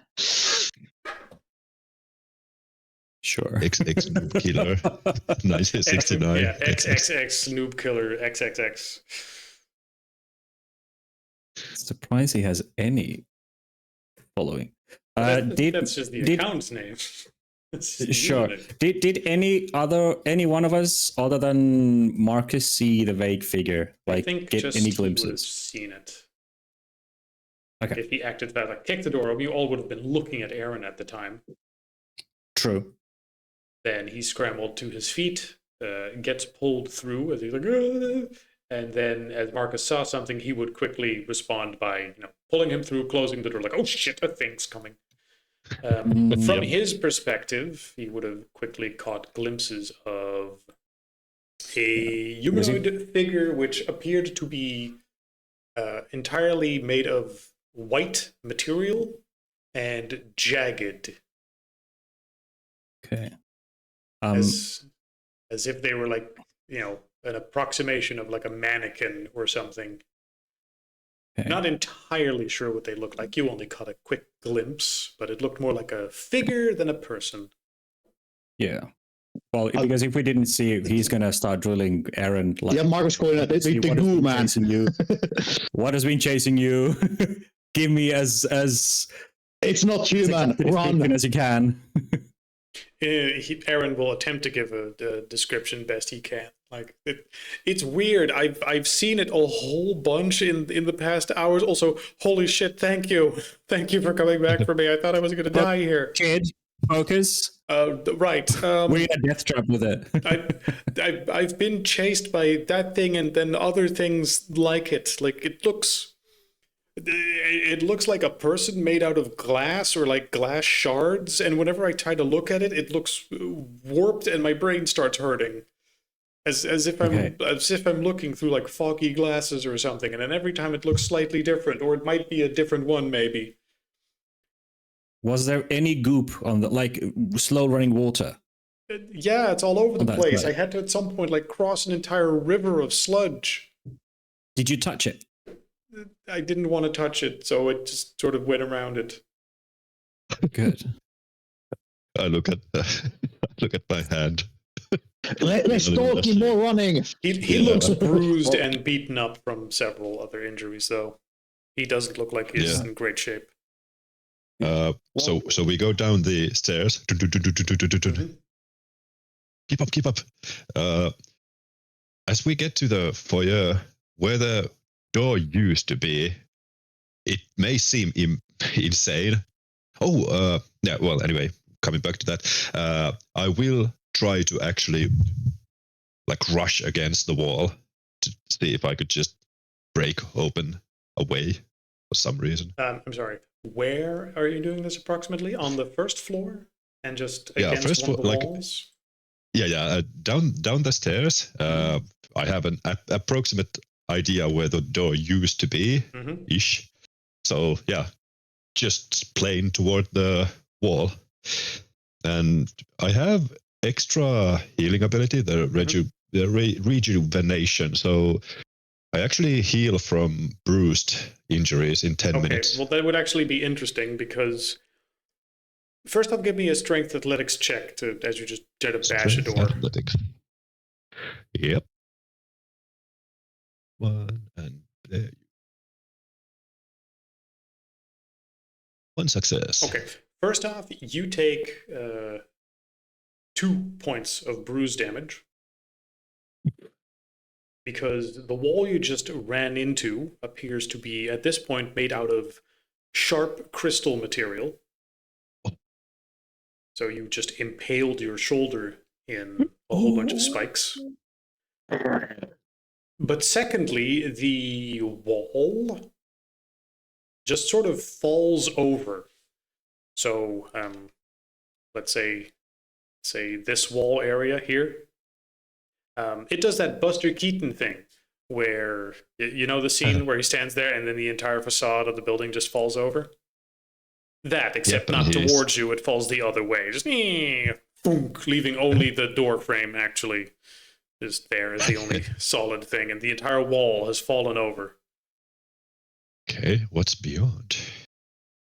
Beyond it seems to be the room that was there, except whereas previously it was a big square room, now it is just a vague amorphous cave of a room with furniture sideways on the floor and wall, which are now also taking round shapes. This entire corner of the area seems to be a growing puddle of sorts. And the puddle seems familiar, I guess. The crystalline goo. You know how it goes. Yeah. Oh no. Oh no. Okay. I think it's flooding. The place is flooding. Also, from that puddle, you will see one of those crystalline figures now slowly emerging from the puddle, very slowly making its way towards you. Oh fuck this! Now that I see it, yes, I can use my like other this. edge, Mm-hmm. which is called pinpoint. Mm-hmm. Pinpoint is often used after a creature has been detected through second sight and recognized through edges such as discern, illuminate, witness. You recognize this as being an occulty weird shit thing, so I'll let that count. The system basically, if you get a success, your character learns a weakness about the creature she observes: implanted sunlight, garlic, blah blah blah blah blah. So yeah, basically, I'm trying to pinpoint its weakness. The storyteller can also be elusive or vague about the nature of the weakness, such as life, time, or control. Just because your character asks a question doesn't mean she understands the answer. Some creatures are tied to particular locations or objects. If you get 3 or more successes on the roll, your character not only knows that the creature has a lair or is attached to a specific item, she gets a vague sense of where that object is. Knowing a weakness and capitalizing on it are 2 different things, naturally. Okay. All right. Even if it's... Does this just happen automatically, or does it require some sort of check? No, it's a perception plus vision. All right, well, roll perception plus vision, and we'll see how successful you are. Not my strong suit, but let's see. My vision is 3, perception is 2. Plus 3. Also difficulty 6. Okay, good to know, I guess. 2 successes. 3, no, wait, what? 2? Difficulty 6? It says 3 successes. Oh, sorry, 3 successes. I read that wrong. Yeah, 7, 8, and 9. Okay, so as you might expect of something made of crystal, simple superficial damage is probably not great. Big blunt force probably has the preference. And due to your insight, you realize that these crystal structures are actually more chemical in nature than anything. You suspect this thing would be very weak to fire because everything is so cold here. Hello. Yeah. I don't really know how I would role play that particular information. You get the sensation based in your brain that this thing might be very weak to fire. Well, we can maybe tie that to one of my backgrounds, which was the patron one, which he... You have insight into stuff like this. You think about it all day long, and you have the ability to look at something and get a feel for what may or may not work. Yeah, it's intuition, and he's read a shit ton of stuff. I suppose the bigger question is, should you want to fight these things at all? Yeah. Or what happens if you kill one? Or what are they? Or can you talk to them? Who knows? But fire will probably kill it. Yeah. So I'm just gonna use this. Yeah, I'll post this into the WOD. It's a wall of text, but that's the mechanical part of it. Yeah, no, Victor shares it like, okay, the crystalline, right? I read something about this stuff. Blood force, good. Fire, even better. However, if we can actually kill them, and he points to the puddle, not sure. If we can heat this place up, might be good. We don't know what they are. Do we really want to kill them? And we're tackling in the house. We are in a fucking house made of wood here. Right, but maybe there are people trapped in here, turned into crystal. Maybe we can save them. Who knows? And he goes, you say this. Hello, are you trying to kill us, or? And he shouts to the to the crystal. One of his arm turns into a crystal blade, and it doesn't say anything. Oh shit! Yeah. Other thing he hears, or the creature hears, is I raise my weapon and I say, "Stay right there! Don't come nearer! I'll shoot you." Also, guys, you off. I noticed a shit ton of sigils, arcane markings for binding and sacrifice. Maybe if we fuck those up, we can disrupt whatever spell is keeping this place together. How about we just burn them? Burn it all We're up. inside. Yeah. Yeah. in a wooden. So unless you, Marcus said. Yeah, we will die as well. Although, are there more crystalline walls? I mean, at this point, that goo that you saw earlier dripping down is going along other walls as well, and those are all sort of forming that same crystal structure on it. Okay. Yeah, that's bad. So, yeah, if it takes one step towards us, I will immediately fire. But I did give a warning, so it's not completely unawares of how things are going. Okay. Assuming it even understands what language is. Okay. It does not seem to care and is quickly now making its way towards the group. Do you run from it? Do you shoot at it? I am not entirely sure how combat works in this system, so we'll sort of need to figure that out. Yeah, I did check it out somewhat. For example, like attacking works somewhere in the lines of dexterity is basically always the attacking, even if it's melee or firearms. Oh, I don't know why, but anyway. So it's dex plus firearms to attack. Yes. The difficulty is depends on the creature, because you know it's completely different trying to find fire at something moving fast or something real tough compared to, for example, a human just standing around.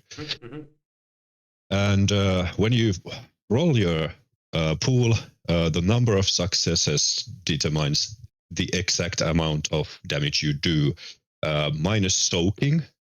But I have no idea how soaking works. So sorry, that's the extent of my knowledge. So soaking based on what I remember is like a soak ability is, let's say, in an armor, like your physical armor, that will like you can roll how much of the damage soaked, so removed from like hurting you basically. But I don't think we have anything like that, like a Kevlar if somebody shoots you, for example. So basically it's just successes equals the amount of damage you do, and once again, blunt damage is always the non-lethal kind, and piercing damage is always the lethal kind. Right, because of course, with a gun, it's that sort of makes sense. Vulnerable to blunt. Except, if this particularly happens to be the other way around, as due to this insight. Yeah. So let's just say you're the only one in a position to do anything right now for that. Yeah. Peter lines up a shot and fires. Yep. You take your gun and you go, aha, gun! That'll solve this problem. Pew! Usually did. I aim at the center mass and plop. Is the difficulty 6? The difficulty, it says general difficulties for 3, and then dice pools, other abilities. Based on the difficulty, I think it actually is DC 4 in order to deal damage to it. Yeah, it might be, because it might be slow moving or something. Yes. So yeah. Pow! A shot rings through the room we are in. People probably don't want to or instinctively put hands in on the ears, because you know it's a loud bang inside a room. Yes, that is loud. Aggravated damages. Hands on ears. Resilience. I'm trying to determine what the resilience is exactly. Let's see. 5 dice of resilience, persistent. The creature treats all damage as superficial damage. Yeah, and I don't know if monsters have some other, like maybe superficial damage is the like dash instead of the blunt damage. That might actually be a thing, that this is a system thing. But in this particular case, it means that you land a shot and fragments of the creature fly all over the place, and it just sort of falls over at that point, stunned and sort of shaking on the floor. Take one success away from that. I forgot I'm injured, so I would have rolled one die less. That is. So it's just 4. I'm going to say it's still the same thing, even though it's in better condition. Yeah. So, how do I... Frying pan guy, go! Blunt, smash. It does damage, the shooting? Also, yeah. It is currently just stunned on the floor as part of it sort of got blown away. But yeah, it doesn't seem to have killed it or really inflicted something critical. It's just stunned by the blow. At least it flew back. Okay, I'm coming. I start rolling backwards, like keeping my weapon aimed at the creature. You start Dark Souls rolling backwards, just pressing the roll button the entire time, panicking. Creature, roll. I got 3 successes. It's part of pinpoint. If the creature has a lair or is attached to a specific item, I would know what that is and get a vague sense where that object or place is. I gave you the info that I had for it in this particular case. Okay, yeah. I just wanted to check. Yes. While he's shooting, Victor remembers seeing the arcane symbols of binding and sacrifice and shit. He starts looking for them again and trying to piece out if there is a way to either disrupt whatever spell is keeping this place together, or somehow either altering the sigils or adding more to manipulate how this place works, so that we might either find a way at least out of here, if not break this whole spell apart that creates these things. Give me a... Let's see, perception and... Let's see, what's a skill for like listening to stuff? Yeah, no. Perception awareness. Awareness. I do not have awareness. I'll roll it. Okay. I will use my 1/4C for this because I only have 2 dice for this. All right. So we do 2 rolls and take the better one. And 2 rolls twice, yeah. So whatever dice you have, twice. Perception. Yeah. Yes. No mods. Difficulty 6. Difficulty. Let's go with 5. Okay, fine.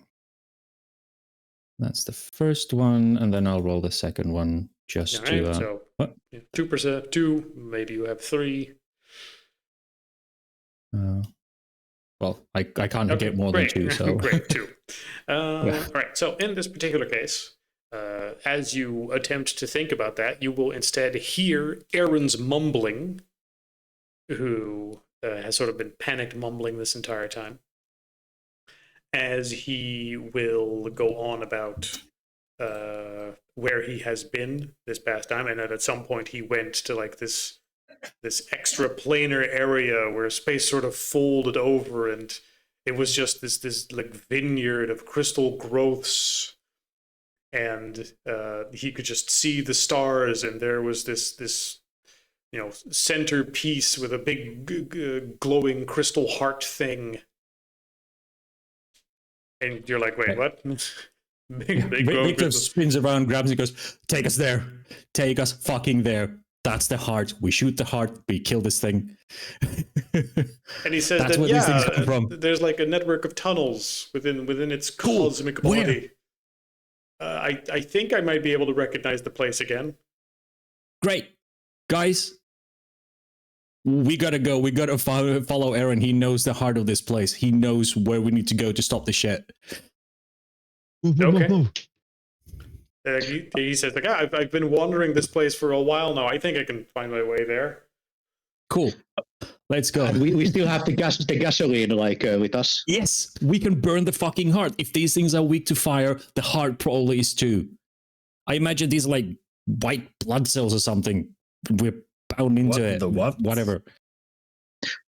If the thing tries to raise up, I will like smack it with my my frying pan. It tries to get up. It tried to smack I will smack it with my frying pan. Strength brawl, Yeah. And go ahead. Yeah, I'm clicking, but nothing is happening. Okay, now 5 success. Yeah, okay. It's stunned, so it's just lying there, and you just raise it up and go bonk, and the blunt force is just shattering its head apart. Go! Yep, go on. It stops. Aaron, this is your moving, magic trick. And you, as a group, can just run without fear of this thing. Yeah. Let's book it. Go on, Magic Man. So we do. Right. Are we still tied together? Yep. You better. Happy.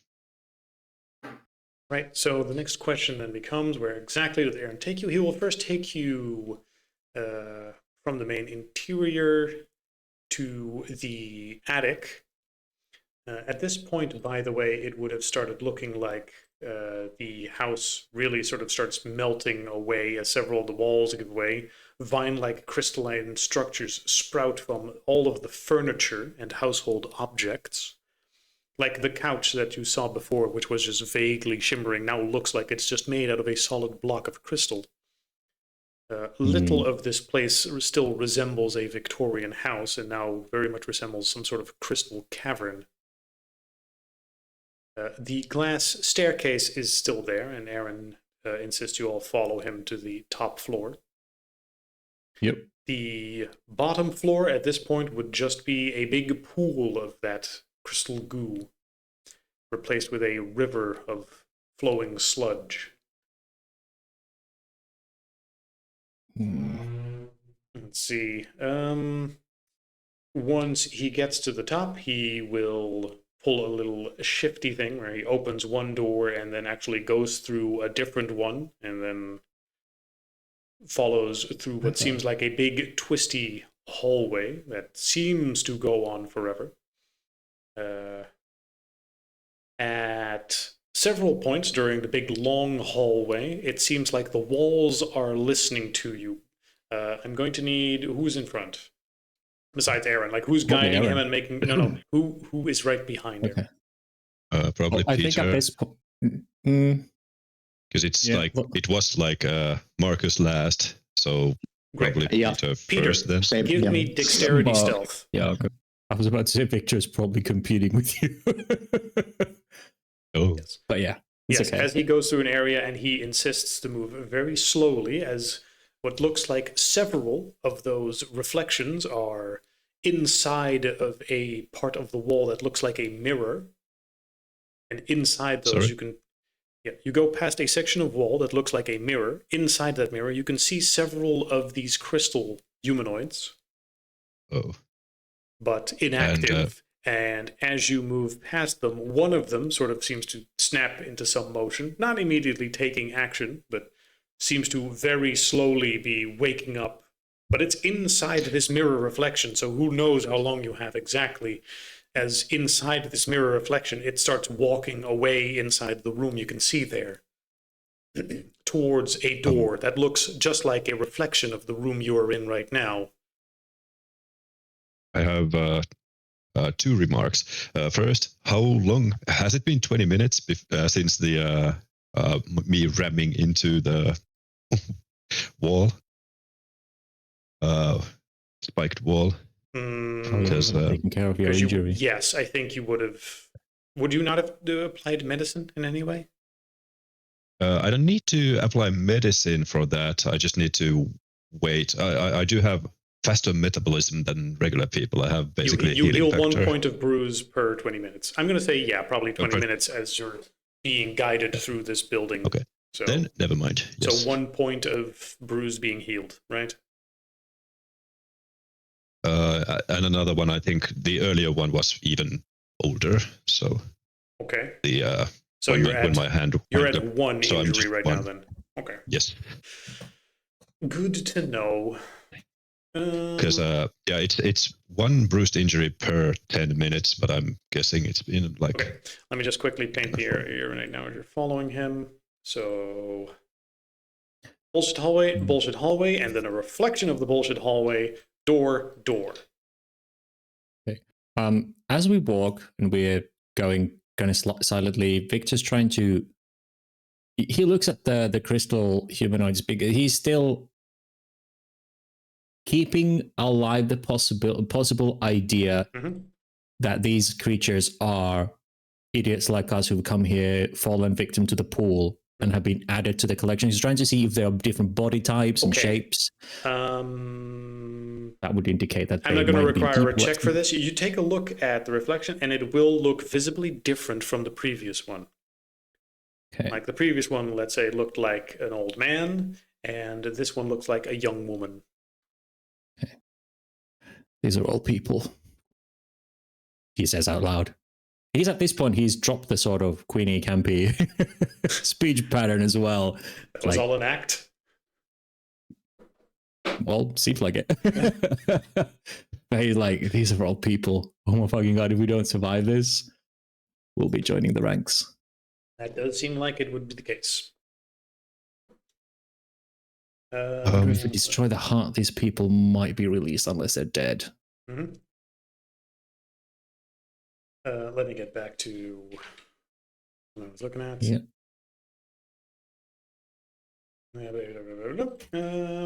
Let's see. Now, unfortunately, as he takes you through this place and you hurry up, currently you are at danger 5, which means some stuff. Aaron will guide you through these hallways, and due to also some minor success, do I count that one? Do I count that one? It's already hard enough. Let's see. Yeti, yeti, yeti, yeti.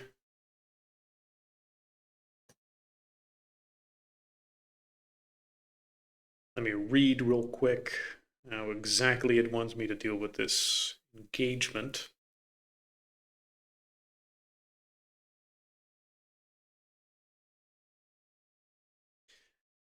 If I can get a proper visual description, as Aaron gives you a description of what he calls, the hearth, as he navigates you through this series of twisting tunnels. And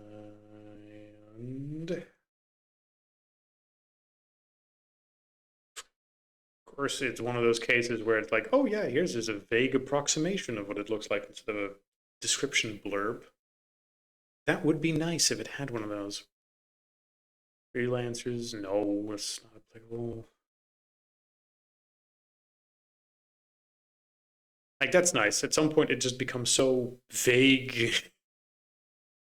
You have to sort of make up stuff like, okay, so what would this area look like?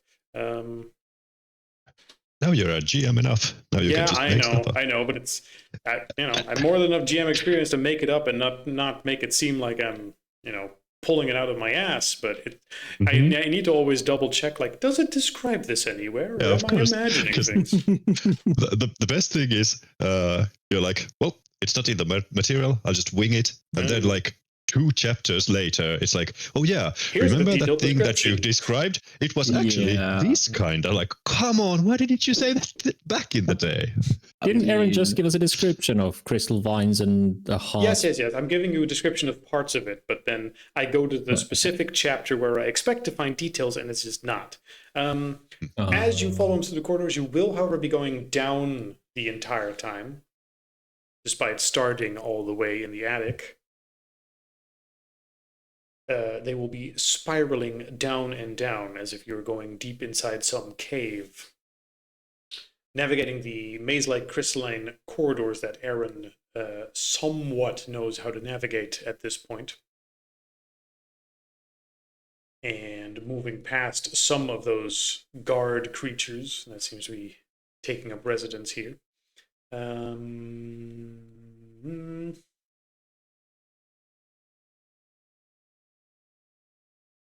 Right, so in this area where those crystal vines sort of connect to...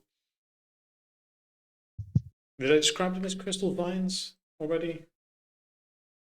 At least at some point. At some point, you must have used the word vine. Okay, so those crystal structures that you see along the walls, those become thicker and thicker because, generally crystals spread out a little bit like a snowflake pattern, right? So they go to a center and they become thicker and thicker and thicker. And similarly, here those crystals sort of clump together into big vines of some sort of goo structure, and those seem to at some point bundle up and become thicker, and then at what seems like the center of a whole bunch of twisty corridors like this, they come together in what looks like a single big crystal, and surrounding that crystal are at this point 5 of those crystal humanoids.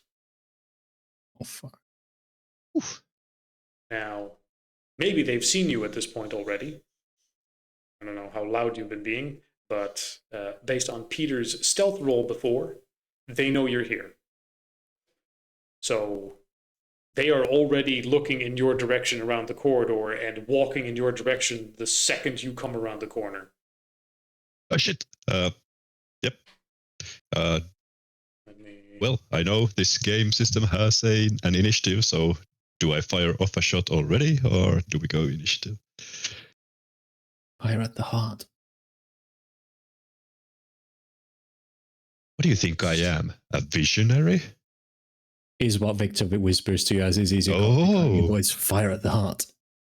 That is the center of this all. Kill that. Survive. We're gonna burn it all. Burn it all. Right. Yeah, but now shatter you're that following motherfucker Aaron, so up there. he's in front, and then the question is, who's up next? You're not. Are you still tied together by rope? I don't know. Yeah. So I think it's Peter followed close by Victor, and then our 2 brawlers. The brawlers are in the back. Okay. Which means Aaron's in front, but he's not. Did we retie ourselves? Because that's not how it used to be. What? Did we retie ourselves? Because that's not how it used to be. Did we untie ourselves at any point? Exactly. I don't think we untied ourselves. We just turned the train around. Oh, okay. Yeah, that's the problem. We have turned the train around. Yeah, we turned. So we have the sniper at the front and the big burly guys at the back. But I mean, yep. Well, at least I try to get away from your... the sacrificial lamb here. Yeah, the civilian is in the front. That's the best place for it to be. But he's not tied, so he can skedaddle and go hide. But yeah, Victor taps at you and points at the heart and goes, a weak spot. Can you get a hit shot of that? Yeah. Not that I think it's applicable, but I want to point this out because I think it's incredibly funny that much in this game you could have edges that are like, oh, I'm 100% social, and then for some fucking reason this Heart of Crystal apparently also has a social conflict score that you could hypothetically win, and it's like, if you win a social conflict against the heart, the house doubts its own right to exist and crumbles. Spoilers. I know, but it's such a fucking stupid thing. I'm reading it like, no, no, I am not letting that work. That is not how these creatures work. Shut up, game. That's stupid. That would have been something maybe happening along the way before we get here. Like if Victor kept talking to it, constantly questioning its actions. Maybe. Which is what I tried at the start. I was like, he was trying to be cordial and talk to it, but I was like, okay, nothing works. It's a house.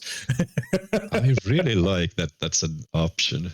I think I wanted to highlight it because it just sort of points out like how this system works. Now, whether or not you can make those sort of checks is a completely different thing because the DCs, I believe, are just way fucking higher. But it's one of the things like, yeah, I talk to it. I roll 5 10s. Now what? I don't know. I guess that happened. But I particularly because it includes this part, but not what the fucking place looks like. So, Yeah. Yeah. But yes, let's assume you're going through this in a more physical conflict style as opposed to something else.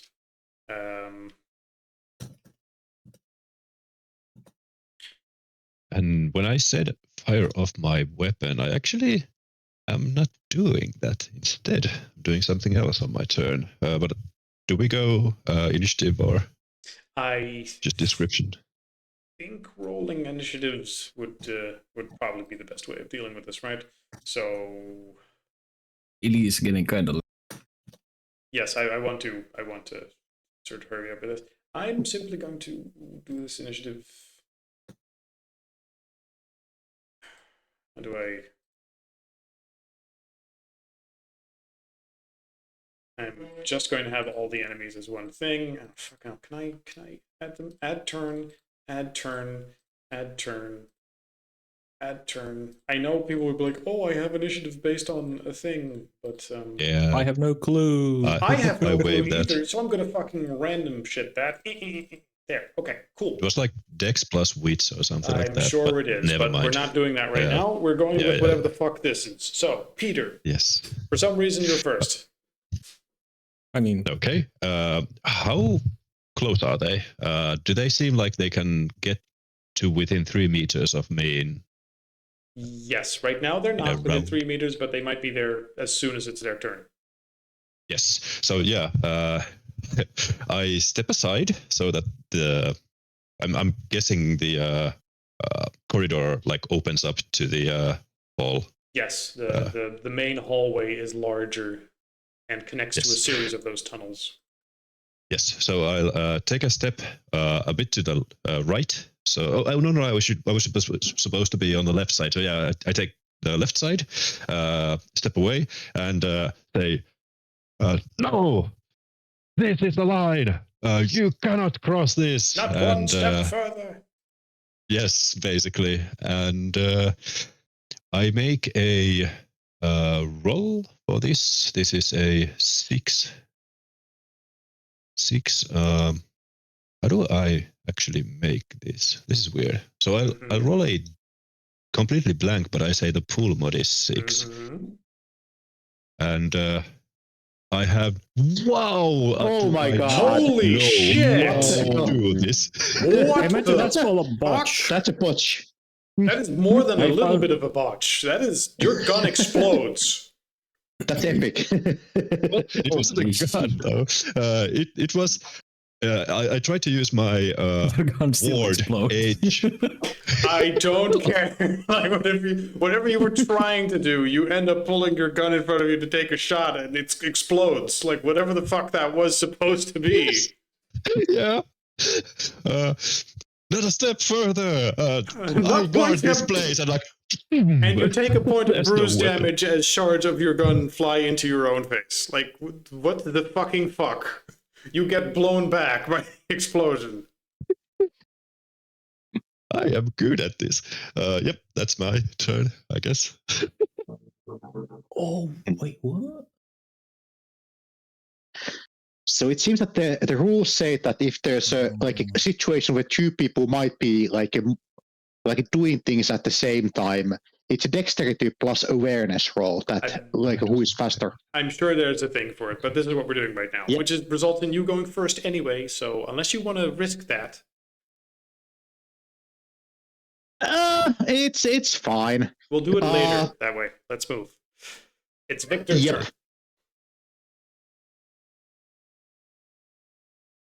Victor.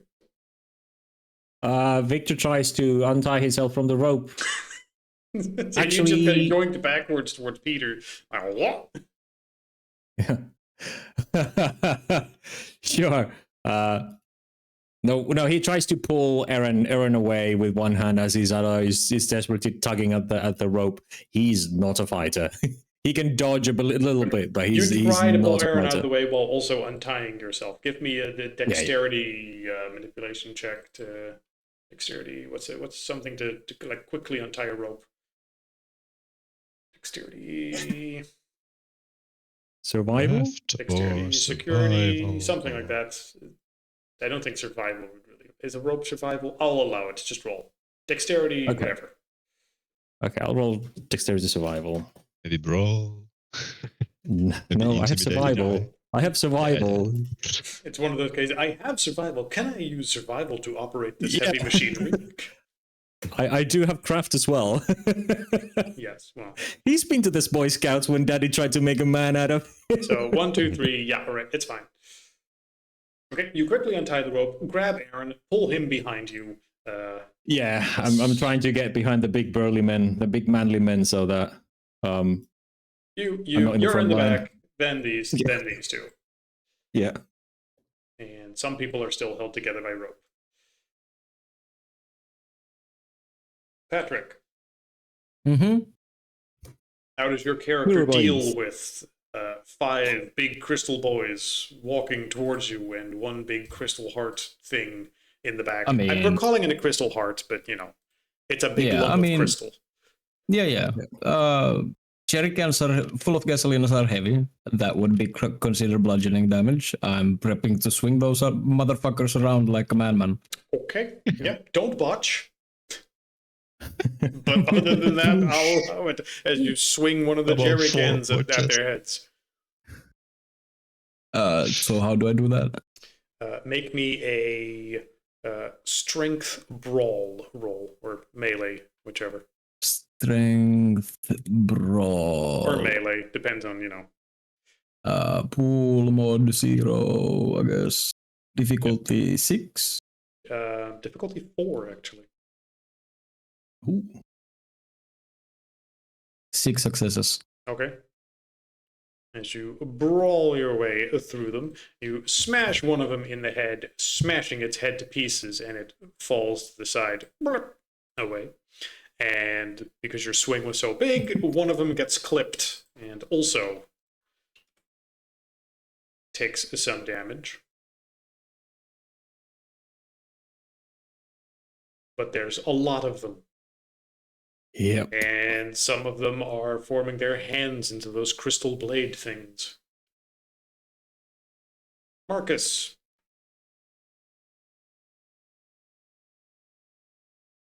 What do? Do. Save us. Matthias? Here? Are you muted? I know it's 9 o'clock, but I don't expect him to just immediately bail. Beep, beep. Oh, time o'clock. Time to squeeze the dog. We can't hear you. Can't hear you. No. Are you muted? No. Maybe you need to reconnect or something.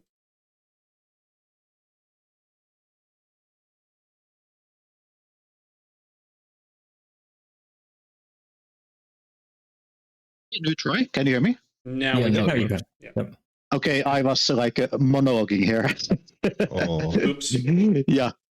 So, is there anything that is sizable enough? Let's say like a big chair or a table or something like that I could get and run toward them to basically either make them fall or trap them.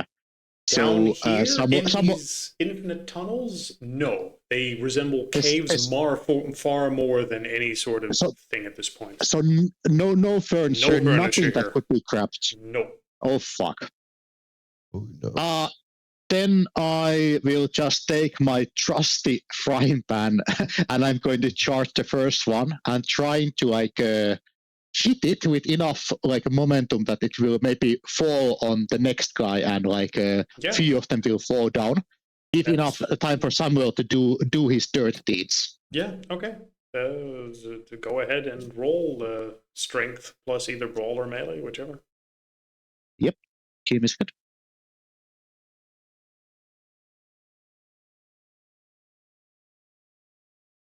So 3 successes. 3 successes. One of them is a botch. Does it remove those automatically? Let's see. Yeah. Also, the DC is not 6, so it's more than 3.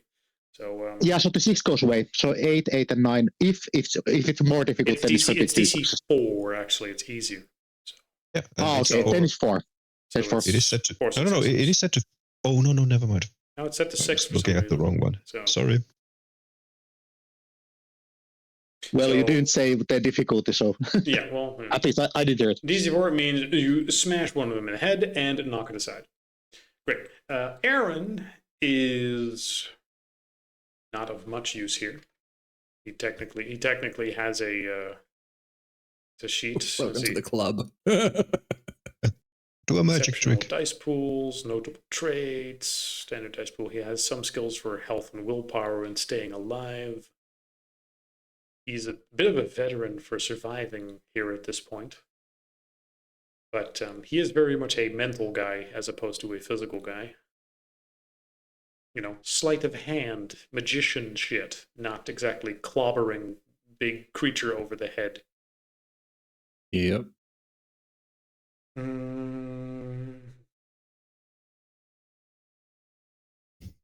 Yeah, what would he do? He doesn't have a weapon. He doesn't, unless someone wants to hand him a weapon, he doesn't have one. He is going to attempt to patch up Peter. Like, he is going to 3d10, DC 5 to patch up Peter so that he's no longer fucked up by whatever the fuck that explosion was. Oh, and he botches once, so 0 successes. He just sort of rubs his hand on your face with your shrapnel wounds. Get away from me! I'm trying to find. Help. Not helping. I'm trying to find where the rules of botches are. I don't think they're very set in stone. It's just something shitty happens. Either way, the Crystal Boys will start making their way towards you and will start attacking Patrick and Marcus. Now, I have their stat blocks here. And they're slow, as far as I understood. Well, their DC to be hit is low. General difficulties 3, 4. But then they also have an amount of dice for when they do certain stuff. Physical 5, brawl 7. So they're good brawlers if they actually get to hit, and they use 7 dice. The question is, what DC did they need to hit in order to deal damage to you? DC. But they're not like slow enough that we can basically just dance around them. To roll. They're not that slow. It's not like, first off, not like they have a speed, but if you decide to retreat, you could, but you decided to brawl, so the entire group sort of goes up to you. Roll for a success. This is typically one of those things that I hope the AI has a thing for. They need a because the danger is higher if the danger is 3. What if it's 5? Their attack DC. Why would their attack DC be higher than? This doesn't make fucking sense. I think you're making shit up, OpenAI.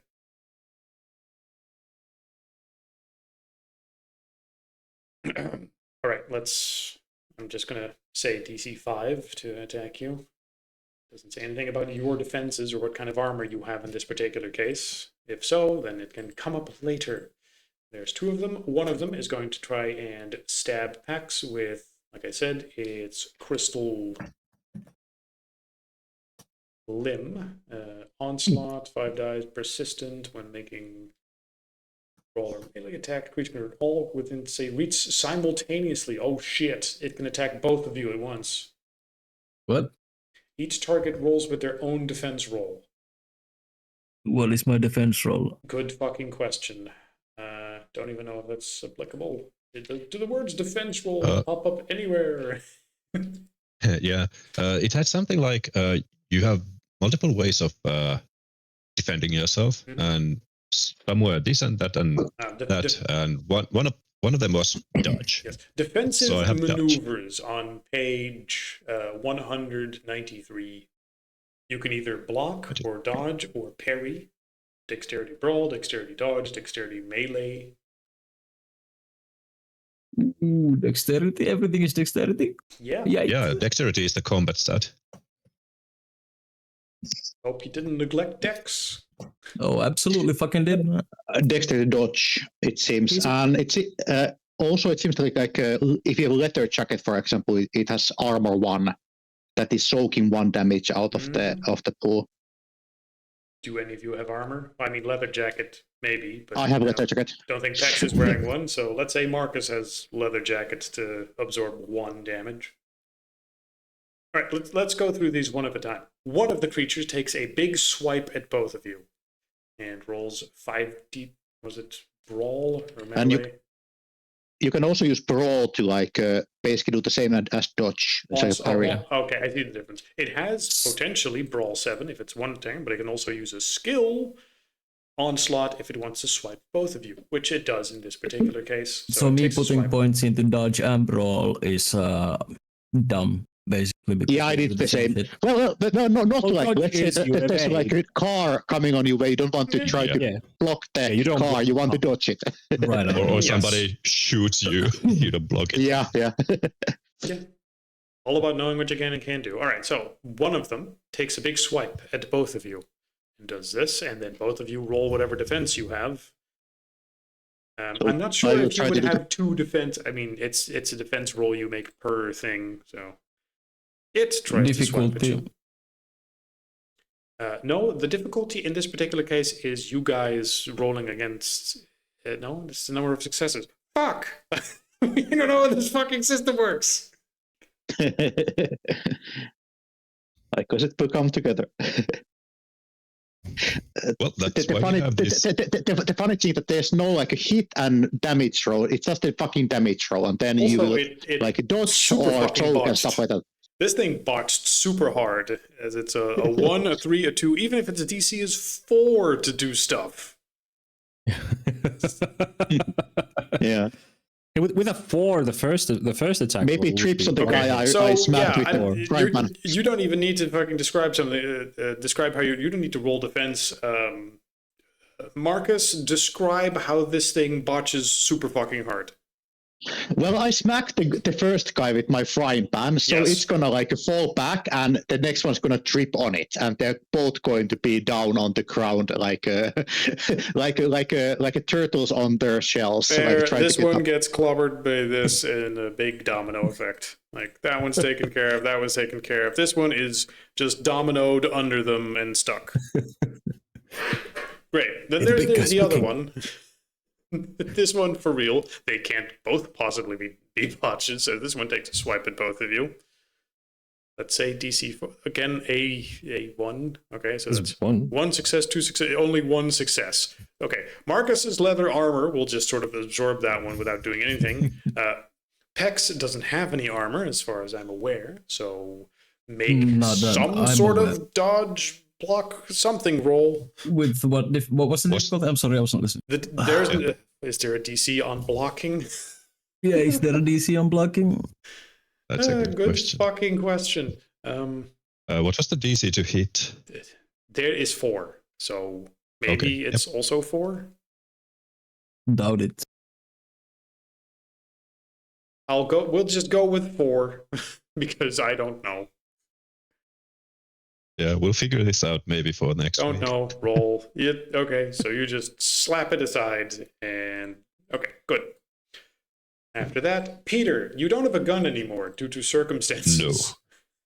No, I do not. It's a club now. It's a club. Yeah, indeed. And these guys are vulnerable to bludgeoning damage. So I take the weapon by the... what's it called? Barrel. Mm-hmm. And I will rush to the combat, trying to like taking an overhead swing. I'm not that good at you melee. Just run in as a berserker guard and try to hit it with the remains of your gun. Yes, indeed. Let's see. I'm guessing this is Dex, either melee or brawl. Yeah, sure.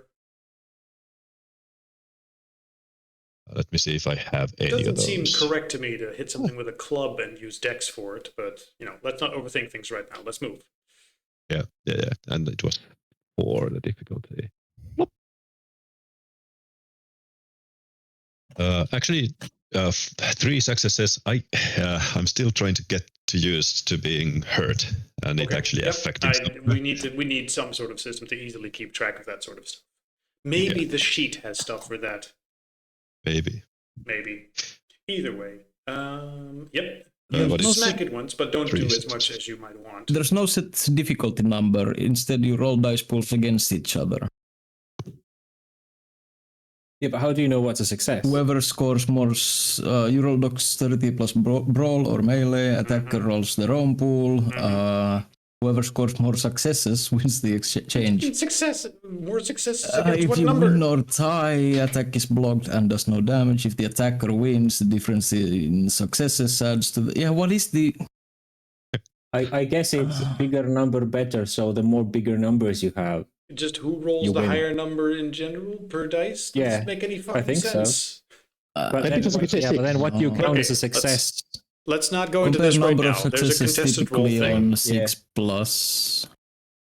Again, let's not turn this into mechanics the game. Let's turn this into RP the game. Yep. So, I just clobbered somebody over the head. You clobber it a bit, but not enough to instantly shatter it like with the other one. It prepares its blade to shiv Pex. Sorry, not Pex. Peter. Uh-oh. Pex. Help me. Pex leaps out from behind him holding more jerry cans filled with fuel. Have you just been carrying those the entire fucking time in your hands? Absolutely. Yes. Just in both hands. He has done nothing except standing there just carrying fuel cans around. Yes. He's like a pyromaniac Santa. No wonder he didn't interact with anything. I'm just waiting. I'm biding my time. You should have said something occasionally like, I continue standing there with the 2 cans of gasoline. I'm gonna light you up like you log, bitch. Okay, either way, what do you do here? We got more things to swing. Sure, swing at it. Go. Yes. That's with 5 successes. You crush its skull and partially swing at the other one where it's also messed up. If it was 4, then that would be like 10 successes or however the fuck many. 1, 2, 3. If it was 9. 4, what? Yeah, that was difficult. How do you do 9 fucking success? You are okay, so you swing wide with both of them and you just swing them aside into a big pile. After which there is just a clear line. I got no fucking decks. I took strength. Okay, I get it. All you have is a straight line now towards the heart, which at this point is sweating, looking at those cans of gasoline. And the heart, it sounds with a voice in your head, like, I can give you power over the occult. You have done well to make it this far and proven worthy of my secrets. Pass it into the fire! Yeah, absolutely marching towards it. Wait, the heart speaking? Yes. Can I... Victor goes, whoa. How does the action economy even work on this in this game? At this point, we're out of combat because the heart's not fucking doing anything besides talking. So describe what you would do in a certain case. I would like to try my glaring ability burden. I don't know how that shit works. Properly. It's supposed to... God damn it, where were the... Anyone? I misclicked myself away from the... Yeah, let me see. Page with the... I can provide a gateway to other worlds, a leap forward in human knowledge. Mysteries of the occult unraveled. 160 something, I think. But why? Why would you do that? I mean, because you have proven worthy. Your character can imprison a supernatural creature, briefly fixing it to the ground where it stands. In some cases, freezing it in the space it occupies. Might be more accurate. I mean, so I'm like just making sure. Yeah, it is a stun. It's a stun where I need to keep staring at the thing. System, character glares at the creature. Storyteller decides whether multiple targets stand close enough to be all captured in one look. Roll stamina plus seal, and the difficulty for an individual creature is stamina plus 3. Nice. I guess you could have frozen several of them and I could have. Loppers them up. Don't worry about that right now. Yeah, I just want to, because I forgot, I want to use it now and test how this shit works, make sure the thing doesn't escape, walk up to it and fucking bang it with my jerry cans. You mean you're going to drag Marcus and Peter close? Oh, absolutely.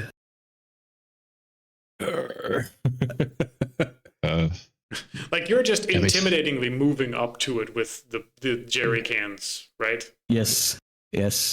Do you with like unscrewing it to like set it on fire? No, that's like maybe later. I'm just gonna fucking blast the 2 jerry cans, together, leaving the creature in between. Okay, you're banging that against. Okay, Yes, you will bash that a few times. You go bonk, bonk, and then the voice emanating from the entire surrounding area will simply attempt to keep making the arguments. You don't feel like you're doing a great deal of damage against it. Oh, fuck it, then I'll torch it. It's like, Victor's like, oh no, wait a minute, we gotta ask questions from this thing. It can talk. Like, dude, what are you doing? You better ask them fast. Yo, Burn it with fire. Why are you doing this? Why lure people in here and then turn them into this? Like, what do you gain from it? the souls of you are simply fuel absolutely necessary to continue my existence. I do not wish harm upon you. I am simply in need of it to continue my function that my creator wished for me. Who made you? The original inhabitant of this house, William Sumner III, a great occultist, who over his life sacrificed many souls in an attempt to contact me. Who are you?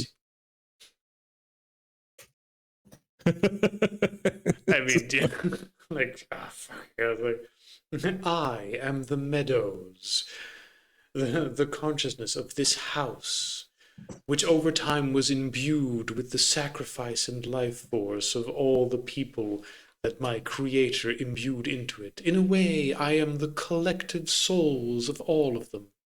They are not gone. They are here with me, and a part of them will remain forever, provided you do not do something foolish. Okay, well, what happens if we do something foolish? I mean, Patty over here is already setting up the barbecue. Untold knowledge and wisdom would be lost to the ages. Meanwhile, Pex, I'm I mean, sure no they're one can kill when you kill everyone. What's the point? I do not wish harm upon them, but I need their souls in order to continue existing. Like on Earth or in general? I mean, surely you had a pre-existing existence before you were summoned here, unless he created you. You said he contacted you. I was formed by the mass of souls with a contact from outside. I do not remember what I was before, but I am happy with what I am now.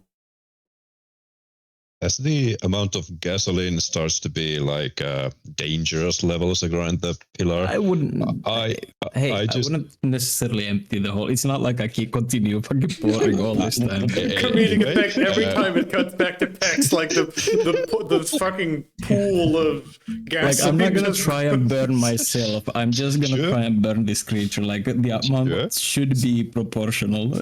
I imagine his expression. If it spreads from there, the fire, then it will spread at its own, like, physics evolution. It's not because I poured 2 cans of fucking gasoline on this thing. Did he leave any works behind, William? His works were catalogued carefully by the souls that curated them. They are here with me now, as well as William. So you ate your creator? I stored him here so that he may remain safe. Okay, but did he ask for it?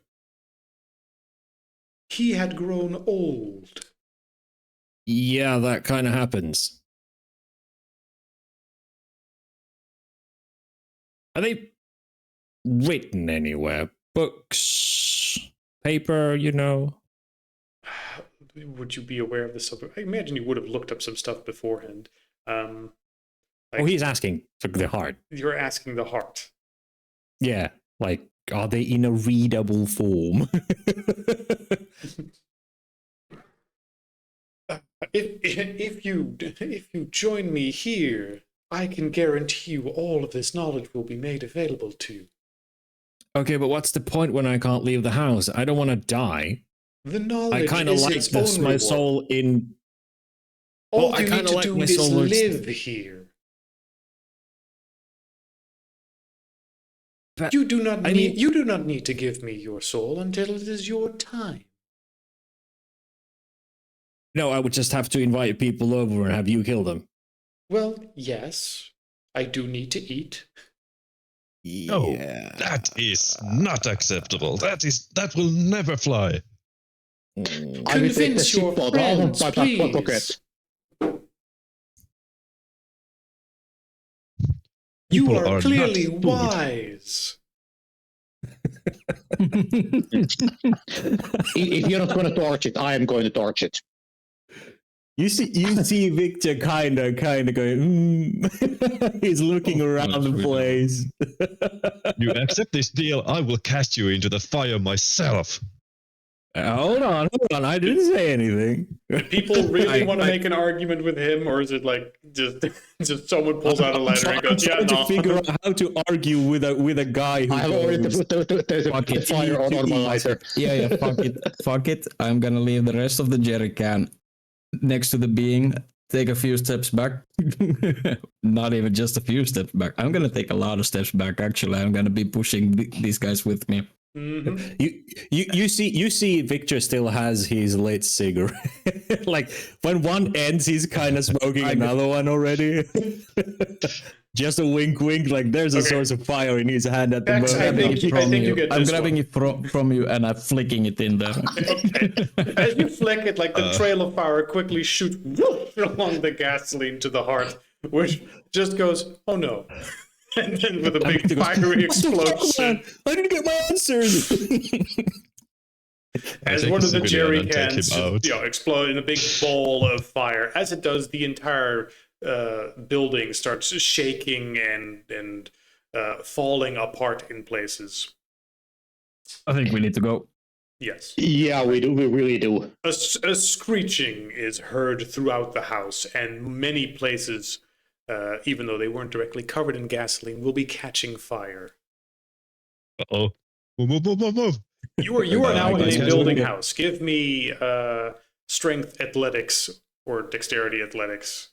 Either way, you need to run or be set on fire by this before you escape. Oh, I absolutely will.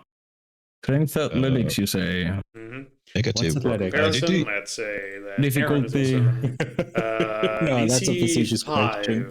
You are running through a fucked up, melty, burning house. Look, Aaron's also running. Did the talking take 10 minutes? 1, 2 successes. Yes. All right, so I don't get a mod here. So diff 5. There was an error. 2 successes. 2 successes. 2 successes. Oh fuck! I rolled a 6, but it doesn't matter too. Okay. Well, either way, I think DC 5. 2 successes. 2 successes. 2 successes. Okay. All of you come away with just some smoke damage as you once again reach the familiar outside of the house. It now resembles a house a lot more than it did previously, except it now resembles a house that's on fire. And where previously the house was still, crystalline and solid, it now resembles a very old, rotten house that is on fire. But that does enable you to simply, go to the door, kick it in, get out.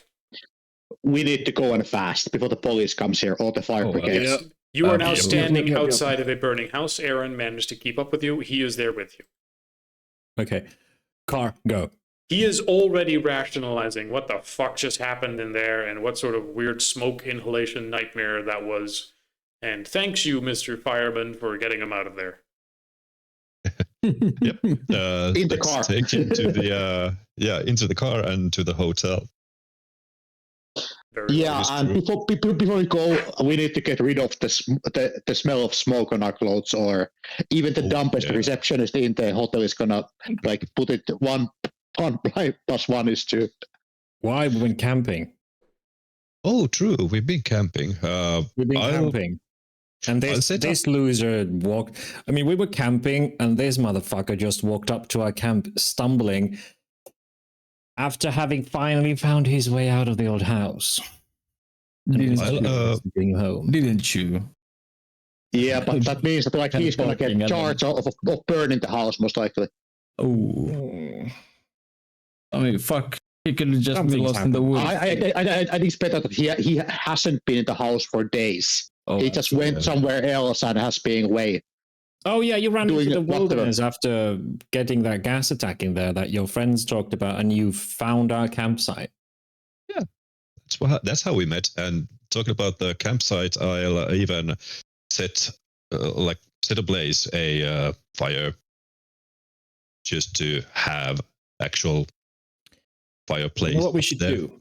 Or campsite. Actually, we should go to our campsite. We spend the night there. I would still feel better if none of us would have been anywhere near that house in our stories. Yeah. We return to the campsite. Well, some of you were in the hotel. So. Well, I think this is kind of we're planning where we go first, but Victor's like, maybe we should actually spend a night at the campsite so that our story of we found this big face wandering in from the wilds after he somehow escaped in the house and he has been wandering around. No. What I would say that like he ran away with a girl or something like that, and he will let his friends know from a different city in a couple of days where he is, and he's totally fine. But his friends literally saw him get injured in the house. Sleeping. Yo. Yeah. True. Something happened in the house. They got separated. They were obviously doing drugs there. Exactly. Yes, a lot of drugs. Yep. Cool. And that's how he actually managed to find a girl. Because of the drugs. And then they'll want to interview the girl. I think it's best to bring him to the hotel tomorrow. They can rationalize things. All right. It's been a fucking tough night. Okay. Let's just go to the camp. Let's camp. Let's sleep. Do we still have? Do we still have the sausages? I'm actually getting a little bit peckish here. Yeah, It'll be a lot more suspicious if we go to the hotel tonight, smelling of smoke, as opposed to coming tomorrow. Exactly. Having camped. If there's a lake, let's have a swim and like maybe wash our clothes a little bit. What about Aaron? So he's lost in a house, then the house burns down, then Aaron just shows up somewhere the next day? Yeah, well, he shows up with us. That's Victor's like, I don't know, he wandered into our camp. We don't know about the house fire. I like Marcus's idea enough that Aaron's explained it. Yeah. Like Aaron's been like 2 towns over after a woman or something. Playing hooky with a girl, yeah, I guess.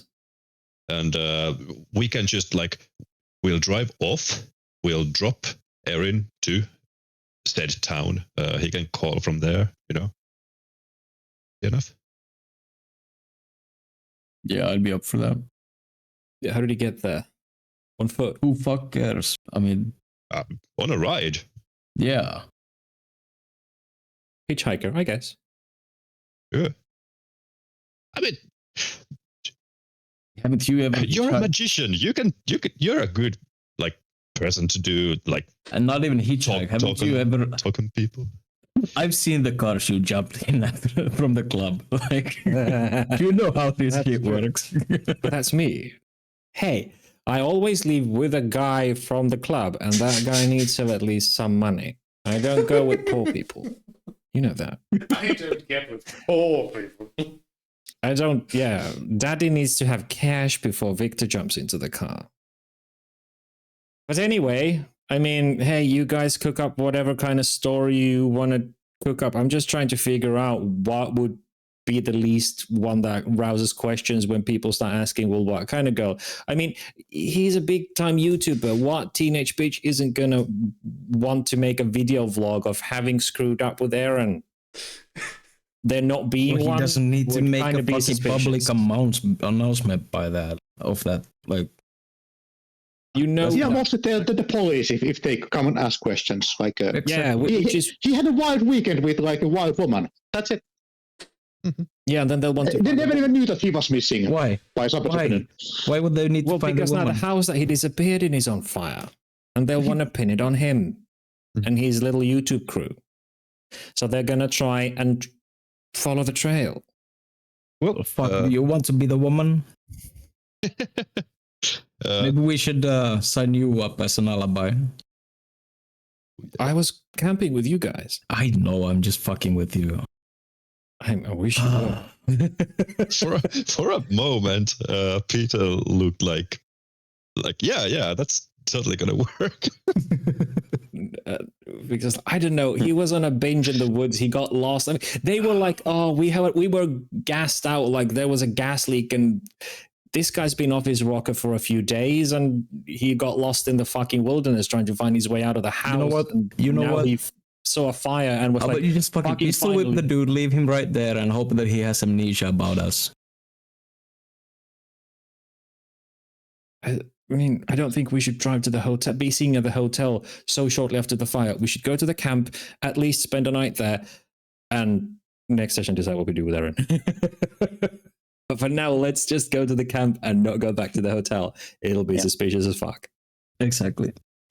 Well, the guys are clearly like panicking about this, and maybe like adrenaline is doing its thing.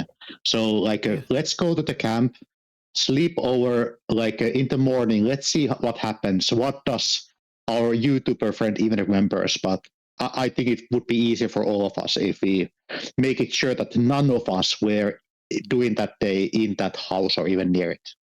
No, we were camping. We were nowhere near. That's why our clothes smell of smoke. All evidence is burned with the house, and we make sure that our clothes are not suspiciously smoky, just a little bit for the campfire. Yeah. Now that the adrenaline is running out, wasn't it? Look at it. We did that. It's burning. Shut up. Isn't it beautiful? Shut up and drive. Oh, it's beautiful. No. So much knowledge. I could have asked so many questions. Too bad he was a total dick face. It was actually weirdly polite to you. Yeah. Offering an actual, like, I will offer you Yeah, knowledge. I won't even kill you. I just need souls to live and all. Bring people. Yeah, that was kind of the Feed me. Feed me as your pet. Like, well, it's like getting a pet snake, and yeah, you have to feed them rats, but you know that's what you do to keep it alive. Yeah, if it was rats, that would have been one thing, but feeding people, I don't. Yeah, I mean hobos maybe. It crossed the line. I don't know. I mean hobos. Maybe. Wait a moment. Looks at Marcus while saying that. No. He's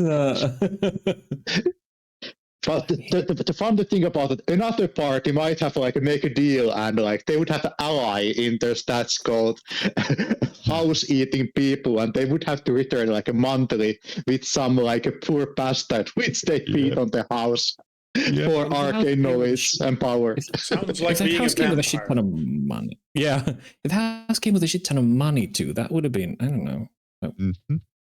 Hold, some of those mysterious soirees, and someone always goes missing and nobody knows where. I think that gluttonous house would have probably eaten everyone. I mean, in this housing market. Yeah. Well, at least I got a name to chase now. William, was it? William Sumner III. Right. Either way. Yep. That brings us to the end of this little one shot. Yep. I think to survive, but I was so sure he was going to die. He has no combat abilities. He has dodge. Well, it's one of those, like in Call of Cthulhu 2, you don't all have to be fighters, at least some should, but it's completely fine to have a socialite or an intellectual person that doesn't know how to actually handle themselves in combat. They might actually like stay out of an actual combat encounter completely. Like, you guys go and raid that fucking warehouse. I'm not going there. You need to try to stand back. Research and social and interaction with stuff. Combat is a small part of the game. Yeah, I mean that's kind of what Victor was built for, and that's what I'm trying to go for as well. It's like, of course, when someone finally gets to shoot their gun, it helps if it doesn't fucking explode. I did. I shoot my gun. One. You got one successful shot. Yeah. Oh, that was so good. No, I will reveal my great power. Explosion on my own face. Okay, that's my ability. How about yours? The mighty magic of the cursed house. Behold, modern technology.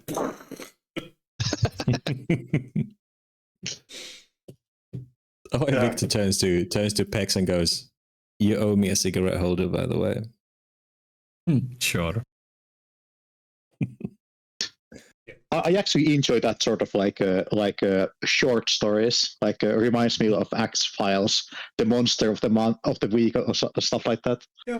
Well, the challenge for me is going to be finding other material to run, and sort of forming a cohesive narrative out of this.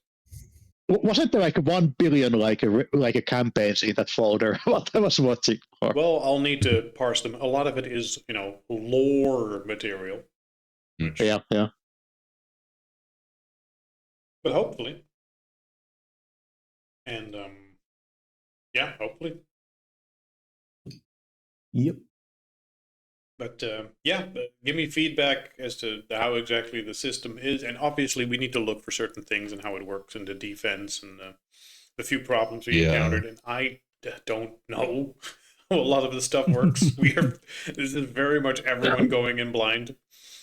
Yeah, I mean, I got 20 pages deep this week, but I was sick and my kid was sick, so hopefully I'll be doing a lot more reading this week. Yeah. I read around the 50 page, and I really like the bluff pages about the stories about the hunter, stuff like that. The only thing I'm not very happy about, I think that the internet being the way how they are communicating, but I really like the ideas about them having their own language, basically something that they realize that for some reason these fucking symbols, like I know how to use them, like magically, and that will like unite us. Yeah, that's the voice in your head. That's the messengers. That's this vague notion you have that's driving you to be like, yeah, hey, go hunt the supernatural. Why do I know magically how these symbols work? Don't ask questions. Yeah. Aren't you like supernatural then? Shh, don't ask questions. Yeah, pretty much. Yep. But yeah, nice different thing from D&D, I think we can all agree. Yeah. Oh yeah. Book's way worse, but the system's fine. Yeah, fuck the book is so fucking shit. But we'll figure it out, and at least we don't have to. We had problems with the D&D books, but these. I mean, usually that problem is limited to me. Where it's like, find this specific chart or table, and then the online resources are popular enough to figure that out. This is, this is read the PDF, the game. Mm-hmm. Okay. But with that cleared up, I'll need to find a new thing for next time. If there's any tweaks to characters or whatnot, or character creation, we'll spend some time on the next session start to figure that out. And yeah, if anyone else had anything. Otherwise, I think we're done. Thank you for the session. Thank you. It was fun. Session. Okay. Yep. Glad everyone enjoyed. That was 4.5 hours. I'm hyped for next week. Me too. Good to hear. Well, we figure out what to do with our little runaway magician. Yeah. One question: did somebody find some like supplementals would have more of those edges? There was like maybe 5 per like a creed, and that's quite very little. I think they exist, but also if you're like, hey, I should realistically be able to do something like this, then present your case, and it'll probably be fine. Yeah, and I like the idea that you can find them along the game, like a part of the adventures and stuff like that. Yeah, that's fine. Always cool. Sure. A bit. I found damage types, difficulty types of attacks have different damage ratings and indicate number of dice you roll to determine how much pain and suffering called the damage dice. Blah blah blah blah. Damage rolls are made against a base difficulty of 6. Okay. Each success inflicts 1 health level of damage to the victim. The victim may attempt to resist the damage by making a soak roll, This is on page 190. 190 has the combat rules. So basically, the base level difficulty is 6. I think it might vary between damage difficulties or damage types, but you roll against 6, and the attacker rolls against 6, and that's how much damage you do for each success. And the defendant rolls a soak roll with whatever stats they want to roll with. Dodge or roll. Each success from the defender cancels one of the damage dice out. Okay. So if they make if attacker makes 2 successes and the defender rolls 2 successes on soak, those 2 dice cancel out and there's no damage. Surely you would just reduce the die pool by the other dice pool, like. Yeah, basically you combat the dice pools, and the one that has more successes, if the attacker has more successes than the defendant, then those dice go over, and that's the damage why would you need to roll if the attacker has 5 stamina? 5 dice to attack, and the other side has 5 dice to defend, and surely that would sort of even Fowler out. has a 4 stamina. On the example, Fowler, it's a mouthful of zombie fist. Attacker scores 2 successes on the damage roll. Fowler has 4 stamina. He's pretty tough for a mere mortal's go. Fowler's player rolls stamina versus a difficulty of 6 and earns 2 successes, which cancel us out on both the levels of damage inflicted by the rotting cadaver. Okay, we're going to need a chart for this, or a table. So I can use stamina, it's not just dex. Yep. And it's easy enough, like attacker rolls, checks the successes, defender rolls, their successes just cancel the attacker's successes. Yeah. I think it's easy enough to, like, it keeps the system moving. Yeah. I suppose. I don't know why you can't try and dodge them with something. There's big map X incoming. Yes. Okay, good. If we've established it, we will go into the rest next time because we're done for now. So. Yeah. Yeah, I should have been going to bed like an hour ago. Yes. All right. Good luck with that. And we'll talk more on the Discord and the thing. But anyone who wants to go, you're free to go. Bye. Bye. Good night.